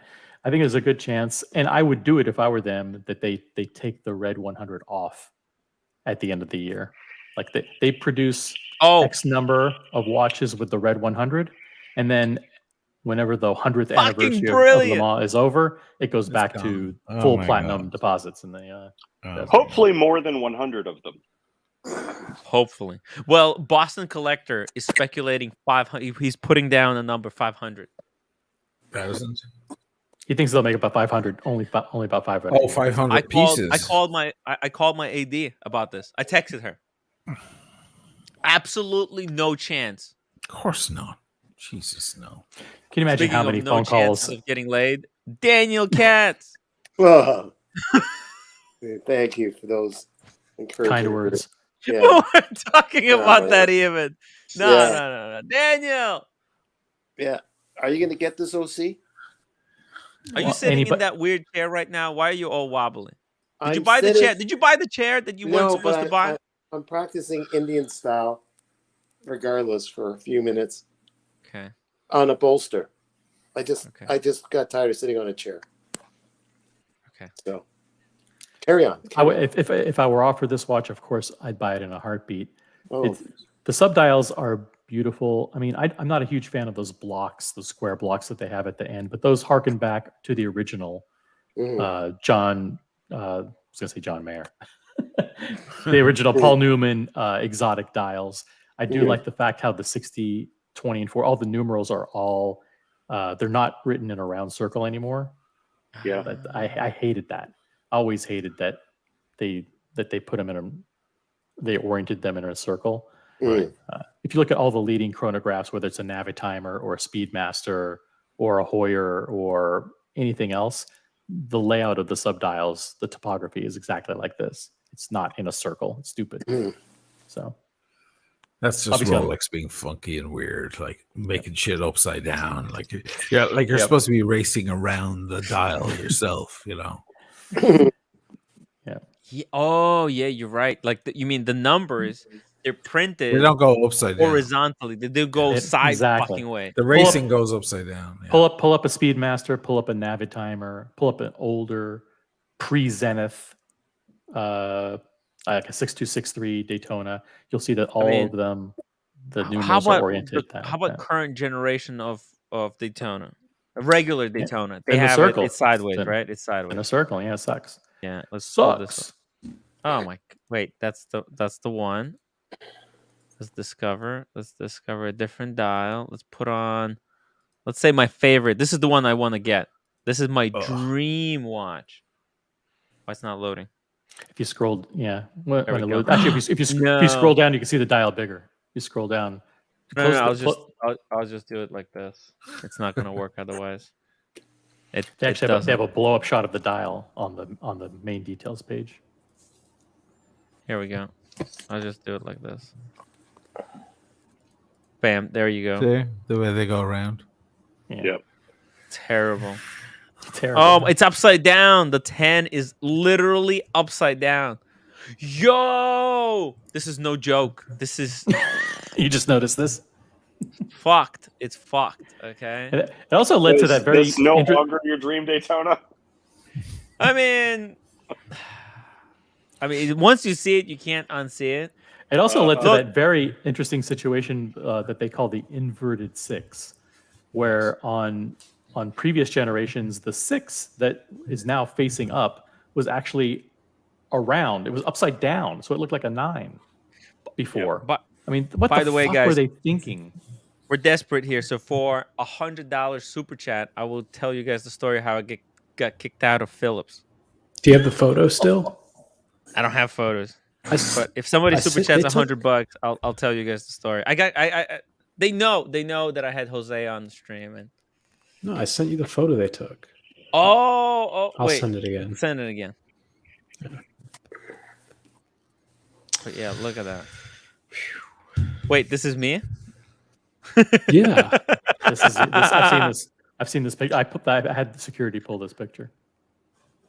This is security footage. We got security footage as well. But yeah. Oh my god. What the hell do I do? I can't unsee it. Also, Asheen, I find 24-hour chronograph subdial to be fucking brilliant. Like I could find use for that. Like I straight up want this. Sure. I don't think I could get by just timing things for up to 12 hours anymore. I really can't. I know. 12 hours is not enough. Forget it. There's not enough. 12 hours is out of the question. I'm no longer timing things under 12 hours. Carolyn Martin. Let's pull up the photo and you tell the story. Fuck. $100, Carolyn Martin. Tim, you know when you ask, I must comply. Look, this is the security footage. The security footage. No, I swear. I'm gonna actually tell you guys the story because no one saw. I think it's like 5 of us. We walked in all together, and then it was done so fucking secret. I was taken out of Phillips auction. You didn't see it happen. I did not see it happen. No one, like I'm telling you guys, I was with the boys. I kept my distance on purpose because I knew something might happen. You never know. Yeah, I mean, look, I said, listen, guys, I just don't know. I was getting some vibes. So see, I registered to go there, no problem. I got RSVP, I got the ticket, everything. I walk in, I go through security, no issues. I go upstairs. You know, everybody kind of goes their separate ways, starts looking at watches. Dude, literally like 2 minutes later. And it's like, you guys didn't even see it happen. Security just kind of grabs me by the arm and it's like, sir, can you come with us this way? And there's like some other weird guy walks with us. He's like pretending that he's like is going to get some pastries. And they just straight up work me so quickly that I'm out the door, and guess what? You know who I see on the way out? Freaking Todd Levin. I should have fucking asked him. I should have said, "Look, Todd." I was like, I saw Todd. I should have been like, Todd, they're getting me out. They're kicking me out. Oh, what's going on? Can you help me? I don't know. And I froze up. Just walked me out, and they said it was so scary. It was so scary because they said like they got a phone call from the upstairs, the top of the management. They're like not allowed to say a fucking word. I'm surprised they didn't just stop you at the front door. They're just like, sorry, yeah. You popped up on their security cameras. What was the issue? Was it Jose? They wouldn't tell me. They completely refused to say anything. They're just like, it's from the top of the from the head, from the top of the pyramid. Like, we're not even allowed to tell you what's going on. I'm like, what the hell? What do you mean? You can't tell me why, well, what did I do? I didn't do anything. They're like, yo, we can't disclose anything. It's kind of stupid of them to do that. Because now you get to talk about it. It's weird, just right? let you roam around and and Gonzo stream and complain about Rolex being angry at you, and I think I deserve an explanation, right? Yeah, Did you would have I left. think you need a protest. Did you inadvertently say something about Oreo box? Not that it's wrong. I didn't say anything. Okay. I didn't say anything. I was asking OC like, did I? All right. Shit. Yeah, that's. Fuck. I gotta get the fuck. Oh, by the way, you know what, Shane? He's in New York right now. Cam? He's on his way to Italy. Oh shit. Yeah, Venice in particular. Venice. I don't know about Venice. Didn't he say he was going to southern Italy, or Capri or something? Yeah, that's fine, be in that's Rome. Don't worry about it. Beautiful down there. Beautiful. Unfortunately, he's only here for one day, so I was said I was gonna Gonzo stream with him, but because today I had Jose, it's just proper live stream time. Is anyone going to give advice on how to lift weights? Oh my god, that so you know bad. what? Never going to outlive that. The little jiggle, the dance he does after is the worst part. Anyway, I guess I gotta go. Yeah, I mean, I would have done a video. Everybody jumped on the fucking Speedmaster shit, or the Daytona shit tonight for the clicks, because it's hot news. But I guess we You had need to make a better video, Sheen. interviews. I'll do one tomorrow. You saw the way Britt Pierce did the video. Yeah, she jumped on it. It's the smart thing to do for your channel. But I had Day one. Yeah, I had the interview with Rebecca. I did a thing with Frankie Tech earlier. You got to make a video tomorrow, okay? So get some sleep today. Yeah. Wake up early. Videos, you might as well do them. Yeah, I may as well. Yeah, get the clicks in. Thank you guys. You got to get the clicks. Great to see you all. Have a good night. Shane, you're always welcome here on the channel. Cheers, man. Good night, guys. Take it easy. Carolyn Martin, $5 lawsuit time. It's because you're Ukrainian and they're discriminating.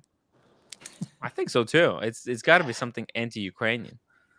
There's no other explanation. Did they say you can never come back?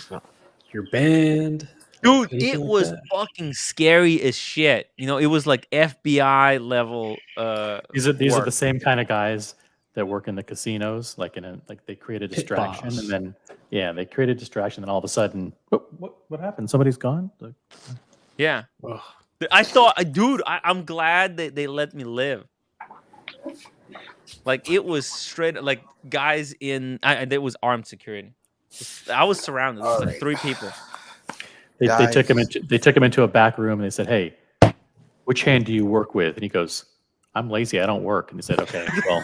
They had a hammer. They had a hammer. They were going to smash one of his hands. They're like, "Okay, which hand do you use to type?" Like, I don't even do that. I'm fucking lazy. I click. I'm telling you, Todd Levin was like arms reach away. I almost grabbed him. Which like, one? Todd, Who's Todd help Levin? me figure out what is happening. Who's Todd Levin? The auctioneer? I think he's like an art guy. Oh, I don't know who that is. He has the George Daniels watches. He bought a few of those George Danielses at the Phillips auction. He lives in that fancy house by Guggenheim designer. No idea. Tim. Yeah. As new elected president of the Tim Wright organization, we're gonna have to have a talk about certain panelists coming on. All right. We're gonna have to discuss their future and fate. I have no idea what he was. I don't know what happened there. Why is this internet so bad? I have no. He's probably by the in way, a hotel. By the way, I wouldn't be surprised if this also might have had something to do with Roman Chef. This is either Roman Chef, sorry, or maybe it's Rolex. It could be Rolex. Could be. Or Negroni. Negroni's being a bitch lately. What happened to him? All right. Anyway. Okay. Whatever. Soy Grony. Where is he? Soy Grony and Diego. Hey, Cam. What happened? That wasn't me. It wasn't you? The Lord saith unto Listen, I think he triggered Diego. Yeah. Yeah. So Phillips. I need the email of like the top guy. Who's the? Yeah, I don't think that's wise. I want to ask questions. I want to email him, ask what's going on. No, really? You think you should just let the Sleeping I Dogs don't Lie. think you. Well, it's on the night that you had Jose Perez on again, talking about Phillips. It's probably not a wise move to reach out and go, I wonder why I'm not allowed inside Phillips. Hold on. I got you. So what did you do after you got kicked out? Did you call like all the guys? I was like, yo, they kicked me out. No. I was actually afraid for my death. Or you just I went thought home? like I was scared for my life. I went down and I didn't tell anyone. I was wondering how long it will take them to realize that I was whacked. We didn't realize. And they had no idea. They were like, Tim who? Listen, we were with. I was hanging out with Marcello DeMarco and Alexander Godby, Oral Backs, just in time, Dana, the vlogger. So many cool people in New York. Eddie Mao was there. A whole bunch of people that I'm not allowed to talk about, anonymous people. So yeah, eventually I realized that Tim wasn't there. You're like, it's kind of quiet in here. What the hell's kind of quiet? The thing is, they had these really good appetizers. It was like a potato. It was like a potato chip with I didn't even get some single kind of one. I should have been like creme before you fraiche take and me out, caviar. one appetizer. Delicious. And then they had lobster rolls, mini lobster rolls for everybody. Stuff in them. Free drinks, unlimited drinks. Tim, it was so wonderful.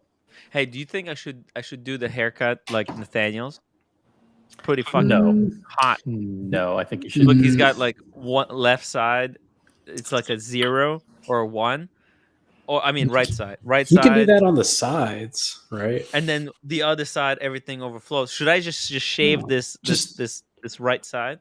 What do you think? No, because then it's not gonna. You're not gonna be doing a lot of. You do need to do a lot of pink. You need to do a lot of pink. What you need to do is stop washing your hair with shampoo every day. I think I can just slice this side off. No, just do an undercut. The funny thing is Diego, you think he washes his hair? That's funny. Dude, he does. His hair is like steel wool. It's so dry. Yeah, it's horrible. Well, I wash I'm mine sorry, with Tim. shampoo every day, but Not I as also bad have as very Daniel oily Katz's. hair. Q-tip man. Tim, I'm at my aunt's house. Do you want to see a baby picture of me? Sure. Not really. But, okay. But we're desperate for content. This is Nathaniel, you want to see Cam's baby picture? Tight. Oh my god! My goodness. Yeah, it's worth it. Wait, It's closer. That was a Cute good as picture. fuck. Okay. All right, everybody get your screenshots. Yeah. I got you one of these so that you can keep Oh, your passport dry. Oh, what is your? Just Whoa! What is this? The No, Speedmaster. it's a bag. Just a little. That's a Like that. 1861. I got you. Beautiful. I don't know what it is. Can I give it to Carlita? Who's that, Cam? Who is this? It's the USS Enterprise, the British. That was like some white guy. I think Cam broke into someone's home. It was, He's taking Where a there hostage. happened to be his baby pictures. Yeah, That's cool, Cam. that was me as a baby. Right. Who was the Good for guy? you, man. Who was the guy with the speedy? Huh? Who was the guy with the speedy? The guy with the blue shirt? My uncle. Okay. And I assume Yes, someone was watching Star Trek. It's like 20 years old. I'll buy it for $3,000. Do you even have $3,000, Diego? Do you even have No, I'm broke. $3,000? And look what we have here. oh, the Louis backpack. The My flippers. flipper days have not died down. How much is a bag like that? $5,000. Really? Yeah. Oh my Because when I God. bought one, it was 3 years ago, but it was more like 3,500, Yeah. 3,400, something like Yeah. that. Did they raise prices? They did. The counterfeit ones are about $150. But wait a minute. What's so special about I'm totally new at this. What is special about this bag? You can only flip watches if you have that bag. You're not a certified watch flipper or dealer if you do not have this bag. Oh. You're not a licensed dealer, watch dealer. Basically. Is your aunt like selling oranges on the side? What's with all the boxes? I think they just bought this condo. Oh, that's a U-Haul. Okay. Damn, that's a big condo, man. Yeah, it's sizable, I guess. They have a nice couch. They have like this West Elm couch that I want to put in my new Why do you say place. why do you say they instead of we? Why did you say they instead of we? Because it's at my house. I mean, you almost make it sound like it's a different family. Maybe so. But Daniel, sorry, Nathaniel, you're not get. Oh wait, Daniel, What? Daniel, are you gonna get one of those bags? No. Why? I'm not going to be a flipper. At least not yet. No. You're not getting a Louis Vuitton backpack, right? No, I'm not going to get that. Whew, okay. What are you? Are you afraid I'm just going to go hoard things? No, I was worried for a second there. Yeah. Jesus. That chair, the chair is off the table, though. You have to take the chair off the table, Daniel. Please. The chair is off. There's nothing on the table right now. Okay. Don't buy that chair. But okay? if I get it, I won't tell you, Tim. That's the thing. But thank you for your concern. I'm interested. Would if you had the chance to get that Daytona, and people in the chat too, would you give up your collection to get it? No. I wouldn't give up my I'd probably collection. get it. I would pay but retail. I wouldn't give up my collection for it. Not the whole collection, obviously, but like, you know, if someone in the chat that has like a Speedmaster, let's say they have something that equals that to like 80 grand. Do you do it then? So my Yachtmaster 2 and my Yachtmaster 2 plus my Sky Dweller plus my Daytona for that. No. Oh shit. I might. Would you give up your Daytona plus the Patek? The Panda? Yeah, the Panda. No. Steel Panda Daytona and the Patek. No, I don't think so. Like I said, when I saw the photo, nothing happened. I didn't have any emotion. Real. I was just like, oh. It broke me. I was That's cool. I was like, when I woke up, I was so fucking depressed when I saw that, because it's like better version of my dream watch. Fuck! It's not fair. It's not fair. Okay, it's fucked. I don't think George had to answer this question. By the way, why am I upset? Why am I upset today? Why am I completely fucked? Why? Because of this fucking release. Really? Yeah. Really? It just made it, because it's like it's just better version of my dream watch.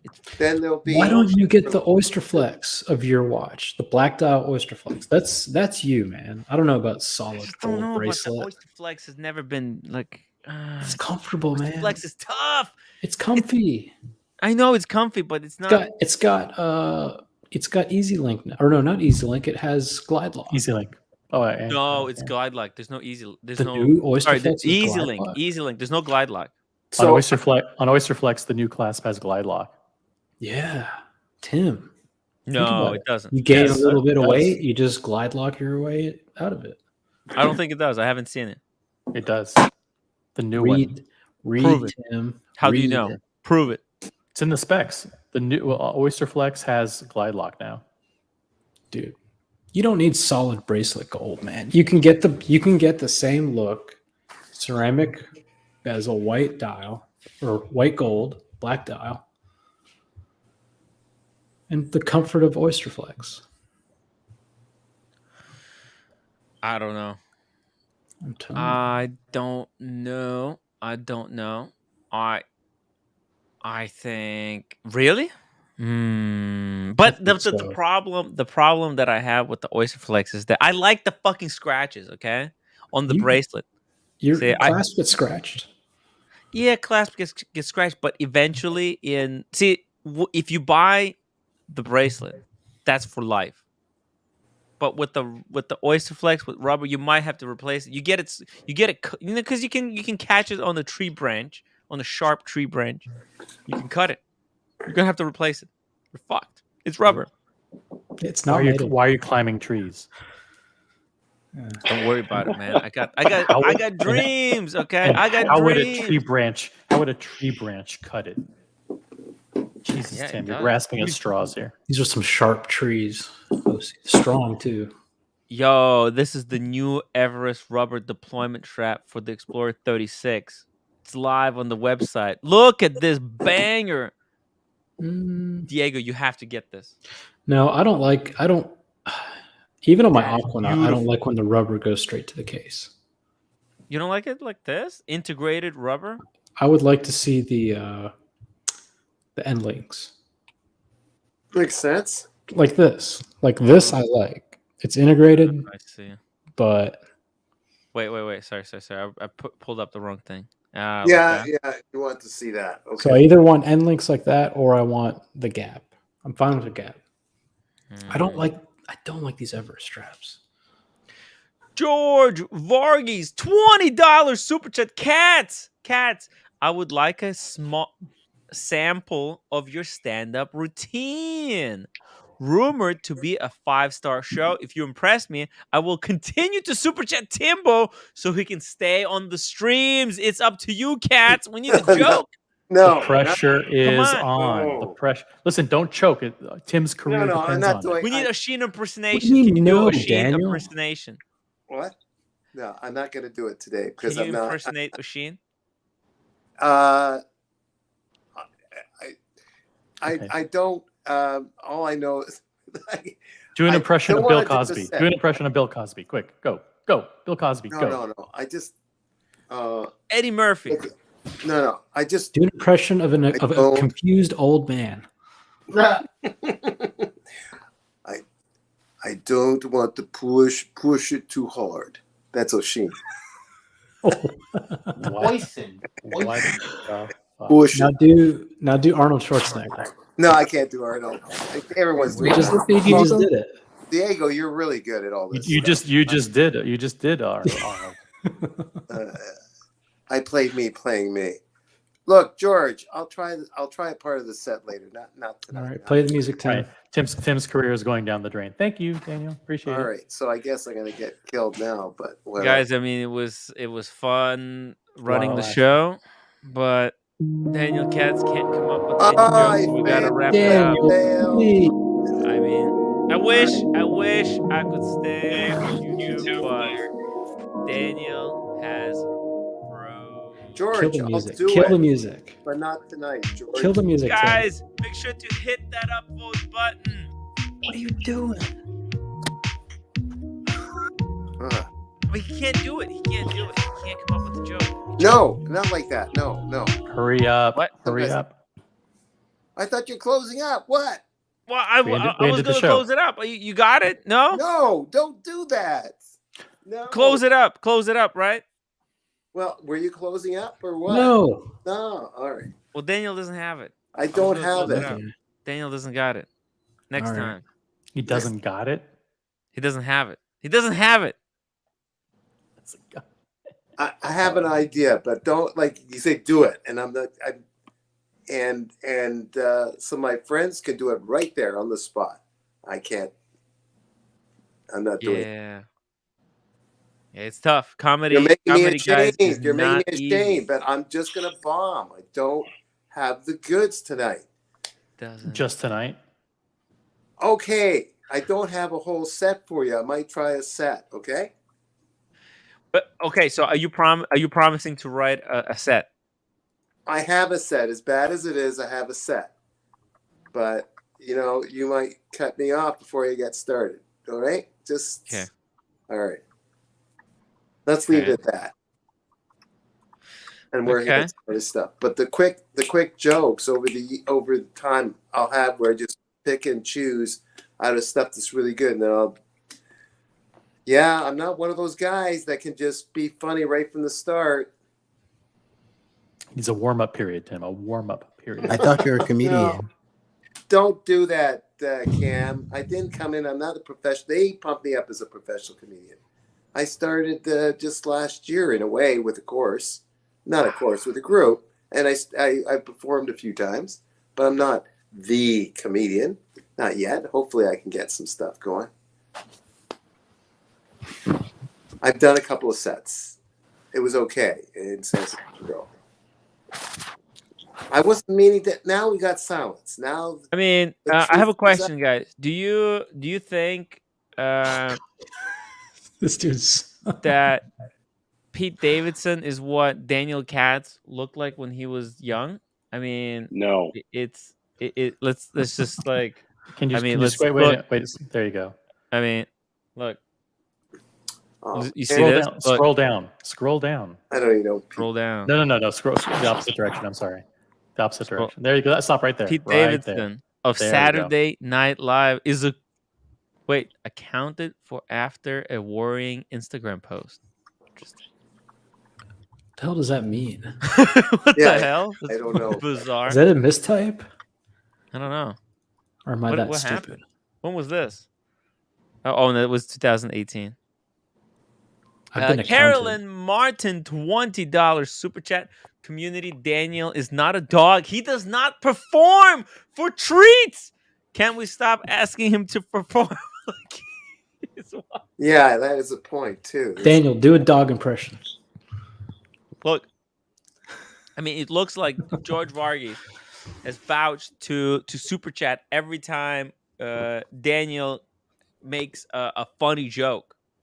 So basically, Daniel, your job is to come prepared for every show with at least 5 jokes. I didn't like that. Holy What do you smokes. think? Every day. How about a joke a day?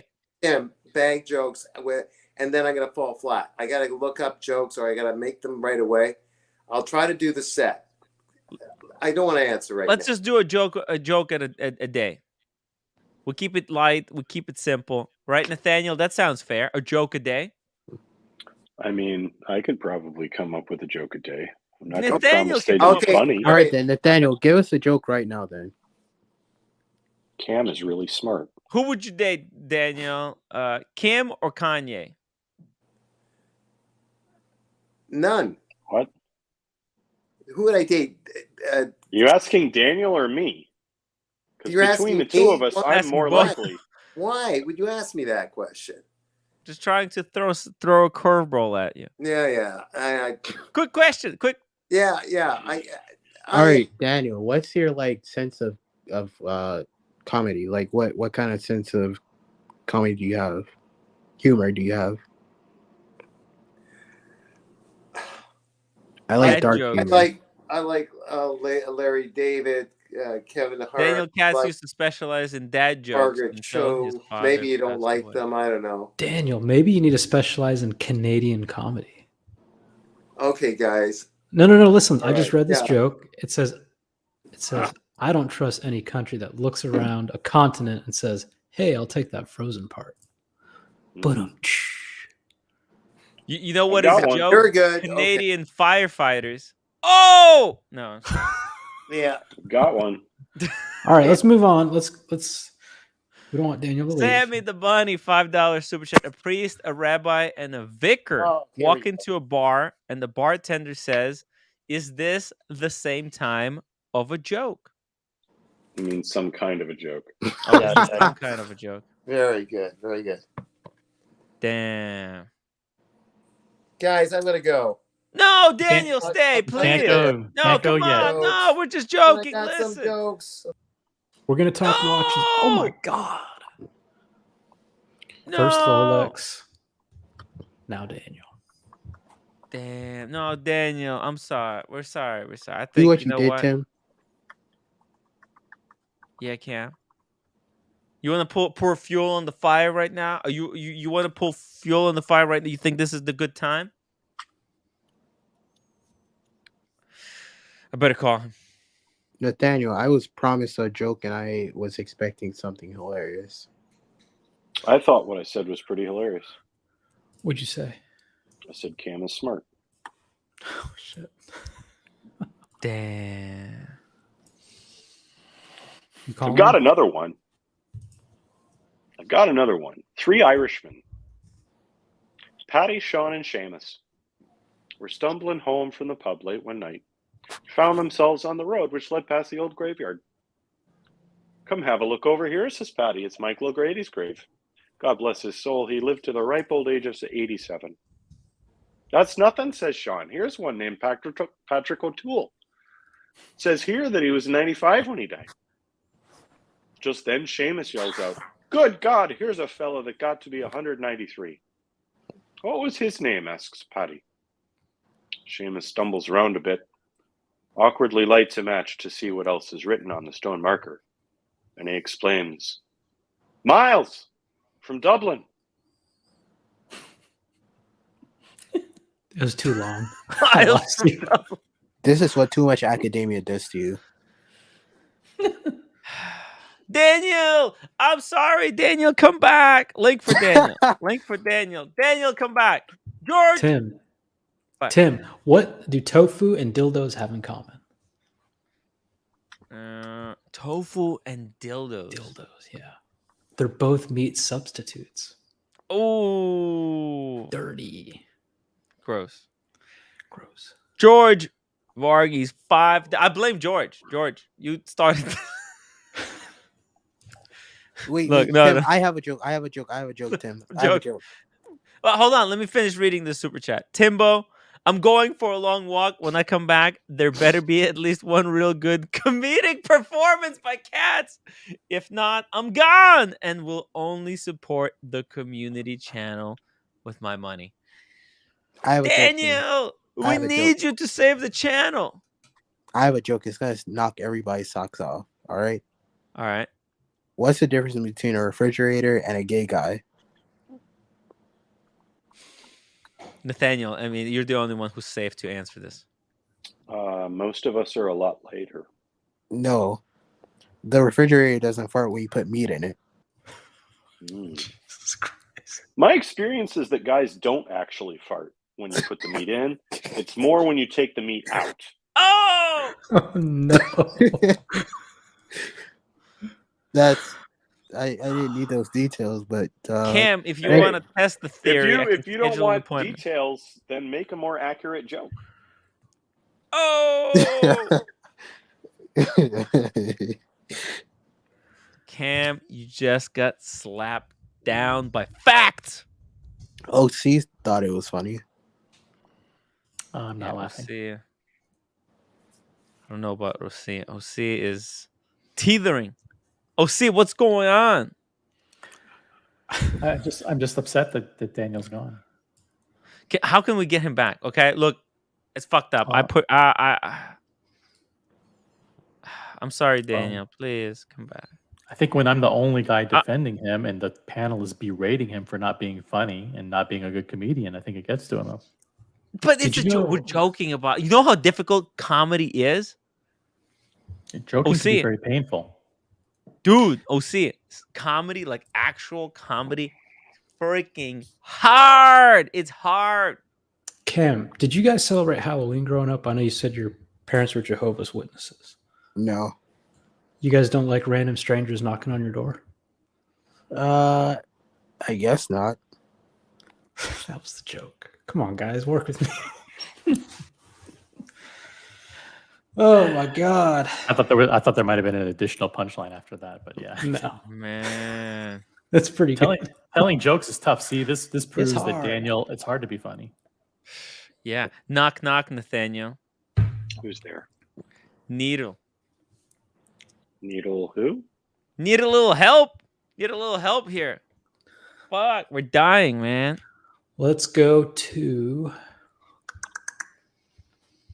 Let's pull up the Patek Philippe's. And by the way, we also can review the Phillips auction from today too.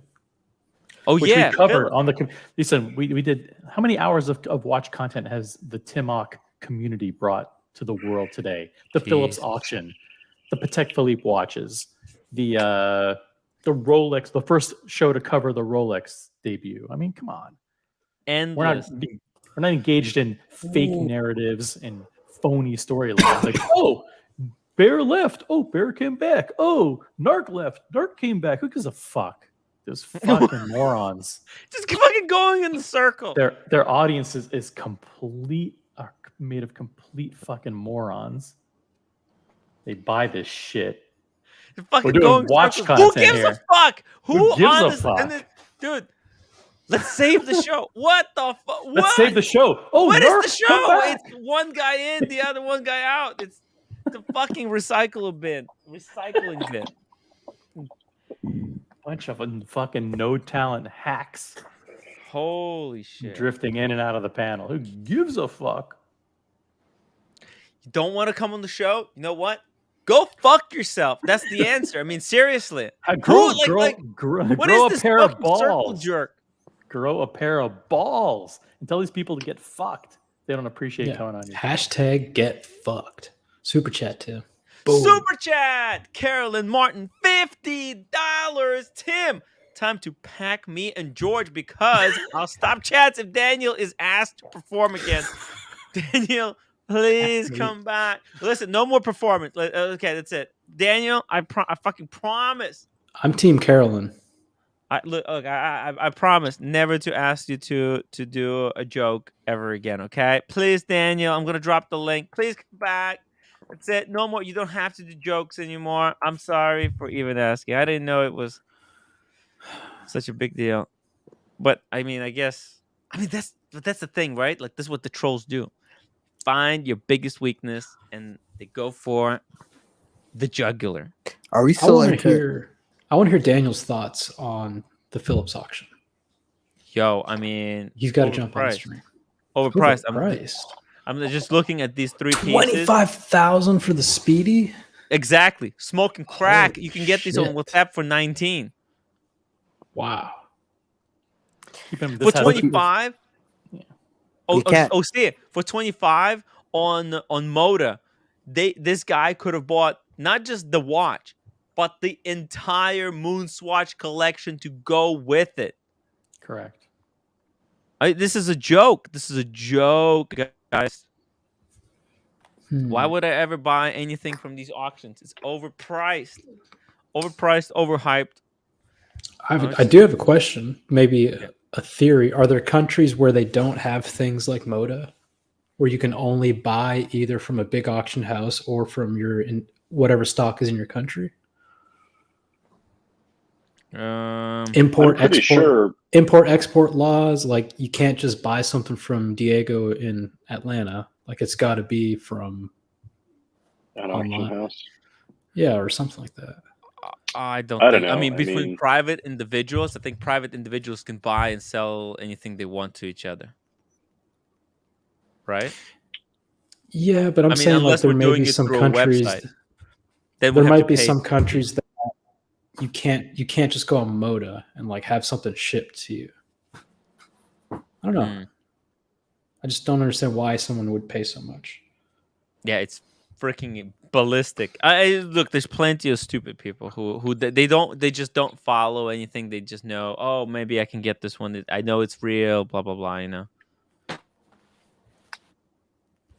Well, do you know it's real? As it turns out, exactly. What they think. They think. That's the promise. That's the illusion, at least, of said. But on the other side, look at this. Watches that shouldn't be expensive, like 25,000 for a Speedy, that's way too much. But then you got Oyster Perpetual, 41 with Tiffany. I would assume that this is a real Tiffany, not a after. Is this aftermarket? No, it's not. For only 30, you would expect these to go for more. Well, look at the ridiculous estimate they had on it. The estimate was 8 to 12. Yeah, I mean that's a. Look, they knew it was gonna go for more. Okay, they knew it was gonna go for more. Can somebody block this account? Hey, whoa! Jesus, guys, you need skills when you're moderating the chat. I need a fucking wrench. That's why the chat's not moderated, dude. If somebody super chats $200, I'll give Cam a wrench, but that's never gonna happen. So good luck, Cam. Check this out. For how long? Until it's taken away. No. I mean, it could be gone for some reason. It's like there's no guarantee. I mean, if Cam does something unforgivable tomorrow, Might too have to take risky. it. Okay, it's guaranteed for a month. Oh no, 2 weeks. Guaranteed for 2 weeks. But Tim, this could cause all kinds of damage unless you have to be fair. You have to do it off merit, like everybody else. Yeah, you have to. I mean, do the job. If you don't do the job, then you're out. Well, it's after 10 o'clock, and I'm working tomorrow. So I'm gonna wish you all good night. Congratulations, Daniel. man. Have a great Congratulations on the job. You fucking legend. Pretty happy about it. Yo. And we'll see you soon. Yes, sir. Bye-bye. See ya. Bye-bye. Ah, dude, he got a job. Roommate is desperately looking for a job, by the way, guys. She Hey, is. Tim. Yeah. Sorry. Go ahead. Oh, no. Lucha Bedic Mark, $5 super chat. 5-star Cats or no more streams for Tim Apocalypse. It's seriously, if Daniel Katz doesn't jump on the live stream right now, I'm ending this fucker. Nah, don't pressure him. I don't want to do it without him. I don't want to do it without Daniel. You know, I love him too much. I'm so sorry that I pushed it too far. What's going on with never mind. I just sent you something in the private chat, Tim. But before you pull up the Patek Philippe Plum World Time. 1 second. Daniel, please come back. Hey, OC, what's the retail on those Odysseus, by the way? Those are cheap. Retail, they're cheap. Like the stainless steel ones. The one on the right there. Wait, okay, so what do you want me to do? Sorry. I don't even know. Pull up the private chat? That's fine. No, What am I not speaking? yet. Not yet. First, the Plum World Time from Patek Philippe. No. Are we still into Tiffany blue watches in 2023? It's not there. It's on monochrome. Oh, maybe it is there. Hodinky. Look, I'm gonna be the first person in Atlanta to have this watch. Watch me.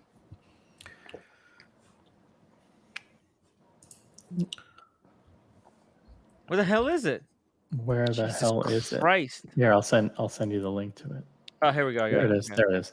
So most people know that earlier today, Patek Philippe introduced these several watches in Tokyo, including this Plum, what they're calling this Plum Dial World Time.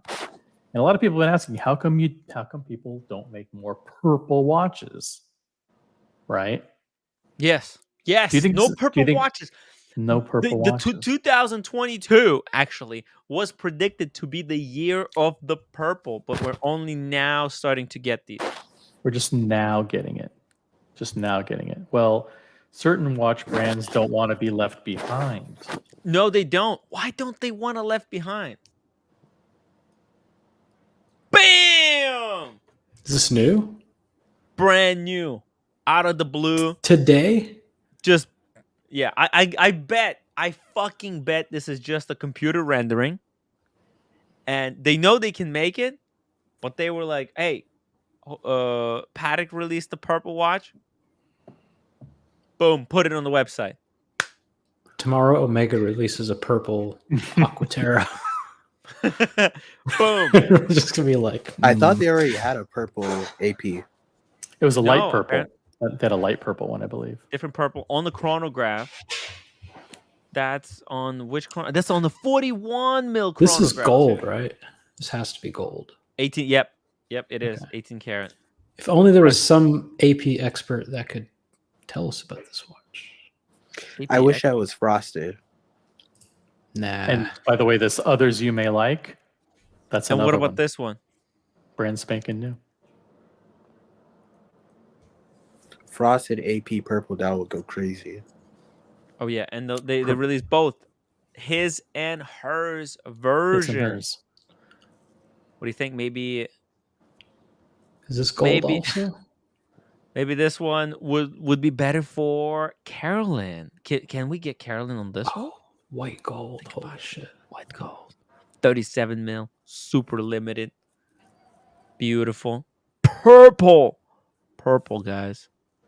Who saw this coming? No one. Tell you No. that. But those guys at AP, they're crafty. They're shrewd. They don't want any of the spotlight taken away from them. No, they don't. They don't want that. It's pretty cool. They have a lot of the shit in the vault. Just these canned releases ready to go. When there's a big day like this, Rolex releases something, Patek releases. They don't want to be left out, so they throw a couple of models out there, just to see if anybody notices. Even if they don't have any fanfare, this looks better than if in 2 weeks they say, "Oh, by the way, we also have a purple watch coming out," because then they look like fools. Instead, boom, just secretly added to the website. I bet they have like they can make this color, right? They have all the colors that they could make.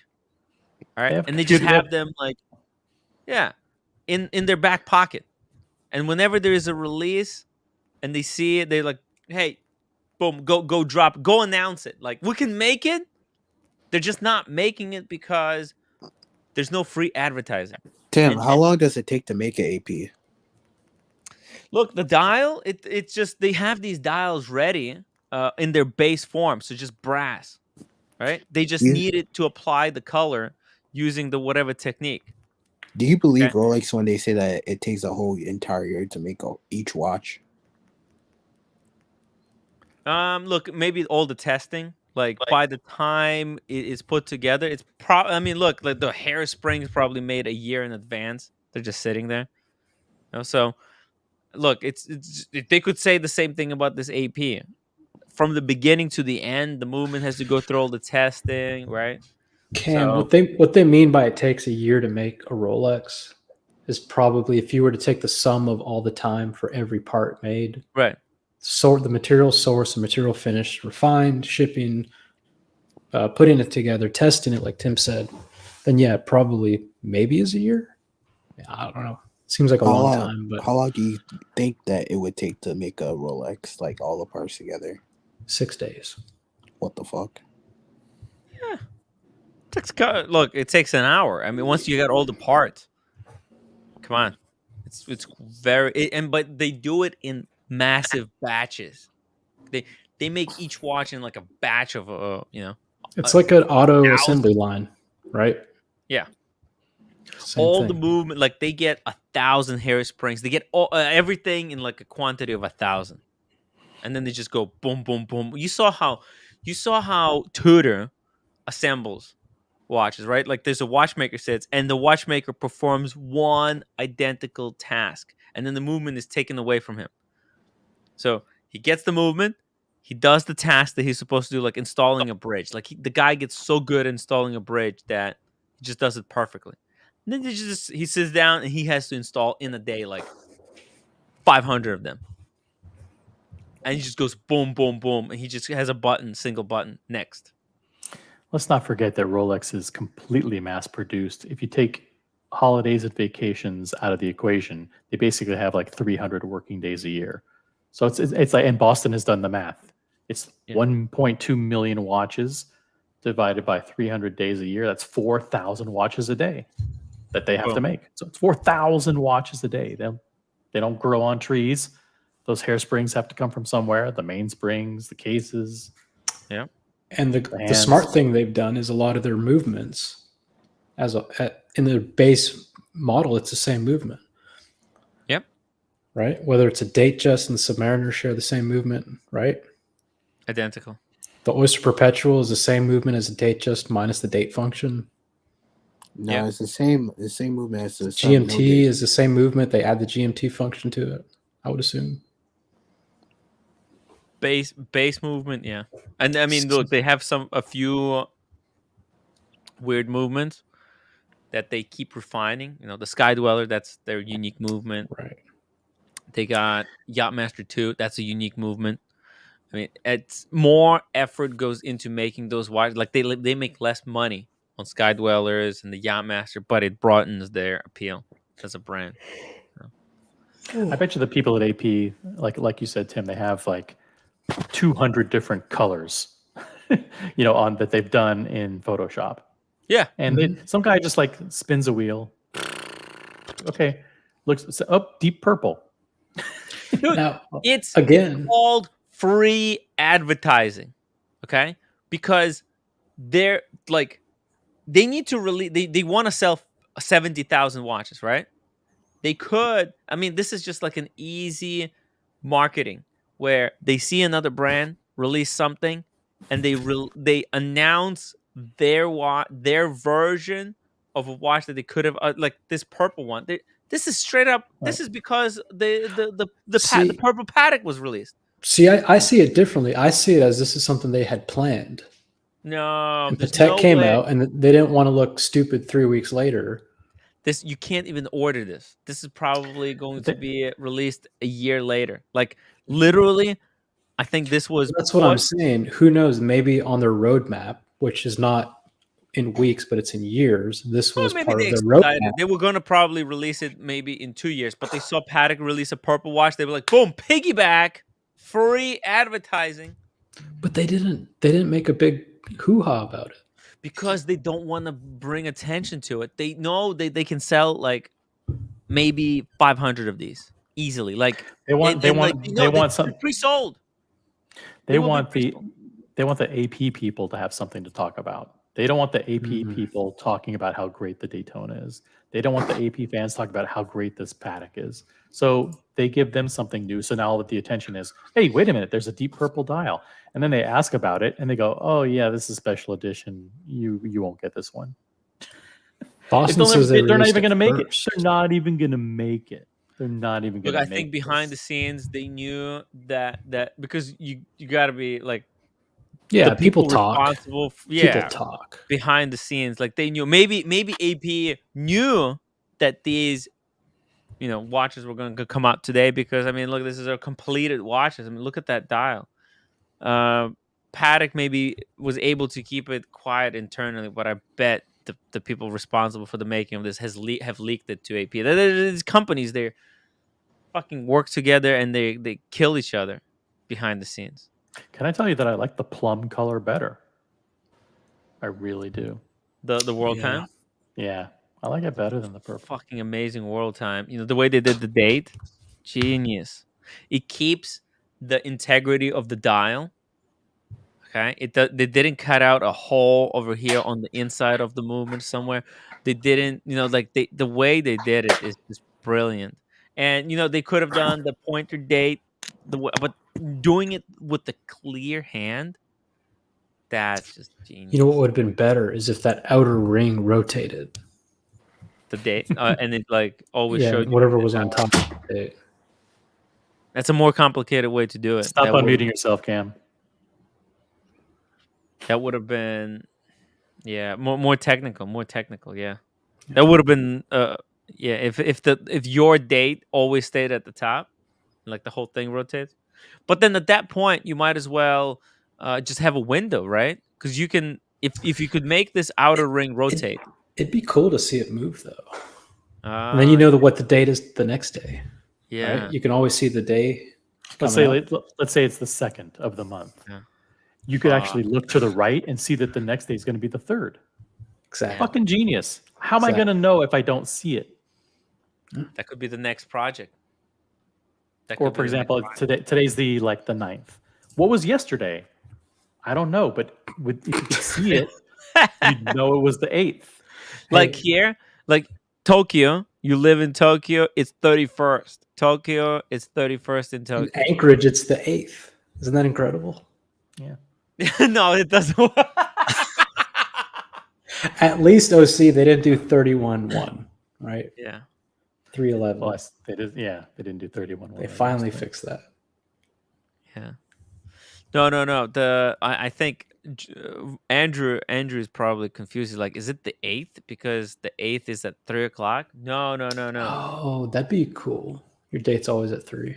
Yeah. No. But the date here, there you go. That's better image. You can see the clear hand that has that look. They practice. How much is this watch? On the this is just came out, brand new complication too. I might have to buy this. You can't. They're sold out. There was limited to 300. I'm gonna use the restroom. 300. Holy shit. Yeah, they were only available in Tokyo. They're all gone. And the other two pieces were limited to 15 each. Tokyo. Oh man. Well, we got our new watches. Everybody's been. That's right. We got our new Rolexes. We got new Patek Philippe's. I want to see Boston. Boston says the AP was released first. So, no. See, what we have to do is, as a panel, we have to be unified against the AP. Yeah. That way, we can force Boston to come on and take the devil's advocate position. We have to be careful what we say because Caroline likes the AP, right? Yeah, we can't dog it too much. Yeah, but for tonight. Yeah. I think AP is riding the coattails of Patek Philippe. They'll never be the same caliber brand. They want Patek clients, but they just can't get them, right? Well, when they blatantly steal Patek Philippe's iconic signature color, plum, which they've introduced in this, new complication. I mean, first it was a salmon dial, right? They copied that, right? They copied that. The green, 5711 green. Oh, now we have 15 whatever green. Yeah, 15 whatever. And they made it hard to get to. Like, come on. Well, artificially hard. Yeah. Just be original. Now the purple. White gold steel sports or white gold Royal Oaks. I mean, that's the white gold 5711. What would you rather? Were there hold on. Were there ever white gold Royal Oaks before the 5811? Yeah, of course. Was it really? Pretty sure they stole that idea from Patek Philippe. Yeah. I don't know, Cam. That might have been stolen. Well, they had the 7-dial AP, which was white gold, the yellow dial one. I think. Oh shit! Hold on. Remember when they stole the idea of white ceramic from Chanel? Yes. Wow, that's nice. Holy cow! Yeah, I don't know. What are they going to steal next? World Time. AP introduces the World Time. Look at this. You want to see what else they stole? Yeah. I mean, I don't even have to say anything. I'll just show this. Yep. What does that look like? They stole that. Completely stolen.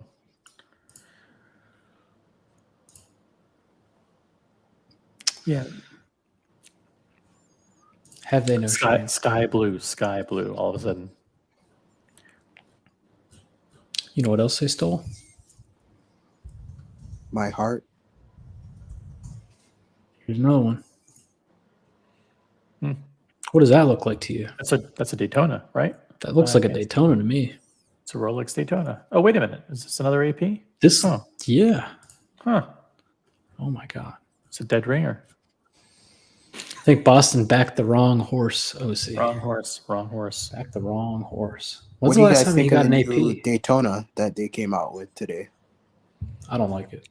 Should we bring? We haven't really talked about it at all. We haven't showed pictures or anything yet. Should we bring it up? I kind of like it better than the regular black dial Daytona.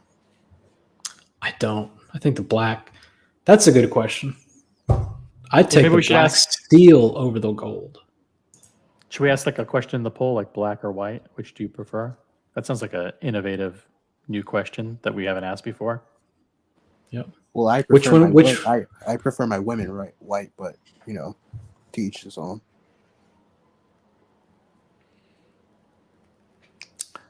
Yo. Hey, would you take a steel black dial Daytona or this new white gold trash? What?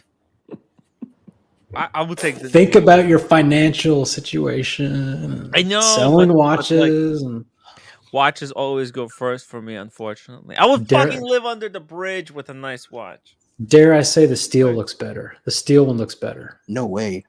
The new steel? Yes, it does. Okay, the problem with the steel is it's all one color. 2, the steel one feels cheap.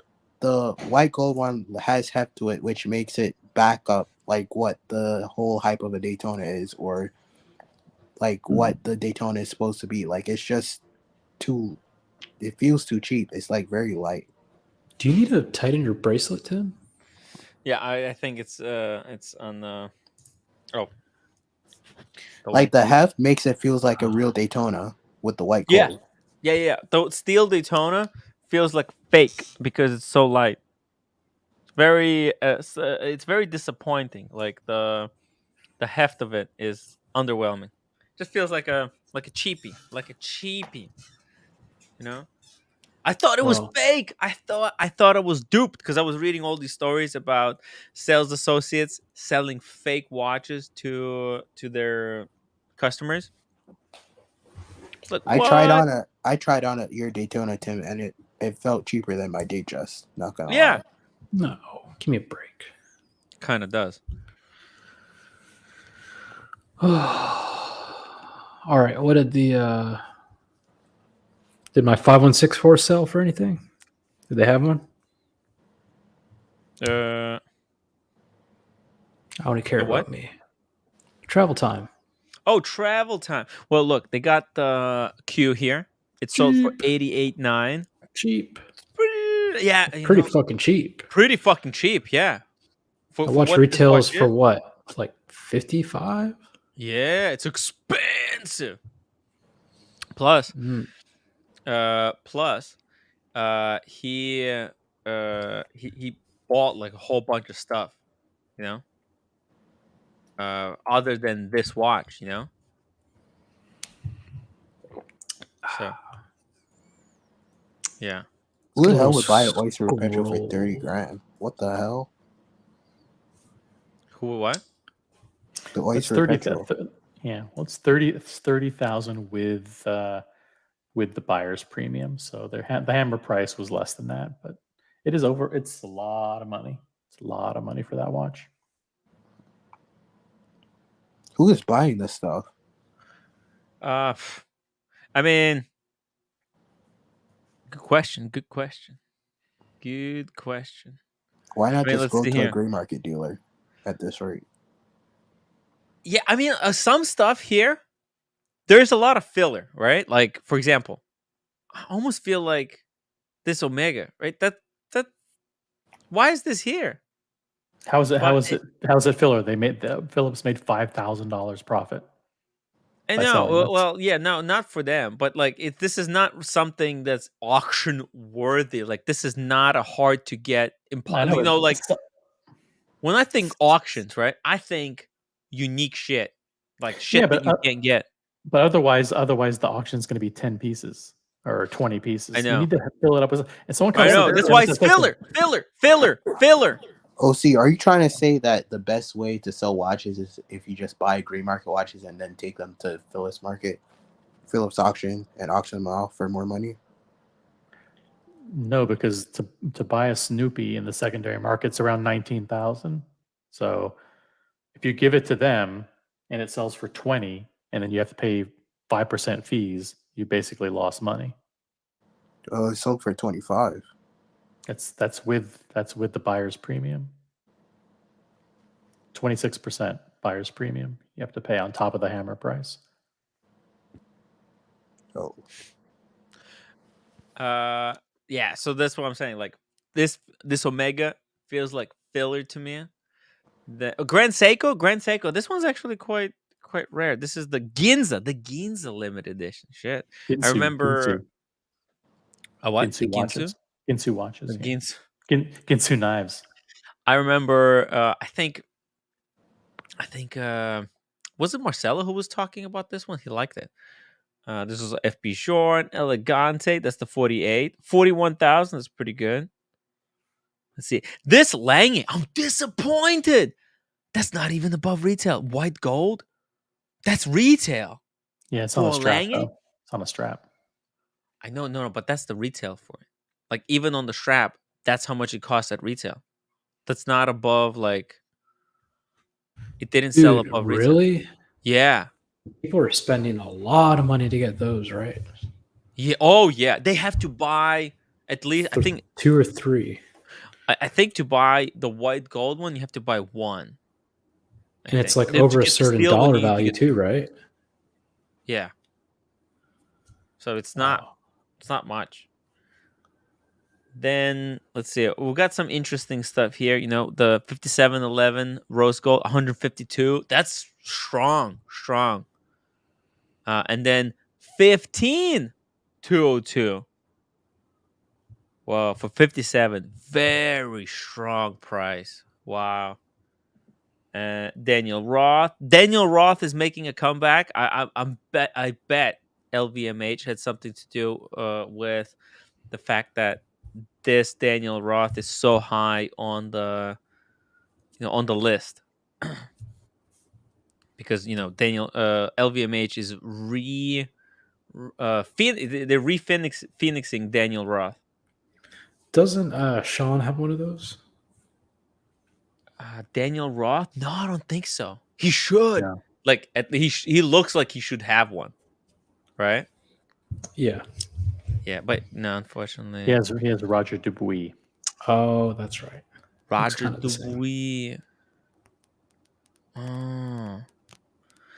Yeah, Roger Dubuis. He's got Roger Dubuis. Then we got the Bethune. Now, the George Varghese was bidding on lot number 10. Really? Yeah, he was in the auction today. Oh yeah. And there were several lots on which he was bidding, and he was bidding on this one. He had a cap of, I believe, $80,000 on this one, 80 or 90,000. I mean, I got to be honest. I'm not a huge fan of this. The Bethune. This is like one of those early models, right? Number 000. Okay. Innovative white gold single button chronograph. Oh, it's a chronograph. What is the time? Oh shit. Yeah, he wanted it because it was special 000. Yeah, I guess it's kind of cool. I mean, it doesn't look like a the Bethune, unfortunately. No, right? it doesn't at all. Yeah, it just looks like a generic watch, and these are the early the Bethunes. They don't have that 2005. I mean, it might be collectible, but he's got the better one. He's got the Stradivarius, the one that people identify as the Bethune nowadays. Philip Dufour went for absolutely insane amount of money. Air King Ben, when is the unboxing, Boston Collector? You think we could convince him to do it tonight? He's got an unboxing? He's got some new pieces? He bought something on Friday. He bought something yesterday. Tim. Well, listen, man. If the unboxings we've had on the community stream? Gotta do I mean, that's why this channel is dying. It's because all the unboxings go somebody, I'm not going to say who, they unboxed an Audemars Piguet Royal Oak on the community stream. Fuck. And then people wonder, Tim, why is your channel dying? Well, I'm not going to name names, but somebody unboxed 2 vintage Daytonas on the community channel. I mean, would have been your biggest unboxing ever. Yeah.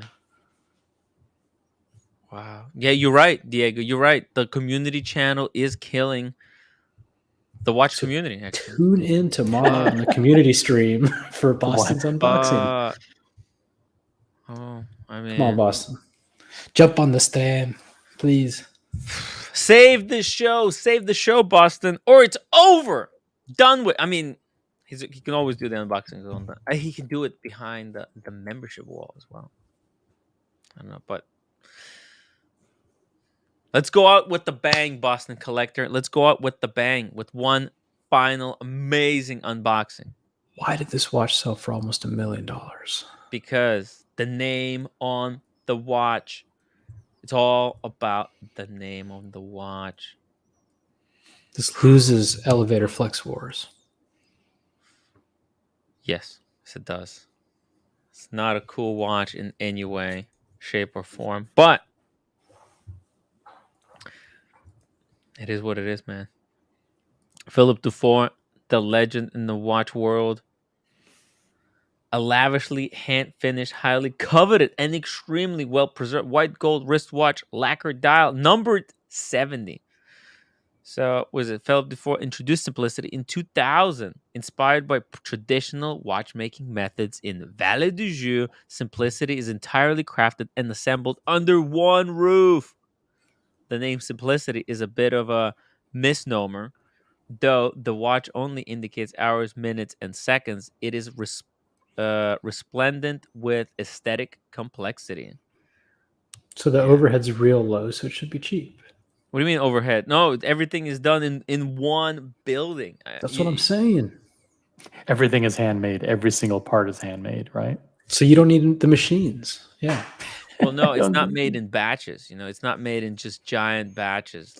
And it's 2000. It's pre, like, you could have probably gotten this from Philip before himself in 2000. Like, if you were collecting at that time, it wasn't like mega coveted. He was like just like other struggling watchmakers. You know, Wow, it's hard.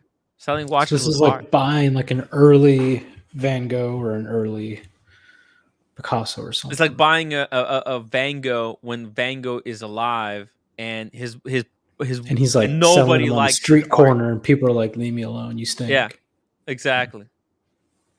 Fucking crazy. George Voorhees, whoa, $50 super chat. Timbo, hang in there. Always enjoying your streams and the great commentary. Hashtag let's go. Okay, Boston.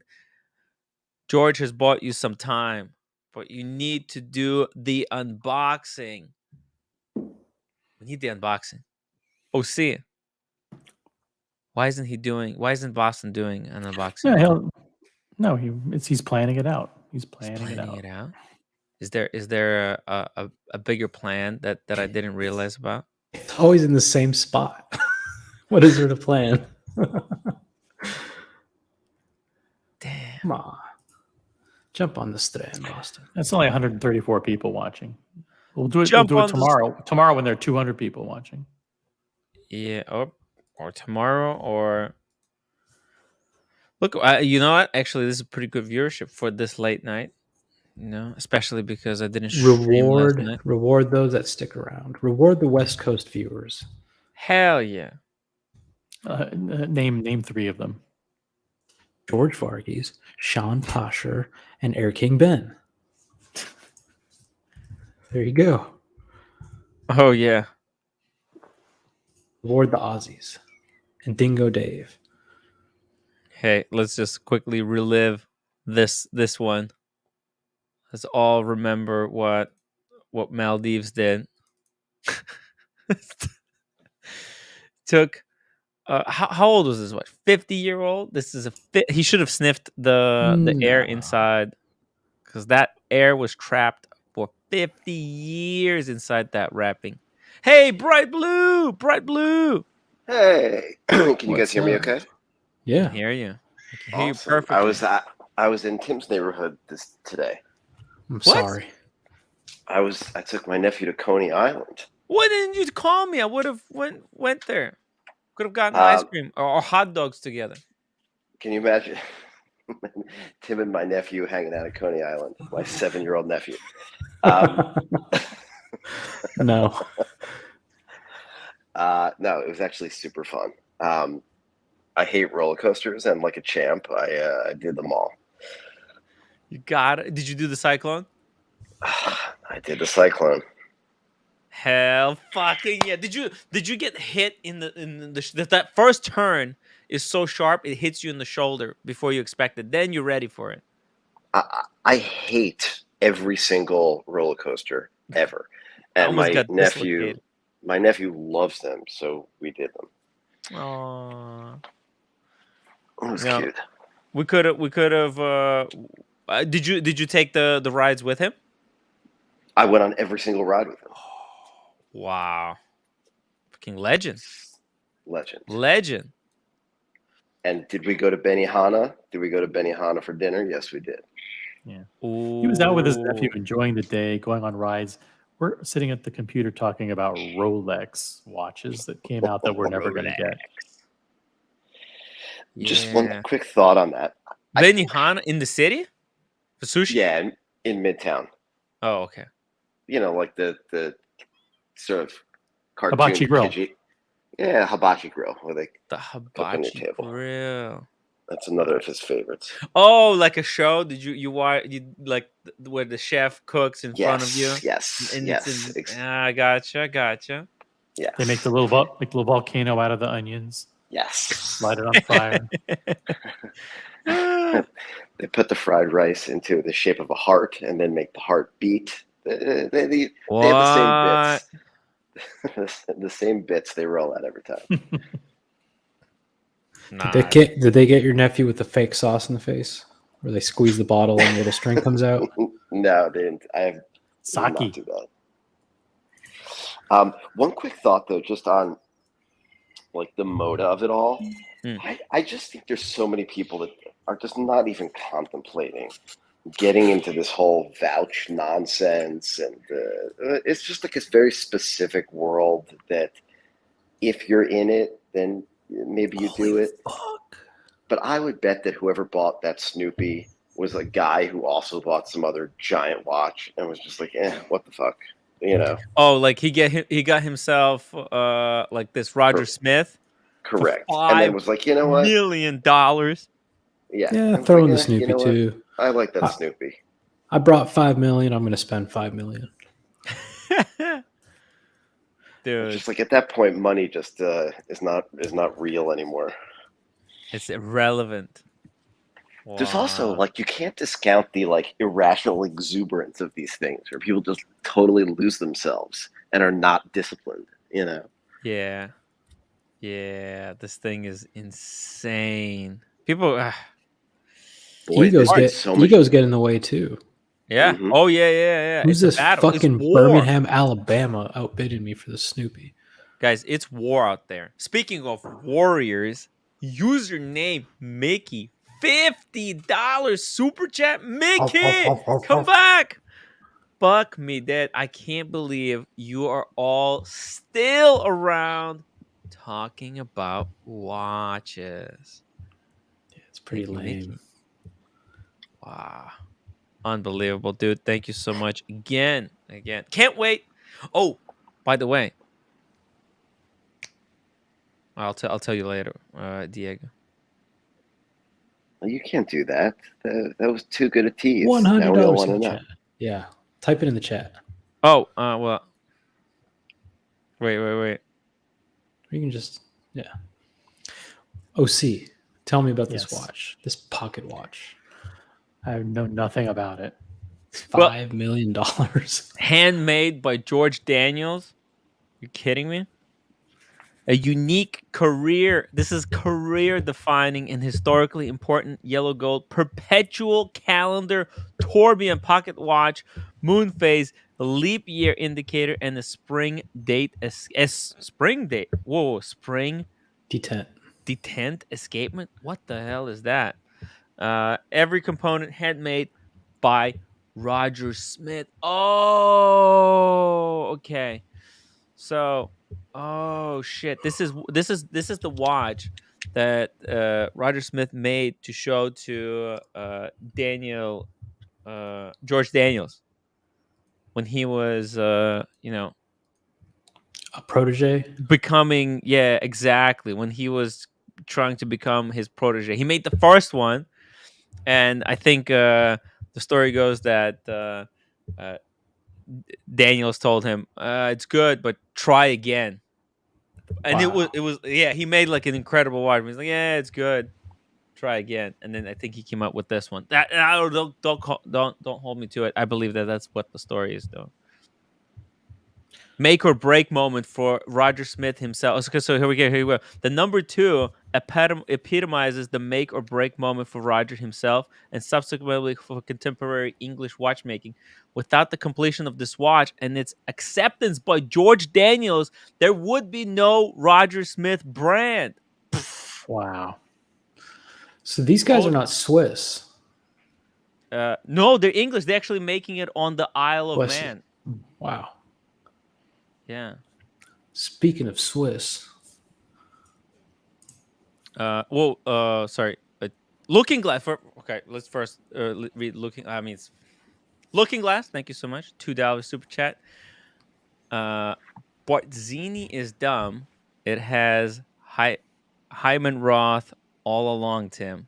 It was Hyman Roth all along. Wait, Godfather. Bartzini, that's the restaurant? Godfather. I think. Oh. TGO1, $100. Tim, hello. I presume I got fooled by the last stream from UNOC last week. No, it wasn't. It wasn't a joke. It wasn't a fucking joke. OC here's the thing about OC, guys. You have to understand. OC is an absolute optimist. He believes that if you just pretend that everything is okay. I mean, OC could be standing on the ground floor of of Twin Towers as the planes are hitting the building and saying, "Guys, we got another floor just open for sale. We're expanding." And he will sell, and he will sell it. Like, the guy is a genius, but like sometimes it's times to tell reality, you know what I mean? So I told him, like, dude, we got to be honest here. It's fuck this. The reality is the channel's in shambles. OC thought it was better strategy to stay optimistic. And I thought, well, I just time to tell the truth, man. Like, it's just so like the strategy is good. I like it, but today has been horrible. No, today is like, yeah, it's because we told the truth, OC. It's because we told the truth. I told you, don't beat. It's the. Yeah. I thought by scamming the viewers out of $5,000 to paint your hair pink and eat 12 hot dogs, I thought it meant that you were in good financial position, but apparently not. But then the Negroni and the Diego, they wanted their fucking refunds. Well, look, dude, the deal was Rolex. The deal was always Rolex. And then Rolex, I got screwed over by Rolex. Hey, and then I bought the no, wine. You screwed over Rolex, and then he pulled out. What did I screw? How did I screw over Rolex? You know what you did. About? You know what you did. What did I do? Don't even what act did I do? like it. What did I do? I'll tell you in the after show, Tim. What did I do? What did I do? Exactly. What are you talking about? The deal was Rolex, and you took it from me. What? Yeah. What are you talking about? Hold on a second. What? Put it in the private chat. Yeah. What did I fucking do? With you. I'm fucking with you. Golly. Oh, okay. You're fucking with me. Okay. Jeez. You feel better? Dude, I mean, whatever Rolex did, I mean, it almost tanked the channel because it's been downward like spiral since then. These are aftershocks. It's okay. Yeah, downward it's over. Listen, I'm thinking about teaming up with the hate streams. Oh, Narc and Curly started 11. OC was desperate. He was like, maybe we should team up with the hate streams. We offered Curly and Narc a show at 11 p.m. every night. Fuck. They almost said yes. I was like, it was either that, or like shut it down completely. Like, because I want to have guests. I want to have guests like Jose. I want to have more guests like Jose, like Rebecca. You know, Hands of Time. Did you order the book, OC, or are you gonna get the audiobook? Not gonna order that. Sorry. You have to get in on this. It's a good book. No. TGO1. I'm glad that seems to be the case. Tim, no, you weren't fooled. You weren't fooled. No, this isn't a shtick. We don't do fake. I don't do shticks. Storylines. I don't do fake drama. I told OC earlier in the day. You I don't almost do fake drama. exclusively do shtick. I mean, look. Listen, we will reveal all during the 12 beer challenge. Oh, roommate.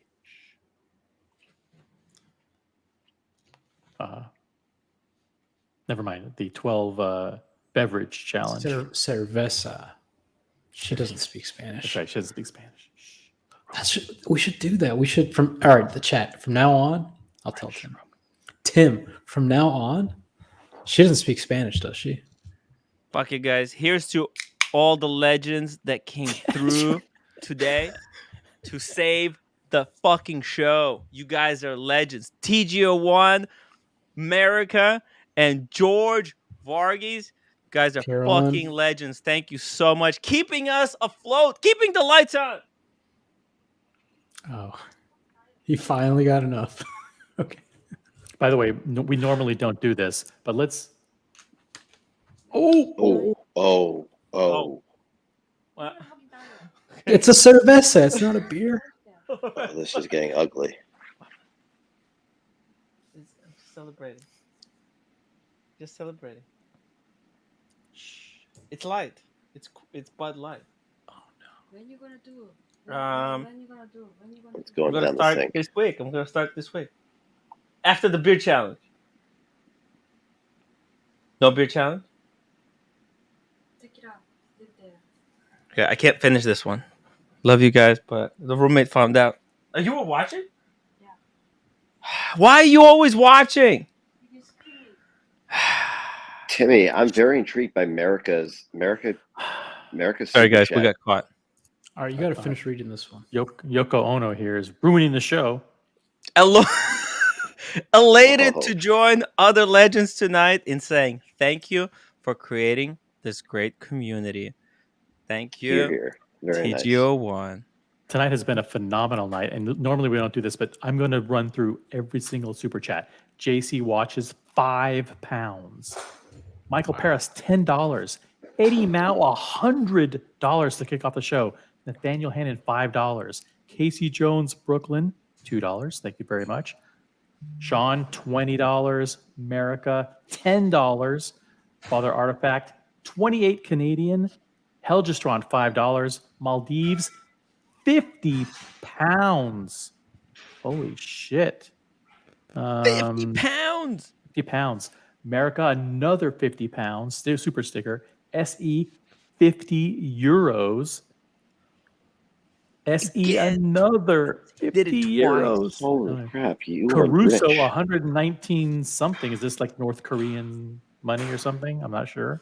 Knock. I'm not sure. America, $10. America, another super sticker for $3. Oisin O'Malley. Oisin O'Malley, guys. Euros. EZE, $10. Nathaniel Hannon, $50. He got the job. He got the job. 5. Congratulations, Nathaniel. Daniel Katz, $2.79 as always. What a By legend. the way, Daniel responded. He's okay. He's gonna. He might hop on back later on. He needs a break. Carolyn Martin, $100. Carolyn Martin, another 5 on top of that. George Varghese, another 20. Carolyn Martin, another 20. Sammy the Bunny, 5. George Varghese, 50. Listen, we're celebrating everybody tonight. Jesus. Carolyn Martin, another 50. Lucha Bedek Mark, $5. George Varghese, another 50. Username Mickey, 50. How are you even doing this, Glass, TGO1, 100. America, another Patek has stabbed me in the back today. America, no. America, hop on America and tell us By what the way, happened. we need to find a way to get that purple world time for America. Yeah. And we're not done. We're not done.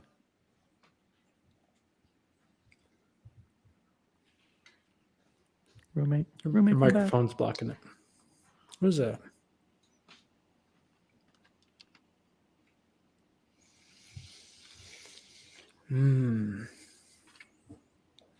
Wow. Roommate is angry, guys. Do you have like liver failure that you haven't told us about, and that's why she's so mad? No. She's just nurse, and she's worried because she sees other patients like dying from, I don't know, from all kinds of liver failures. But I don't have that issue. She just preemptively. I think it's because she likes to control me, and she likes to kind of mentally torture me. What do you have, a tortilla? Also, if I do the It's beer like challenge, non-bread. I get the money and I all we get to got. save the channel. And if I don't get the money, the channel is going to die, and she can once again control me because she has a job, although she wants to quit to get a different one. You know? Do you understand? Yeah. She's very twisted. I love her. George Varghese, $100 super chat. In the immortal words of Notorious Big, ain't no party like an East Coast party. No. And have I TJ love One Notorious represent Big. the South. Hop on Smash would be very disappointed with that. It's Notorious B.I.G. Notorious Big and Tupac were amazing. They had a feud. I got to go to bed. Good night, guys. Nice chatting with you briefly. We're on a roll. We're on a roll. Tim, Bright Blue. Timmy, Don't leave now. Bright Blue brings the chat. Go. I'm gonna enjoy listening as I celebrating. I want to know your opinion of the Daytona. I'll be listening in and I'll hop on tomorrow. But have a great show. Congrats on all Dude, don't go to Coney Island without me next time, okay? Next time for sure. All right. Yeah, See invite you guys. Thank you. Peace. See you. Looking Glass, $5. Old Man Roth would never come here, Tim, but Johnny Ola knows his place like the back of his hand. I think that's a reference. It's a reference. Do you know Bright Blue spends when he goes on the community, he's there for 3 hours at a time. How come he's here only for 3 minutes and then he's gone? He gets burned out on the community. Gets burned out over there on the community, you mean? Exactly. Yeah. Too much good the watch community talk. is destroying. I've been telling you, man. The watch community is destroying the watch community. Can you believe it? We need to get more people. We need more people on the main channel. Dr. Bob's Nightmare, $2. I challenged Tim Wright to a Pitoshki eating contest. Oh, Pull man, up a Pitoshki. I want to see what that is. Google it. I'll Google it. Oh, those look good. Oh, yeah. Hey, these look amazing. Dr. Bob's Nightmare. I mean, I would do it if you were in town with me. Oh, these are Russian. And this is Mexican, I think. This is looks like an empanada, but these are Russian. Forgot. It's meat-filled buns. Yeah. It's like a donut with meat. It's incredible. Just need a little chocolate icing and some powdered sugar. You're all done. No, don't do that. It's gonna be disgusting. Username Mickey, $6.66. When you don't see Tim Wright's hair for a couple of weeks, it's pretty fucking shocking. I'm thinking of just shaving the right side. Just shaving the right side and then having this thing flip on the other. You know how they do, kind of like what Nathaniel had. Dude, I saw a clip today of your hair when it was still normal, all blonde. Mm. Oh my god. Oh yeah, it looked good. No, it was terrible.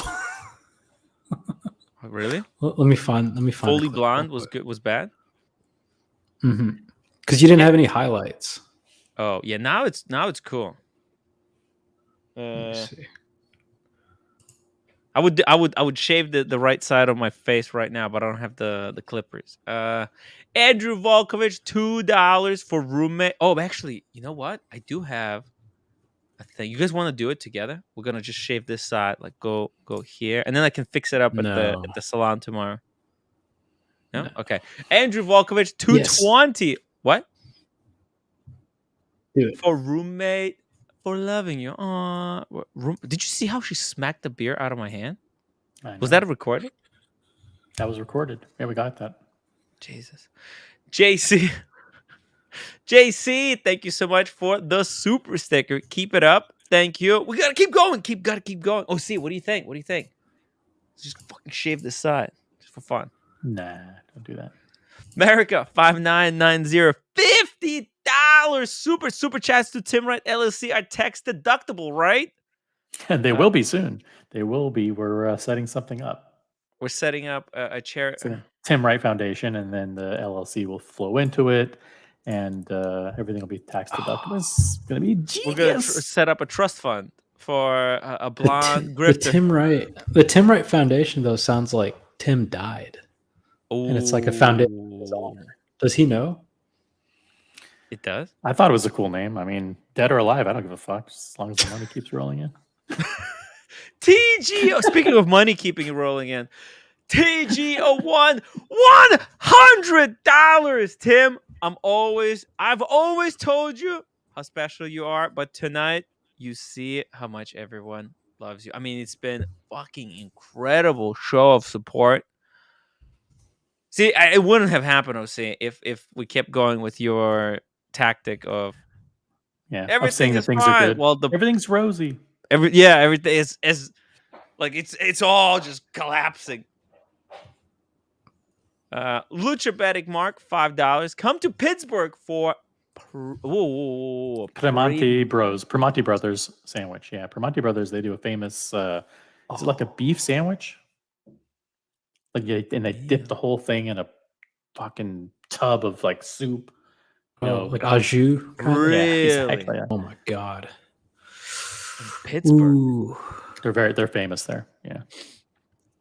Making me hungry. I It's have like to a slice, a sliced pork sandwich or something. Something incredible. Tim, you need to go back to Brennan Carr and just get like 3 of those roast beefs. Just live stream tomorrow lunch. 3 of those. Carr's. Could you eat 6 of those in an hour? Actually, those are quite healthy. I mean, it's a lot of meat and it's high quality meat. There's not a lot of From bullshit. now on, whenever we want to do a challenge, we just have to use the code word diet. So yes, we need to do that 3 sandwich diet starting tomorrow. Dude. You know what? I did say if I can get myself down to 31 waist, I could get 31. I'm barely 31, dude. 31 waist, huh? I'm barely 31. Yeah, if I can get to look, I'm 33 right now. 31 is not that far away. You're 33? I'm 33, yeah. Oh man. You're like a muffin top then. Yeah, it is. It is. So for me, it's quite easy. If I drop another 20 pounds, boom, I'm 31. Just do it. But what about the 12 beer challenge? I don't want to let that go. It's from now on. It's the 12 cerveza challenge. 12 survey. I don't think she speaks Spanish. So It does. everybody in the chat. It does. Challenge needs to be diet. So diet. Don't use the word challenge. Yeah. So 12 cerveza diet. Diet 12 cervezas. Let's do diet 12 cervezas. We're going to do a dieting challenge for the 12 cervezas. How about that? 12 cervezas. 12 cerveza challenge. Yeah, I like that. We can get away with that. 12 cervezas diet. There we go. That's the code word, everybody. That's right. Memorize that. What? I have a question. So a pint, is it a 12-ounce can of beer? A pint of cerveza?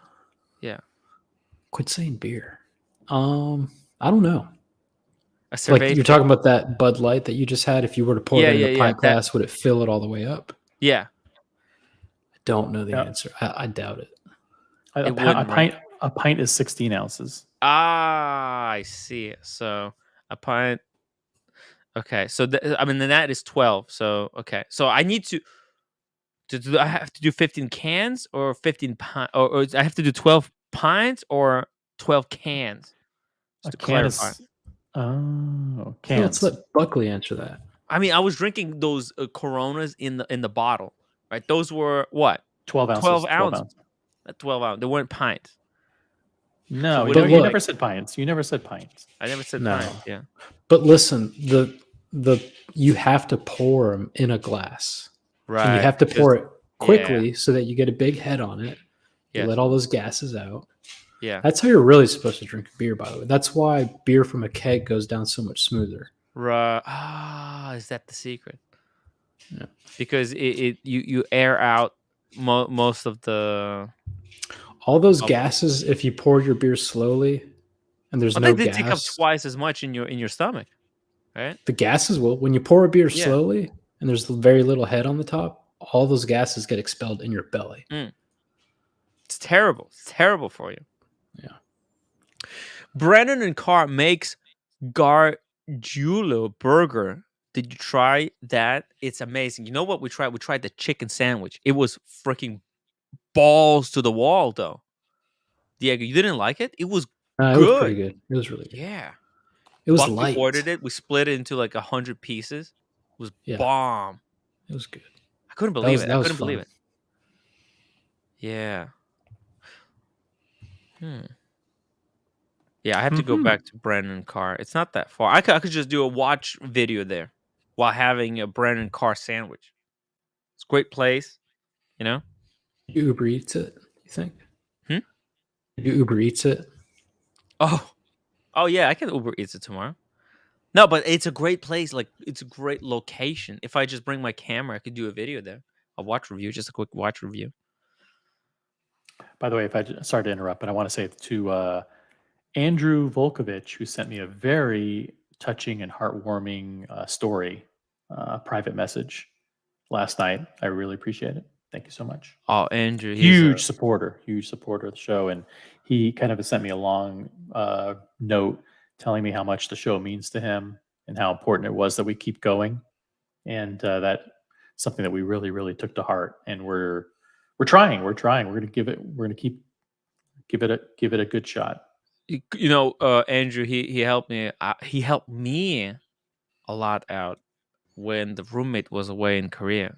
Yeah, he gave me like a lot of advice. So I really listen to everyone who comes on these shows, watches the shows, supports the shows. It's just the community. Everybody's helping each other, and it's incredible that everybody pulled together. We're through this. I'm gonna keep pumping. I'm gonna see. I need to get Reuter on. We need to get Reuter on because I want to talk about some watch stuff with him. I want to see you take that watch to the firefighters and make a video. Like a Gonzo or a Gonzo stream or or do a video. I'll do a video. Just a video. Just yeah. Okay. She can get you in touch with the station. I'm sure. You're going to do it at the one by downtown. No, I know where the you should do it. Ghostbusters one. I don't know that one. You know, you know what's funny? When me and Blondie, we actually went past it. It was right next to where Mathis was having dinner, the Tribeca. That's where the Ghostbusters place is. Oh shit! Did I take a picture? I didn't take a picture. Now I don't have I think Mathis took a picture. Mathis took a picture, right? Oh, I took it on her phone. Never mind. But yeah, it's incredible. Oh, by the way, you know they're filming Ghostbusters right now in the city. So there was a crew with the Ghostbusters mobile running through the streets of New York right now. Like they're filming it. Very cool. Holy fuck. George Varghese Timbo, like TGO1 has said many times before, you have created hours of enjoyable entertainment for all of us. I can honestly say many of the people I've met on the streams are some of the nicest and knowledgeable watch people on any stream. Whoa. Oh, see, wow. We need to get more people. How do we get more people? What did I do in the past? I need to go and like literally meet like. We'll do more watch event stuff. We need to go to more watch events. Yeah, and we'll make sure that you don't get thrown out guys, of them. All of you should have had the watch community cards. I you know what? Like I'm gonna order tomorrow. See, order 500 of them. 500 cards, and I'm gonna hand out to you, Buckley, Small G, everyone. I'm gonna give out cards. And, you know, whenever you guys go somewhere, give the cards out. You know, you see some watch person, give them the card, okay? Dude, you know what'd be cool? You know how people like in New York, do they have the telephone poles where they put flyers up? Like, is that a thing? Yes, it is. Just put a little QR code. Do you like talking watches? Question mark. Scan do you here. Like watches? And I plaster it around watch boutiques. Yes. Or 47th Street. It's a good idea to have a QR code on the business card, too. Mm-hmm. Okay. And QR. Add a QR code. Okay. Add. I'm gonna order these tomorrow. Do it. Do you want me to put like put a few people on the card, like you, OC, Diego, me, Boston Collector, Mathis. Put like few people from the watch community on a card. I would say what you don't do is don't just have like 5711 picture of a Daytona, because then it just looks like some cheap 47th Street. Yeah, it's just weird thing. Gray market flippers. We want to show like we're talking watches. We're not like selling or buying. So I don't know. I'm gonna just design something along those lines. Pull that burger up, Tim. Let's see here. I do have a question when we get back about that Speedmaster. Okay. The broad arrow. Argilo burger. Let's see. Wait, what the hell? Oh, what is this? The daily meal. Oh yeah. We should have done the bowl. Oh. I should have gone for the bowl.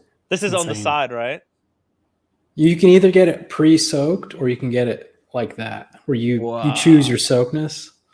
Damn. I like this. So I like this one. Choose your soakness. Yes. That's good. That's good. The juice is making me so hungry. This is not helping with my fat loss. Fucking delicious. Where's the burger? You didn't pull the burger up. No, wait, that wasn't the burger. Okay, wait. Yeah, maybe this is the burger. It was the Oh, wait, this is how to make one yourself. Let me see. Brennan Carr Gargulio burger. Here we go. I think it would be this one. Wait. Wow. Jesus. What the hell? Ooh, damn. Incredible. Hamburger plate. Do they even have it on the thing? Gargulio burger, 777. 70. I'm guessing it would be this one. Next time. Next time, baby. This makes me so hungry. It's not helping. It's making me hungry. Holy fuck.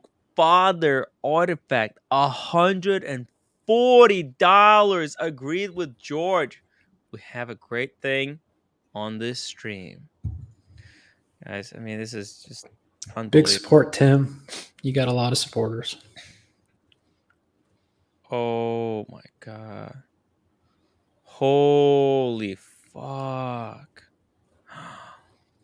Tim G also sent me a PayPal.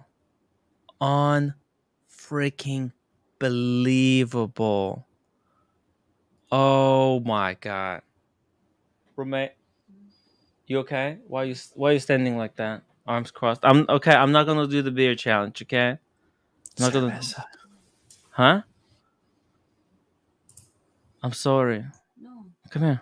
What? Why does he say sorry like he's Russian when he talks? I I'm sorry. He's doing it in just Asian watching me, accent. or sorry, what? sorry. I've noticed that for the past few voice. days. Am I too loud? Roommate.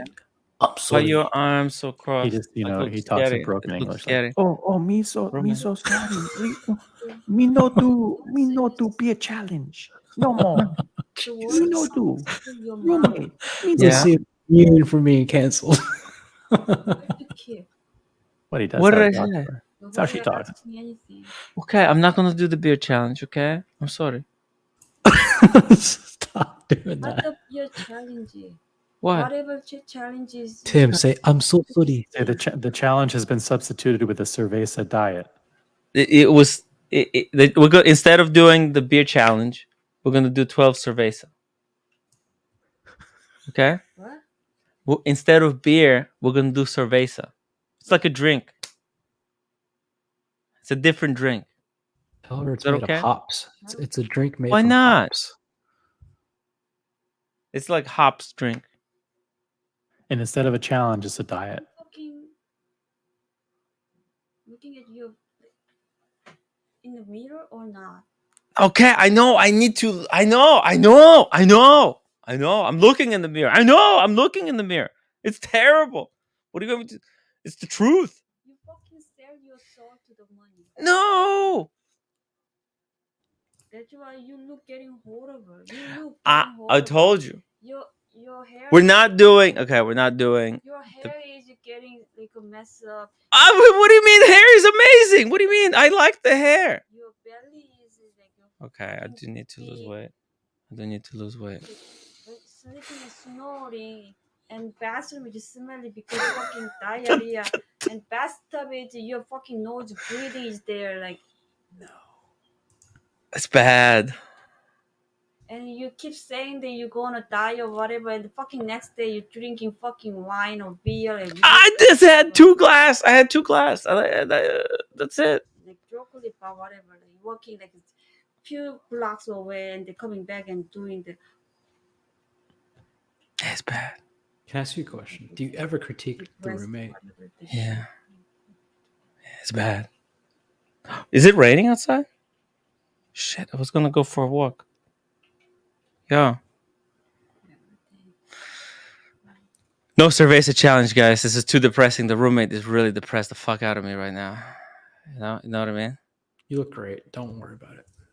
Damn. The roommate really knows how to put it down. Wow. You okay? Yeah. What? You okay? I'm just fine. Okay. Tim's gonna have to go to the bathroom to start like drinking glasses of wine. Damn. Oh man. Look. It's hard. What? Yo, by the way, we have a lawyer. Just if you guys want to donate him to like just a fast divorce shit, just doing that shit. What is that? It's fast divorce. We already have a lawyer, so. What lawyer? What are you talking about? Humble Pine. Oh, the divorce lawyer? He can introduce him, whatever. No, we're not gonna divorce. Everything is okay. Look, today is everything's okay. Okay, it's all fixed. I'm not doing the beer challenge. I'm exercising. Okay, that's it. I'm back. No. That's it. I'm back to exercising. I need to hit 150. That's it, guys. And it's our job. Okay, I need to fucking lose weight. You want me to do something about the hair? No, it doesn't matter how you look, whatever. Okay. Go get a brush real quick. Let's see what we can do. No. We can't get a brush because it's I got the doesn't really brush well.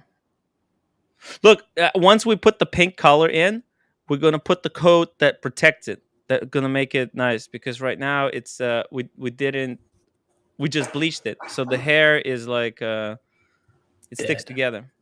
When you shave the side of your head, is there any chance you could shave your QR code for the YouTube channel into the Just side right of the head? here, just shave it into the QR and then code. people could just take a Subscribe. picture. Actually, if I do it here, people can like use their phone to read it and subscribe. Oh man. No, you're not leaving just one day. What? Right? What? You're not leaving one day. You have a next day. No. It's all good. It's all good now. It's all good No, now. you just talking is you just want to like just a little bit just leaving the like problem. You just doesn't want to hold the problem. You know what? If you want What do to you mean? die, just go for it. Like you have to say truth. What? Like you don't want you just having fun to live. Just do it that shit. You just keep lying to me. Just, What do you mean? What did I do? No, I'm gonna do exercise. Oh no, I'm not gonna drink anymore. No, I'm just honestly I don't fuck care. If you want to drink, if you want to like fuck the other girl, I don't fuck care. Like you can do it. I don't fuck care. But just tell the truth. You want to like having fun, just having fun. No! I don't fuck care. If you're sick, you're going to hospital, you're gonna do anything. I'm not sick. I don't really fuck care at all. Oh shit, Diego and OC bounced. This is too cringe. This is too cringe. If you want to be a challenge, whatever, just Yikes. It's just not lie to me. I didn't lie to you. I'm not doing beer challenge. You know what? If you say you're gonna Not gonna it, do it. I said I'm not gonna do it. Like Sangmi, like, I said I'm not gonna do I it. don't want to live anymore. I said I'm not gonna do want it. to having fun my life. Okay, go for it. Go for it. You just talk to me that you're not gonna do any challenge. I said I'm not doing. And next day you having another fucking challenge. What? Oh yeah. Well, it came up. Like, You know, I have to do it. that was unexpected. I'm not gonna drinking all it was unexpected. I didn't see it coming. There is nothing expected. I cannot expect 1 minute later. Yeah. But whatever you say, so you have to try to keep Yeah. whatever you say. Yeah. I'm But telling you're you. not. Look, I'm telling you. I'm giving you my word. Give me your hand. I'm giving you my word. I give you my word. I'm not doing I'm not doing beer challenge, and I'm going for 150.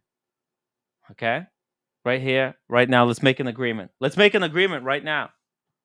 I'm making a promise between the viewers and you. Okay, let's make an agreement. I'm giving you my word. I don't need fucking your Chick, no, this is it. This is agreement. No beer challenge. I'm doing the weight loss. 150. Let's go. Let's do it. Let's do it together. Okay, let's do a shake. No, but you have to give me your hand. Give me your hand. Yo, you have to give me your hand. Let's make an agreement. Let's shake on it. It's not, but it's not guaranteed if you don't shake my hand. Shake my hand. Okay, I will see. No, you have to shake it to seal the agreement. No, fuck that shit. Come on. Your words you never say. What now? We'll see it. This is gonna be the test. This is the test. Let's do it. Okay, so shake my hand. I will see. Oh my God, she's not gonna shake my hand until the. I will see. You will see? Yeah, I will see. Okay, guys. I will see. I think the roommate's right. I mean, this is fucking dose of reality. Holy shit. The roommate just fucking spoke the truth to my face. How's that? That's what you needed, man. All right, that's it. Mazal. It's mazal, motherfuckers. I'm losing weight. Okay, there's no more fucking bullshitting around. You heard the roommate, okay? 150. People thought I was joking. I said, what did I say? I said, if I do that beer challenge, if I win the challenge, I'll get the money, but I will lose the roommate. I said I don't fucking do shticks. It's a real marriage problem here. The YouTube and some of these challenges that are negative against the health, the roommate doesn't like that shit. So from now on, no more like eating contests. We're only positive contests now. We can still drink, but not push-ups for money. Burpees. That's it. I no longer accept super chats to like drink. Miles. Boom. No more, huh? Well, unless we're out at the bar, it's like once a day, once a week, like, but not like that's different. Yeah. No we're studio. Out. Yeah, you know what I mean. Like, Christopher Row Bottom, thank you so much for the $2.20 super chat. If you want to know the answer, I will tell you. Thank you. Not sure what that's all about. Looking for some context. Mark, Tim in the community, you have no idea how you help me as I'm down with an AFIB. AFib. What is that? Artificial, I don't know. It's like something in the heart. My dad had it. Oh, he had the valve. I remember, right? He had the valve. Dude. It says has grounded me following my open heart valve replacement surgery. Long live me and the community. Well, listen, I think the roommate's freaking right. If I'm gonna be doing these streams, I'm gonna be here with you. I'm gonna be dedicated. I have to be freaking healthy. It's no good if I'm coming in. You know what? It's not easy doing a live stream after eating 12 hot dogs and 4 beers. I'm like fucking smashed into the ground. It's entertaining as fuck on the other side, but it's hard to do. It's hard to wake up the next morning, I have to be like, oh, roommate, I can't go for a walk. I'm too tired because I freaking had 12 hot dogs. And America 5990 $200 super chat SOCs, other fake super chat account. I'll be issuing a full refund request tomorrow. The 30% Google fee is deductible as a marketing fee. That's showbiz, baby. Thank you, America, man. Fucking keeping Big it super chat. real. And Dr. Bob's Nightmare, $2. Tell her you'll drink kvass. There you go, kvass. By the way, kvass is a traditional Ukrainian and Russian drink made of bread. Delicious. It's like beer without alcohol, and it does give you the benefit. It basically make you grow a super big belly, like fat belly. It all goes straight to your belly. It's amazing. James Hess, 12 euro super chat. Good morning from Stuttgart, as OC likes to say. Gents, wish I could do more to support this great community. Sorry for the stress room. Is it me or is James Hess like related to OC? Look at that James picture. kind of looks a little bit like OC. With blue sunglasses. Hey, OC, take off a shirt and put sunglasses and grab a glass of champagne. Let's compare. Looking glass $2 for Tim and his sword of Damocles. What? Damos. I don't know. Damocles. Damocles. Dude. What is this? Is this the Whiskey Reaper? The actual Link for the Whiskey Reaper. Wait, everybody comes back, Tim. All of your, whether it's Neo, not the real or Reaper, NATO, or Reaper, or Breitling, they're all watching. Shout out to the Reaper. I see you, Reaper. Fat Windback Ben, who's been silent lately, got a membership when he was gifted a membership earlier. I thought he was like mega super membership. What happened? It ran out. I only kept it for 1 month. Damn. Shout out to Fat Windback Ben. We miss you. We miss you. Come back. Expensive. All right, Jesus, man. Let's go to that Johnny Speedmaster. traded. That's not nice. I did have a question. The Speedmaster, I did have a question about that. Yeah. The Speedy. Right. Oh, this one. So I was a little shocked how low the price went. Yeah, 53. It kind of looks like the one that went for $4 million. Right. So, but it doesn't have the chocolate dial. How is this inferior? I think this is even rarer because this is a broad arrow. So the question I wanted to ask was that chocolate Speedy. Let's assume that it was legit, and let's assume that nobody from Omega was trying to buy it for their museum, and they were willing to pay whatever they were going to pay. What price does that watch truly justify? Because it's really just a standard 321, but it happens to have a nicely faded dial. I don't think it's a $3 million watch, obviously. Yeah. I mean, if this is 53,000 and the only difference is that the dial hasn't aged beautifully, what's part the of the difference? reason I think this didn't go for a lot of money is because of the news of the fake one, right? Right. So this puts kind of a bad taste in the people's mouth. You know? I guess another question, and I don't know the answer. Was there something special about that Speedy besides the chocolate dial? Was it an extremely rare reference, or was it worn by someone famous? No. It wasn't worn by anyone.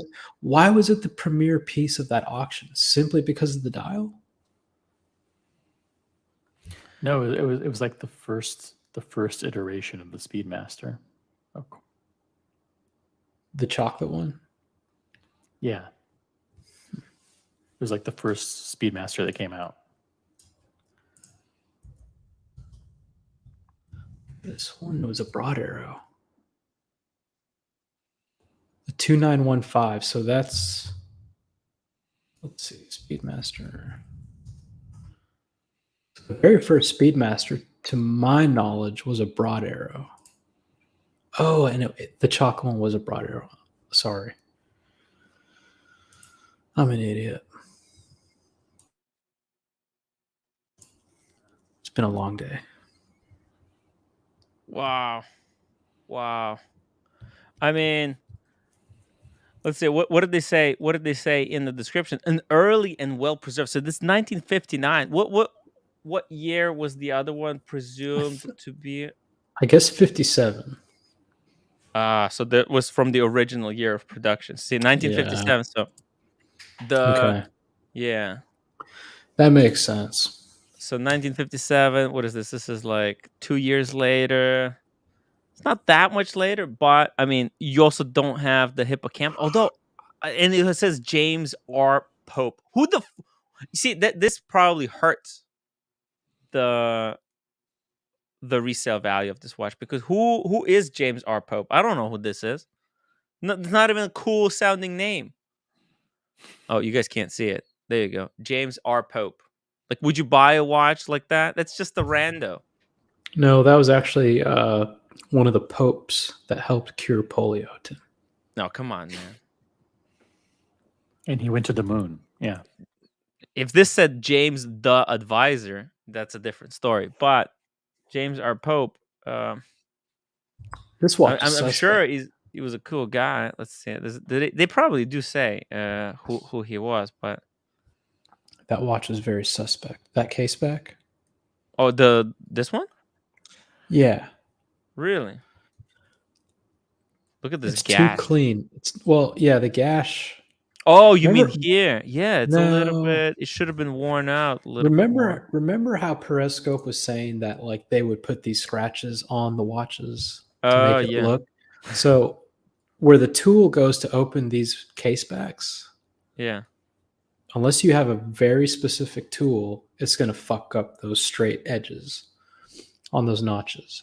Oh, over here on these cutouts? Right. So Yeah. only one of these is messed up. Yeah.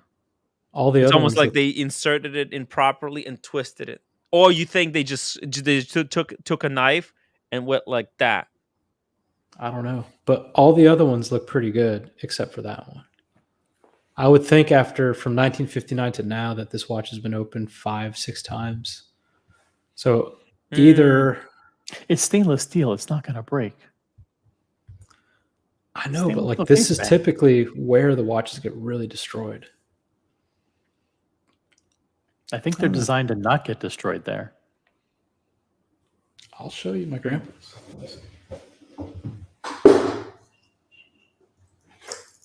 If they got easily destroyed there, they wouldn't be water resistant. They get flooded every time someone opened a case back. Yeah. I don't know. Move on. But yeah, look, I think this is what Omega was trying to do, right? If that watch wasn't found out to be fake the way it was, the future sales of these type of Speedmasters would be going for a lot more money than just 50,000 is a lot of money. But I get it. But yeah, it's not. That may have been a $200,000 watch. Exactly. 300,000. But the fact that, oh my God, what a colossal misstep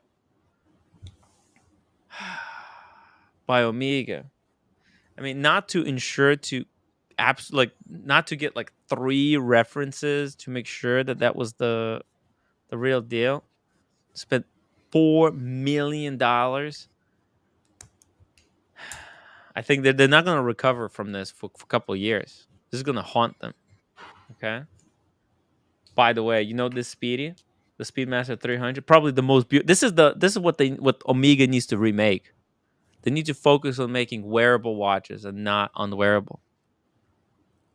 This is like one of the most beautiful Omegas I've seen. I'm a big fan of the Mini Proplof. I think that's a really cool Omega.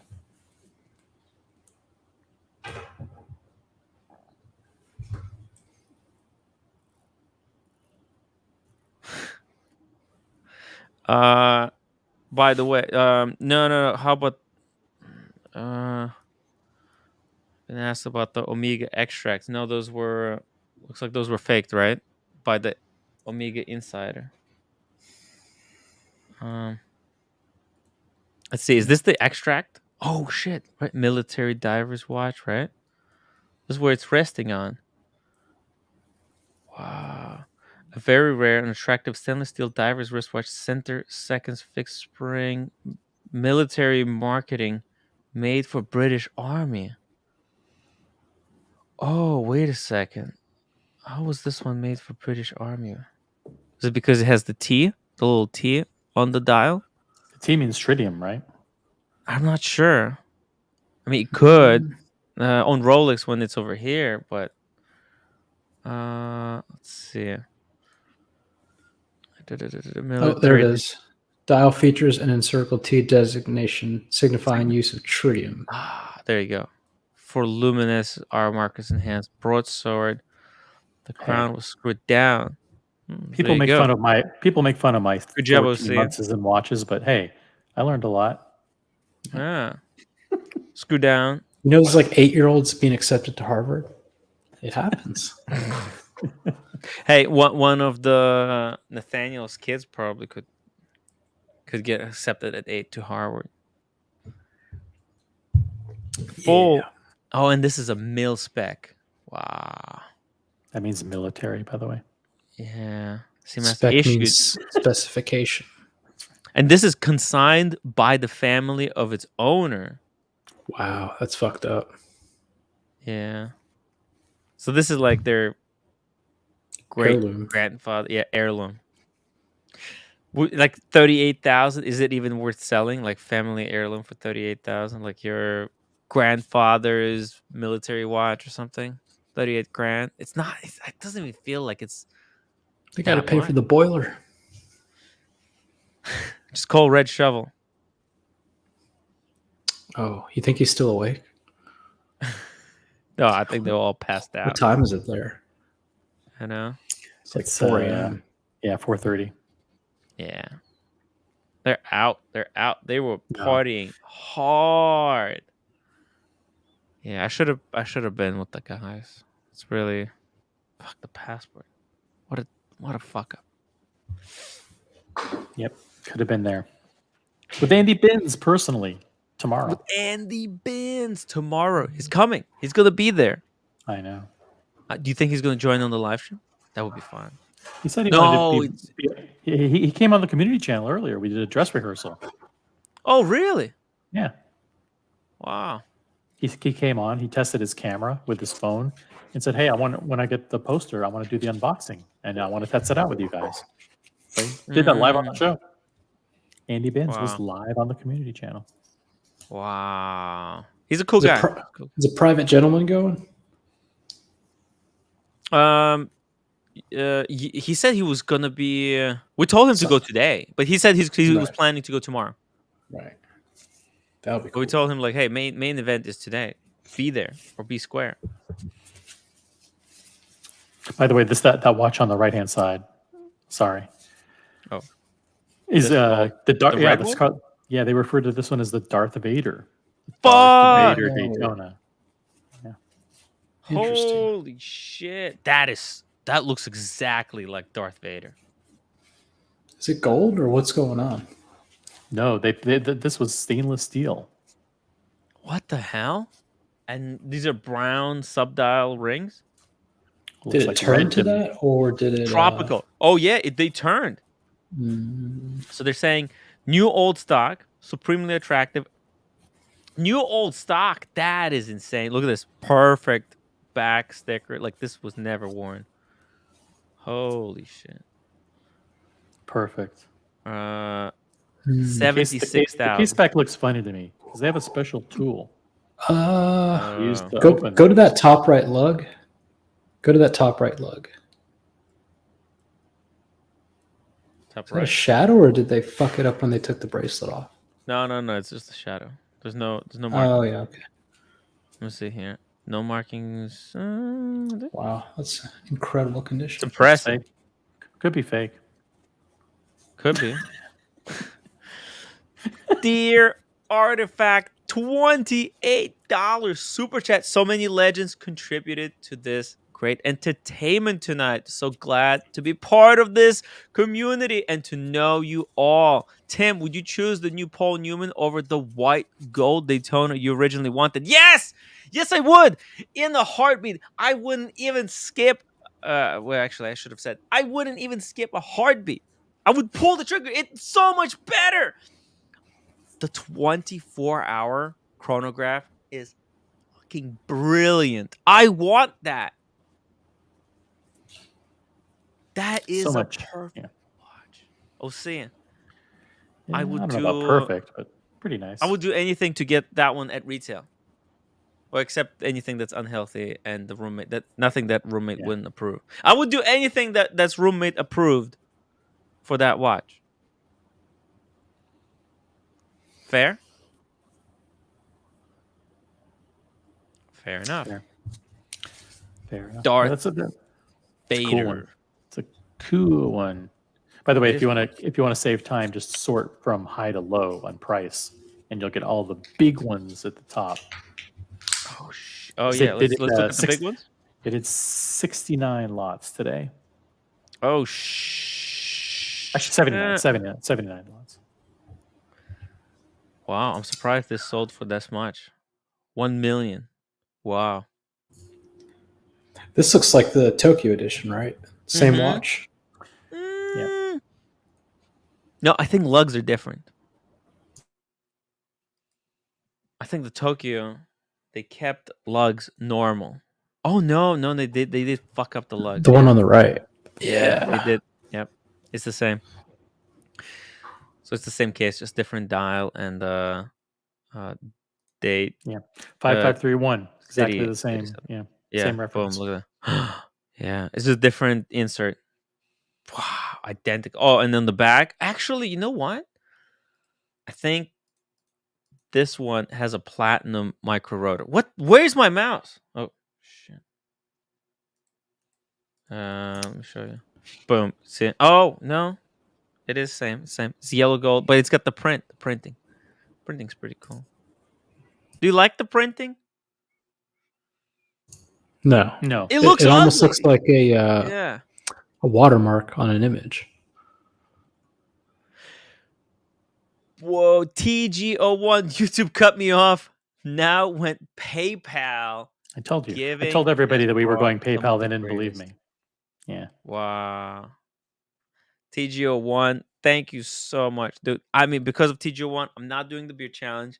I'm gonna do the health challenge. Let's skip right through. Let's get healthy. I want to lose weight. I want to get to 150. I need to be at 150. We'll see.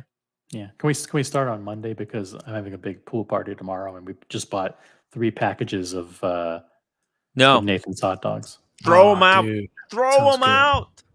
Can't. We're having people over. I can't. Send them to Curly. You'll see it. Send them to Curly. What am I going to do? Serve Caesar salad with no dressing? Hey, we're throwing out the macaroni salad. You can have tofu instead.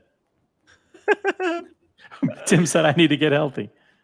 Get healthy, guys. Get healthy, or we're screwed. I mean, please follow TGO1's lead, and it's cool to super chat, but it's also cool to PayPal, because listen, our friends at YouTube take 30%. 30% off the top.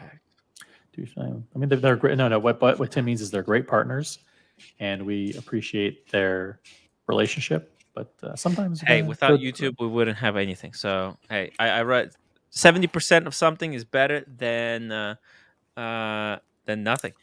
We're gonna have the Tim Wright Foundation. Tim Wright Foundation will be up and running soon. You'll be able to give to those in need. Tim Wright Horological Foundation will do all kinds of philanthropic endeavors. You can give to that. Actually, that would not be a bad idea, I was saying. I think Anderson and Cohen's targeting July 15th for something like that. Have that up and running. Oh, congratulations. I'm going to have that up and running, by the way. And thanks to Tim G for the massive He's shy. We can't say how much it is. Yeah, it's huge. It's huge. It's huge support.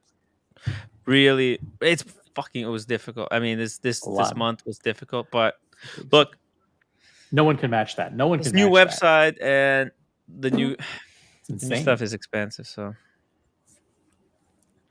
what do you think? What do you think about this one? The Paul Newman. With the release of the new Daytona, I would expect these are gonna start going for even more. Okay, so this one just sold for 635.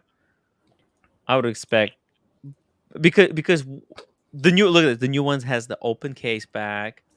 It's got the new movement. It's like wearing, like, you can have this one in the safe and then wear the new one. I love how Right? Diego's yawning on air. He's Look, we're ending. Sorry. We got. I mean, look, we're Is that listen? on the brink. Listen, guys. We have 130 people watching. We owe it to them. We're gonna keep going as long as we can, or 10 minutes, whatever. 11 more minutes. Or 11 minutes, whatever shorter. We don't want to burn. Hey, I got a big thing tomorrow. I actually have to wake up with the roommate. You I have to a take big roommate thing. to the city. A big thing. Court. I have to. No. Oh, I hope divorce. Not. Divorce court. Hope. No, not divorce. You know, she. I mean, why is she so angry at me? I don't know. Because you stole her Daytona. She needs some hobbies. You stole her Pepsi. You lost all her money in the stock market, and She's you break obsessed promise with after what I'm promise doing. after promise. Well, those are things that affect her. So of course. Does she want you to have like a 6-pack? Like what's her expectation? I don't know. It's just best to.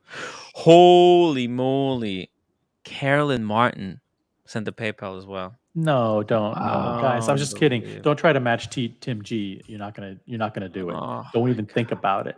Tim G is the tonight.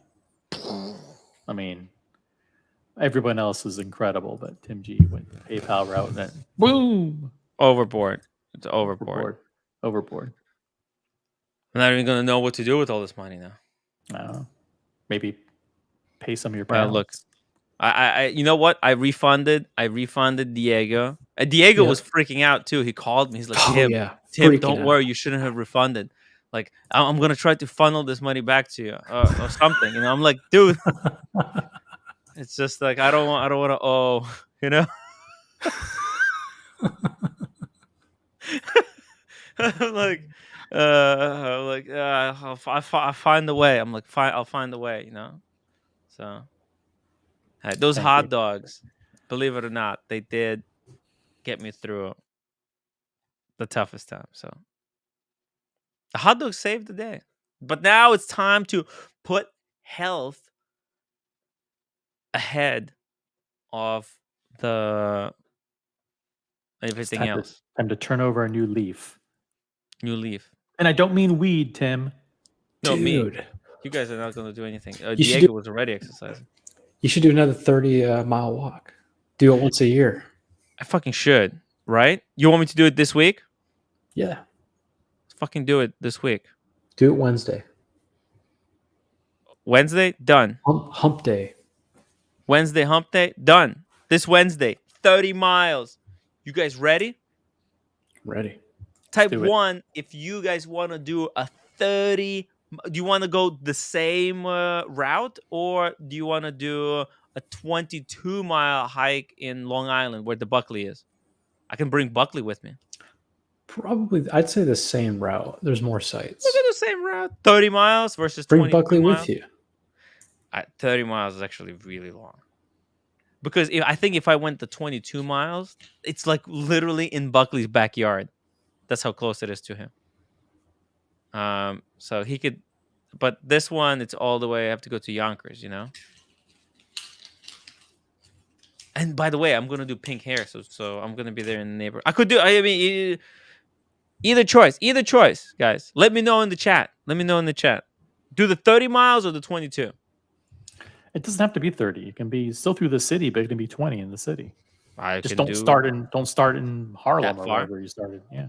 That was pretty fun though. I think I started like 6 a.m, right? Yeah, I remember that.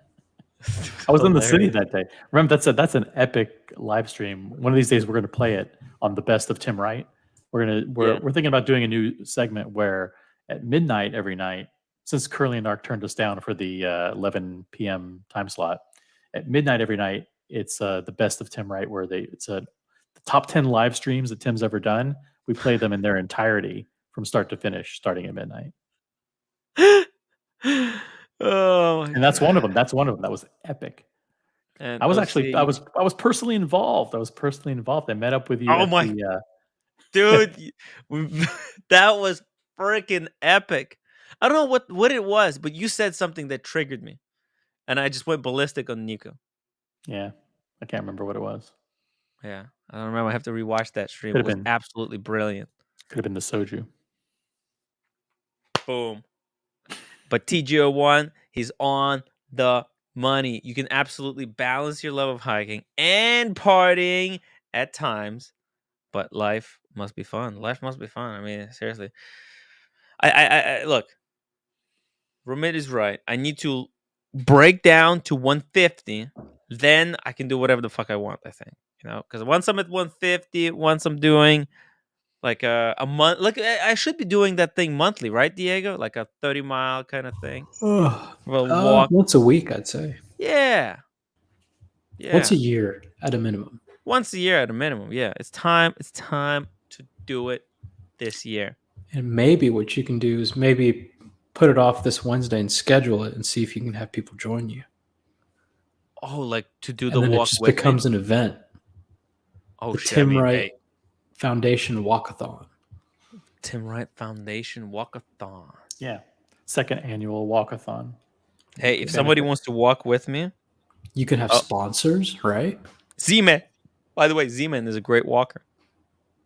Shout out to Z-Man. Z-Man, come back. Maybe he wants to do a section with me. Z-Man, come back. Have sex with you? Say what? No. By the way, guys, hit that upvote button. I would really appreciate it. Yeah, this is the home stretch. The last 5 minutes, guys, upvote like crazy. We got 5 minutes to go. 5 minutes to go. It's a 7-hour show. I mean, I wanted to cut it short today. See, I wanted to end it right almost after did. Jose The leaves. music was playing. Yes, it was. I mean, that was Daniel Katz walked out on us and betrayed us. And, no, Daniel Katz, come back. He's gonna jump on the stream. Okay, I heard my name. Very funny. I'm sorry, OC, for leaving. We need. Oh, so Daniel's definitely coming to Vegas, right? Definitely, he's staying with me in the bed, in the same bed. That's gonna be fun. Yeah. If you guys don't have Vegas booked already, I'm gonna bang him so hard. In bed. How many days ahead are you going to LA? 2 nights. So Vegas is Friday, Saturday, Sunday. So you arrive in LA Wednesday? I might be arriving sooner. I might be spending a whole week in Los Angeles. Whoa! In LA? Yeah. Well, I live in Orange County, so. Oh, you got a place there. You still have a place there? A few places. Whoa! OC VIP. Is Lois gonna be back by then? Because I need to know whether I need to get a place, or can I stay at his? Can I just crash at his place just unannounced? You think he's gonna care? Like if I just show up with the suitcase? Yeah, just like, dude, I know where he lives. Bad idea. Look, you just show up with a 12-pack of Modelo's, some weed, and a Speedmaster strap. Yep. And say, hey, let's change the strap. And you say, Blood Brothers, yeah. You guys are crazy. Or you say, I was in the neighborhood, and I needed a bathtub to throw up in. You wouldn't happen to know where I could find one, would you? And then he'll go, my man, and then you guys embrace. Oh my god! And then he says something like, "Listen, well, how come you didn't tell me you were coming? This is a little short notice." Oh. Does he still have Instagram? Yes, He does. I think so. Yeah. What? For you, he does? I think Not you're for me. blocked. Yeah. Oh, Diego, thank you so much for PayPal. Yeah, man. It's the least I could do. It literally the least you can physically do it. It's a 1 cent PayPal. I'm sticking it to PayPal, making them pay the fees for Yeah, 1 penny. Fuck they can't pay PayPal. the fees then. Why did they even allow it? Like, why does PayPal even allow? Stupid. That's But it. hey, We're You know, winding.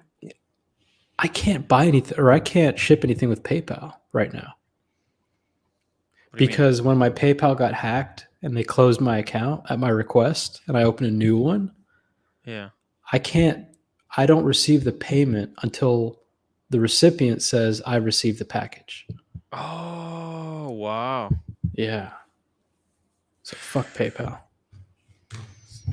I've been with them since I was 18 years old. PayPal is our new financial partner. So How are you getting hacked so often? Like, it makes. Do you have like?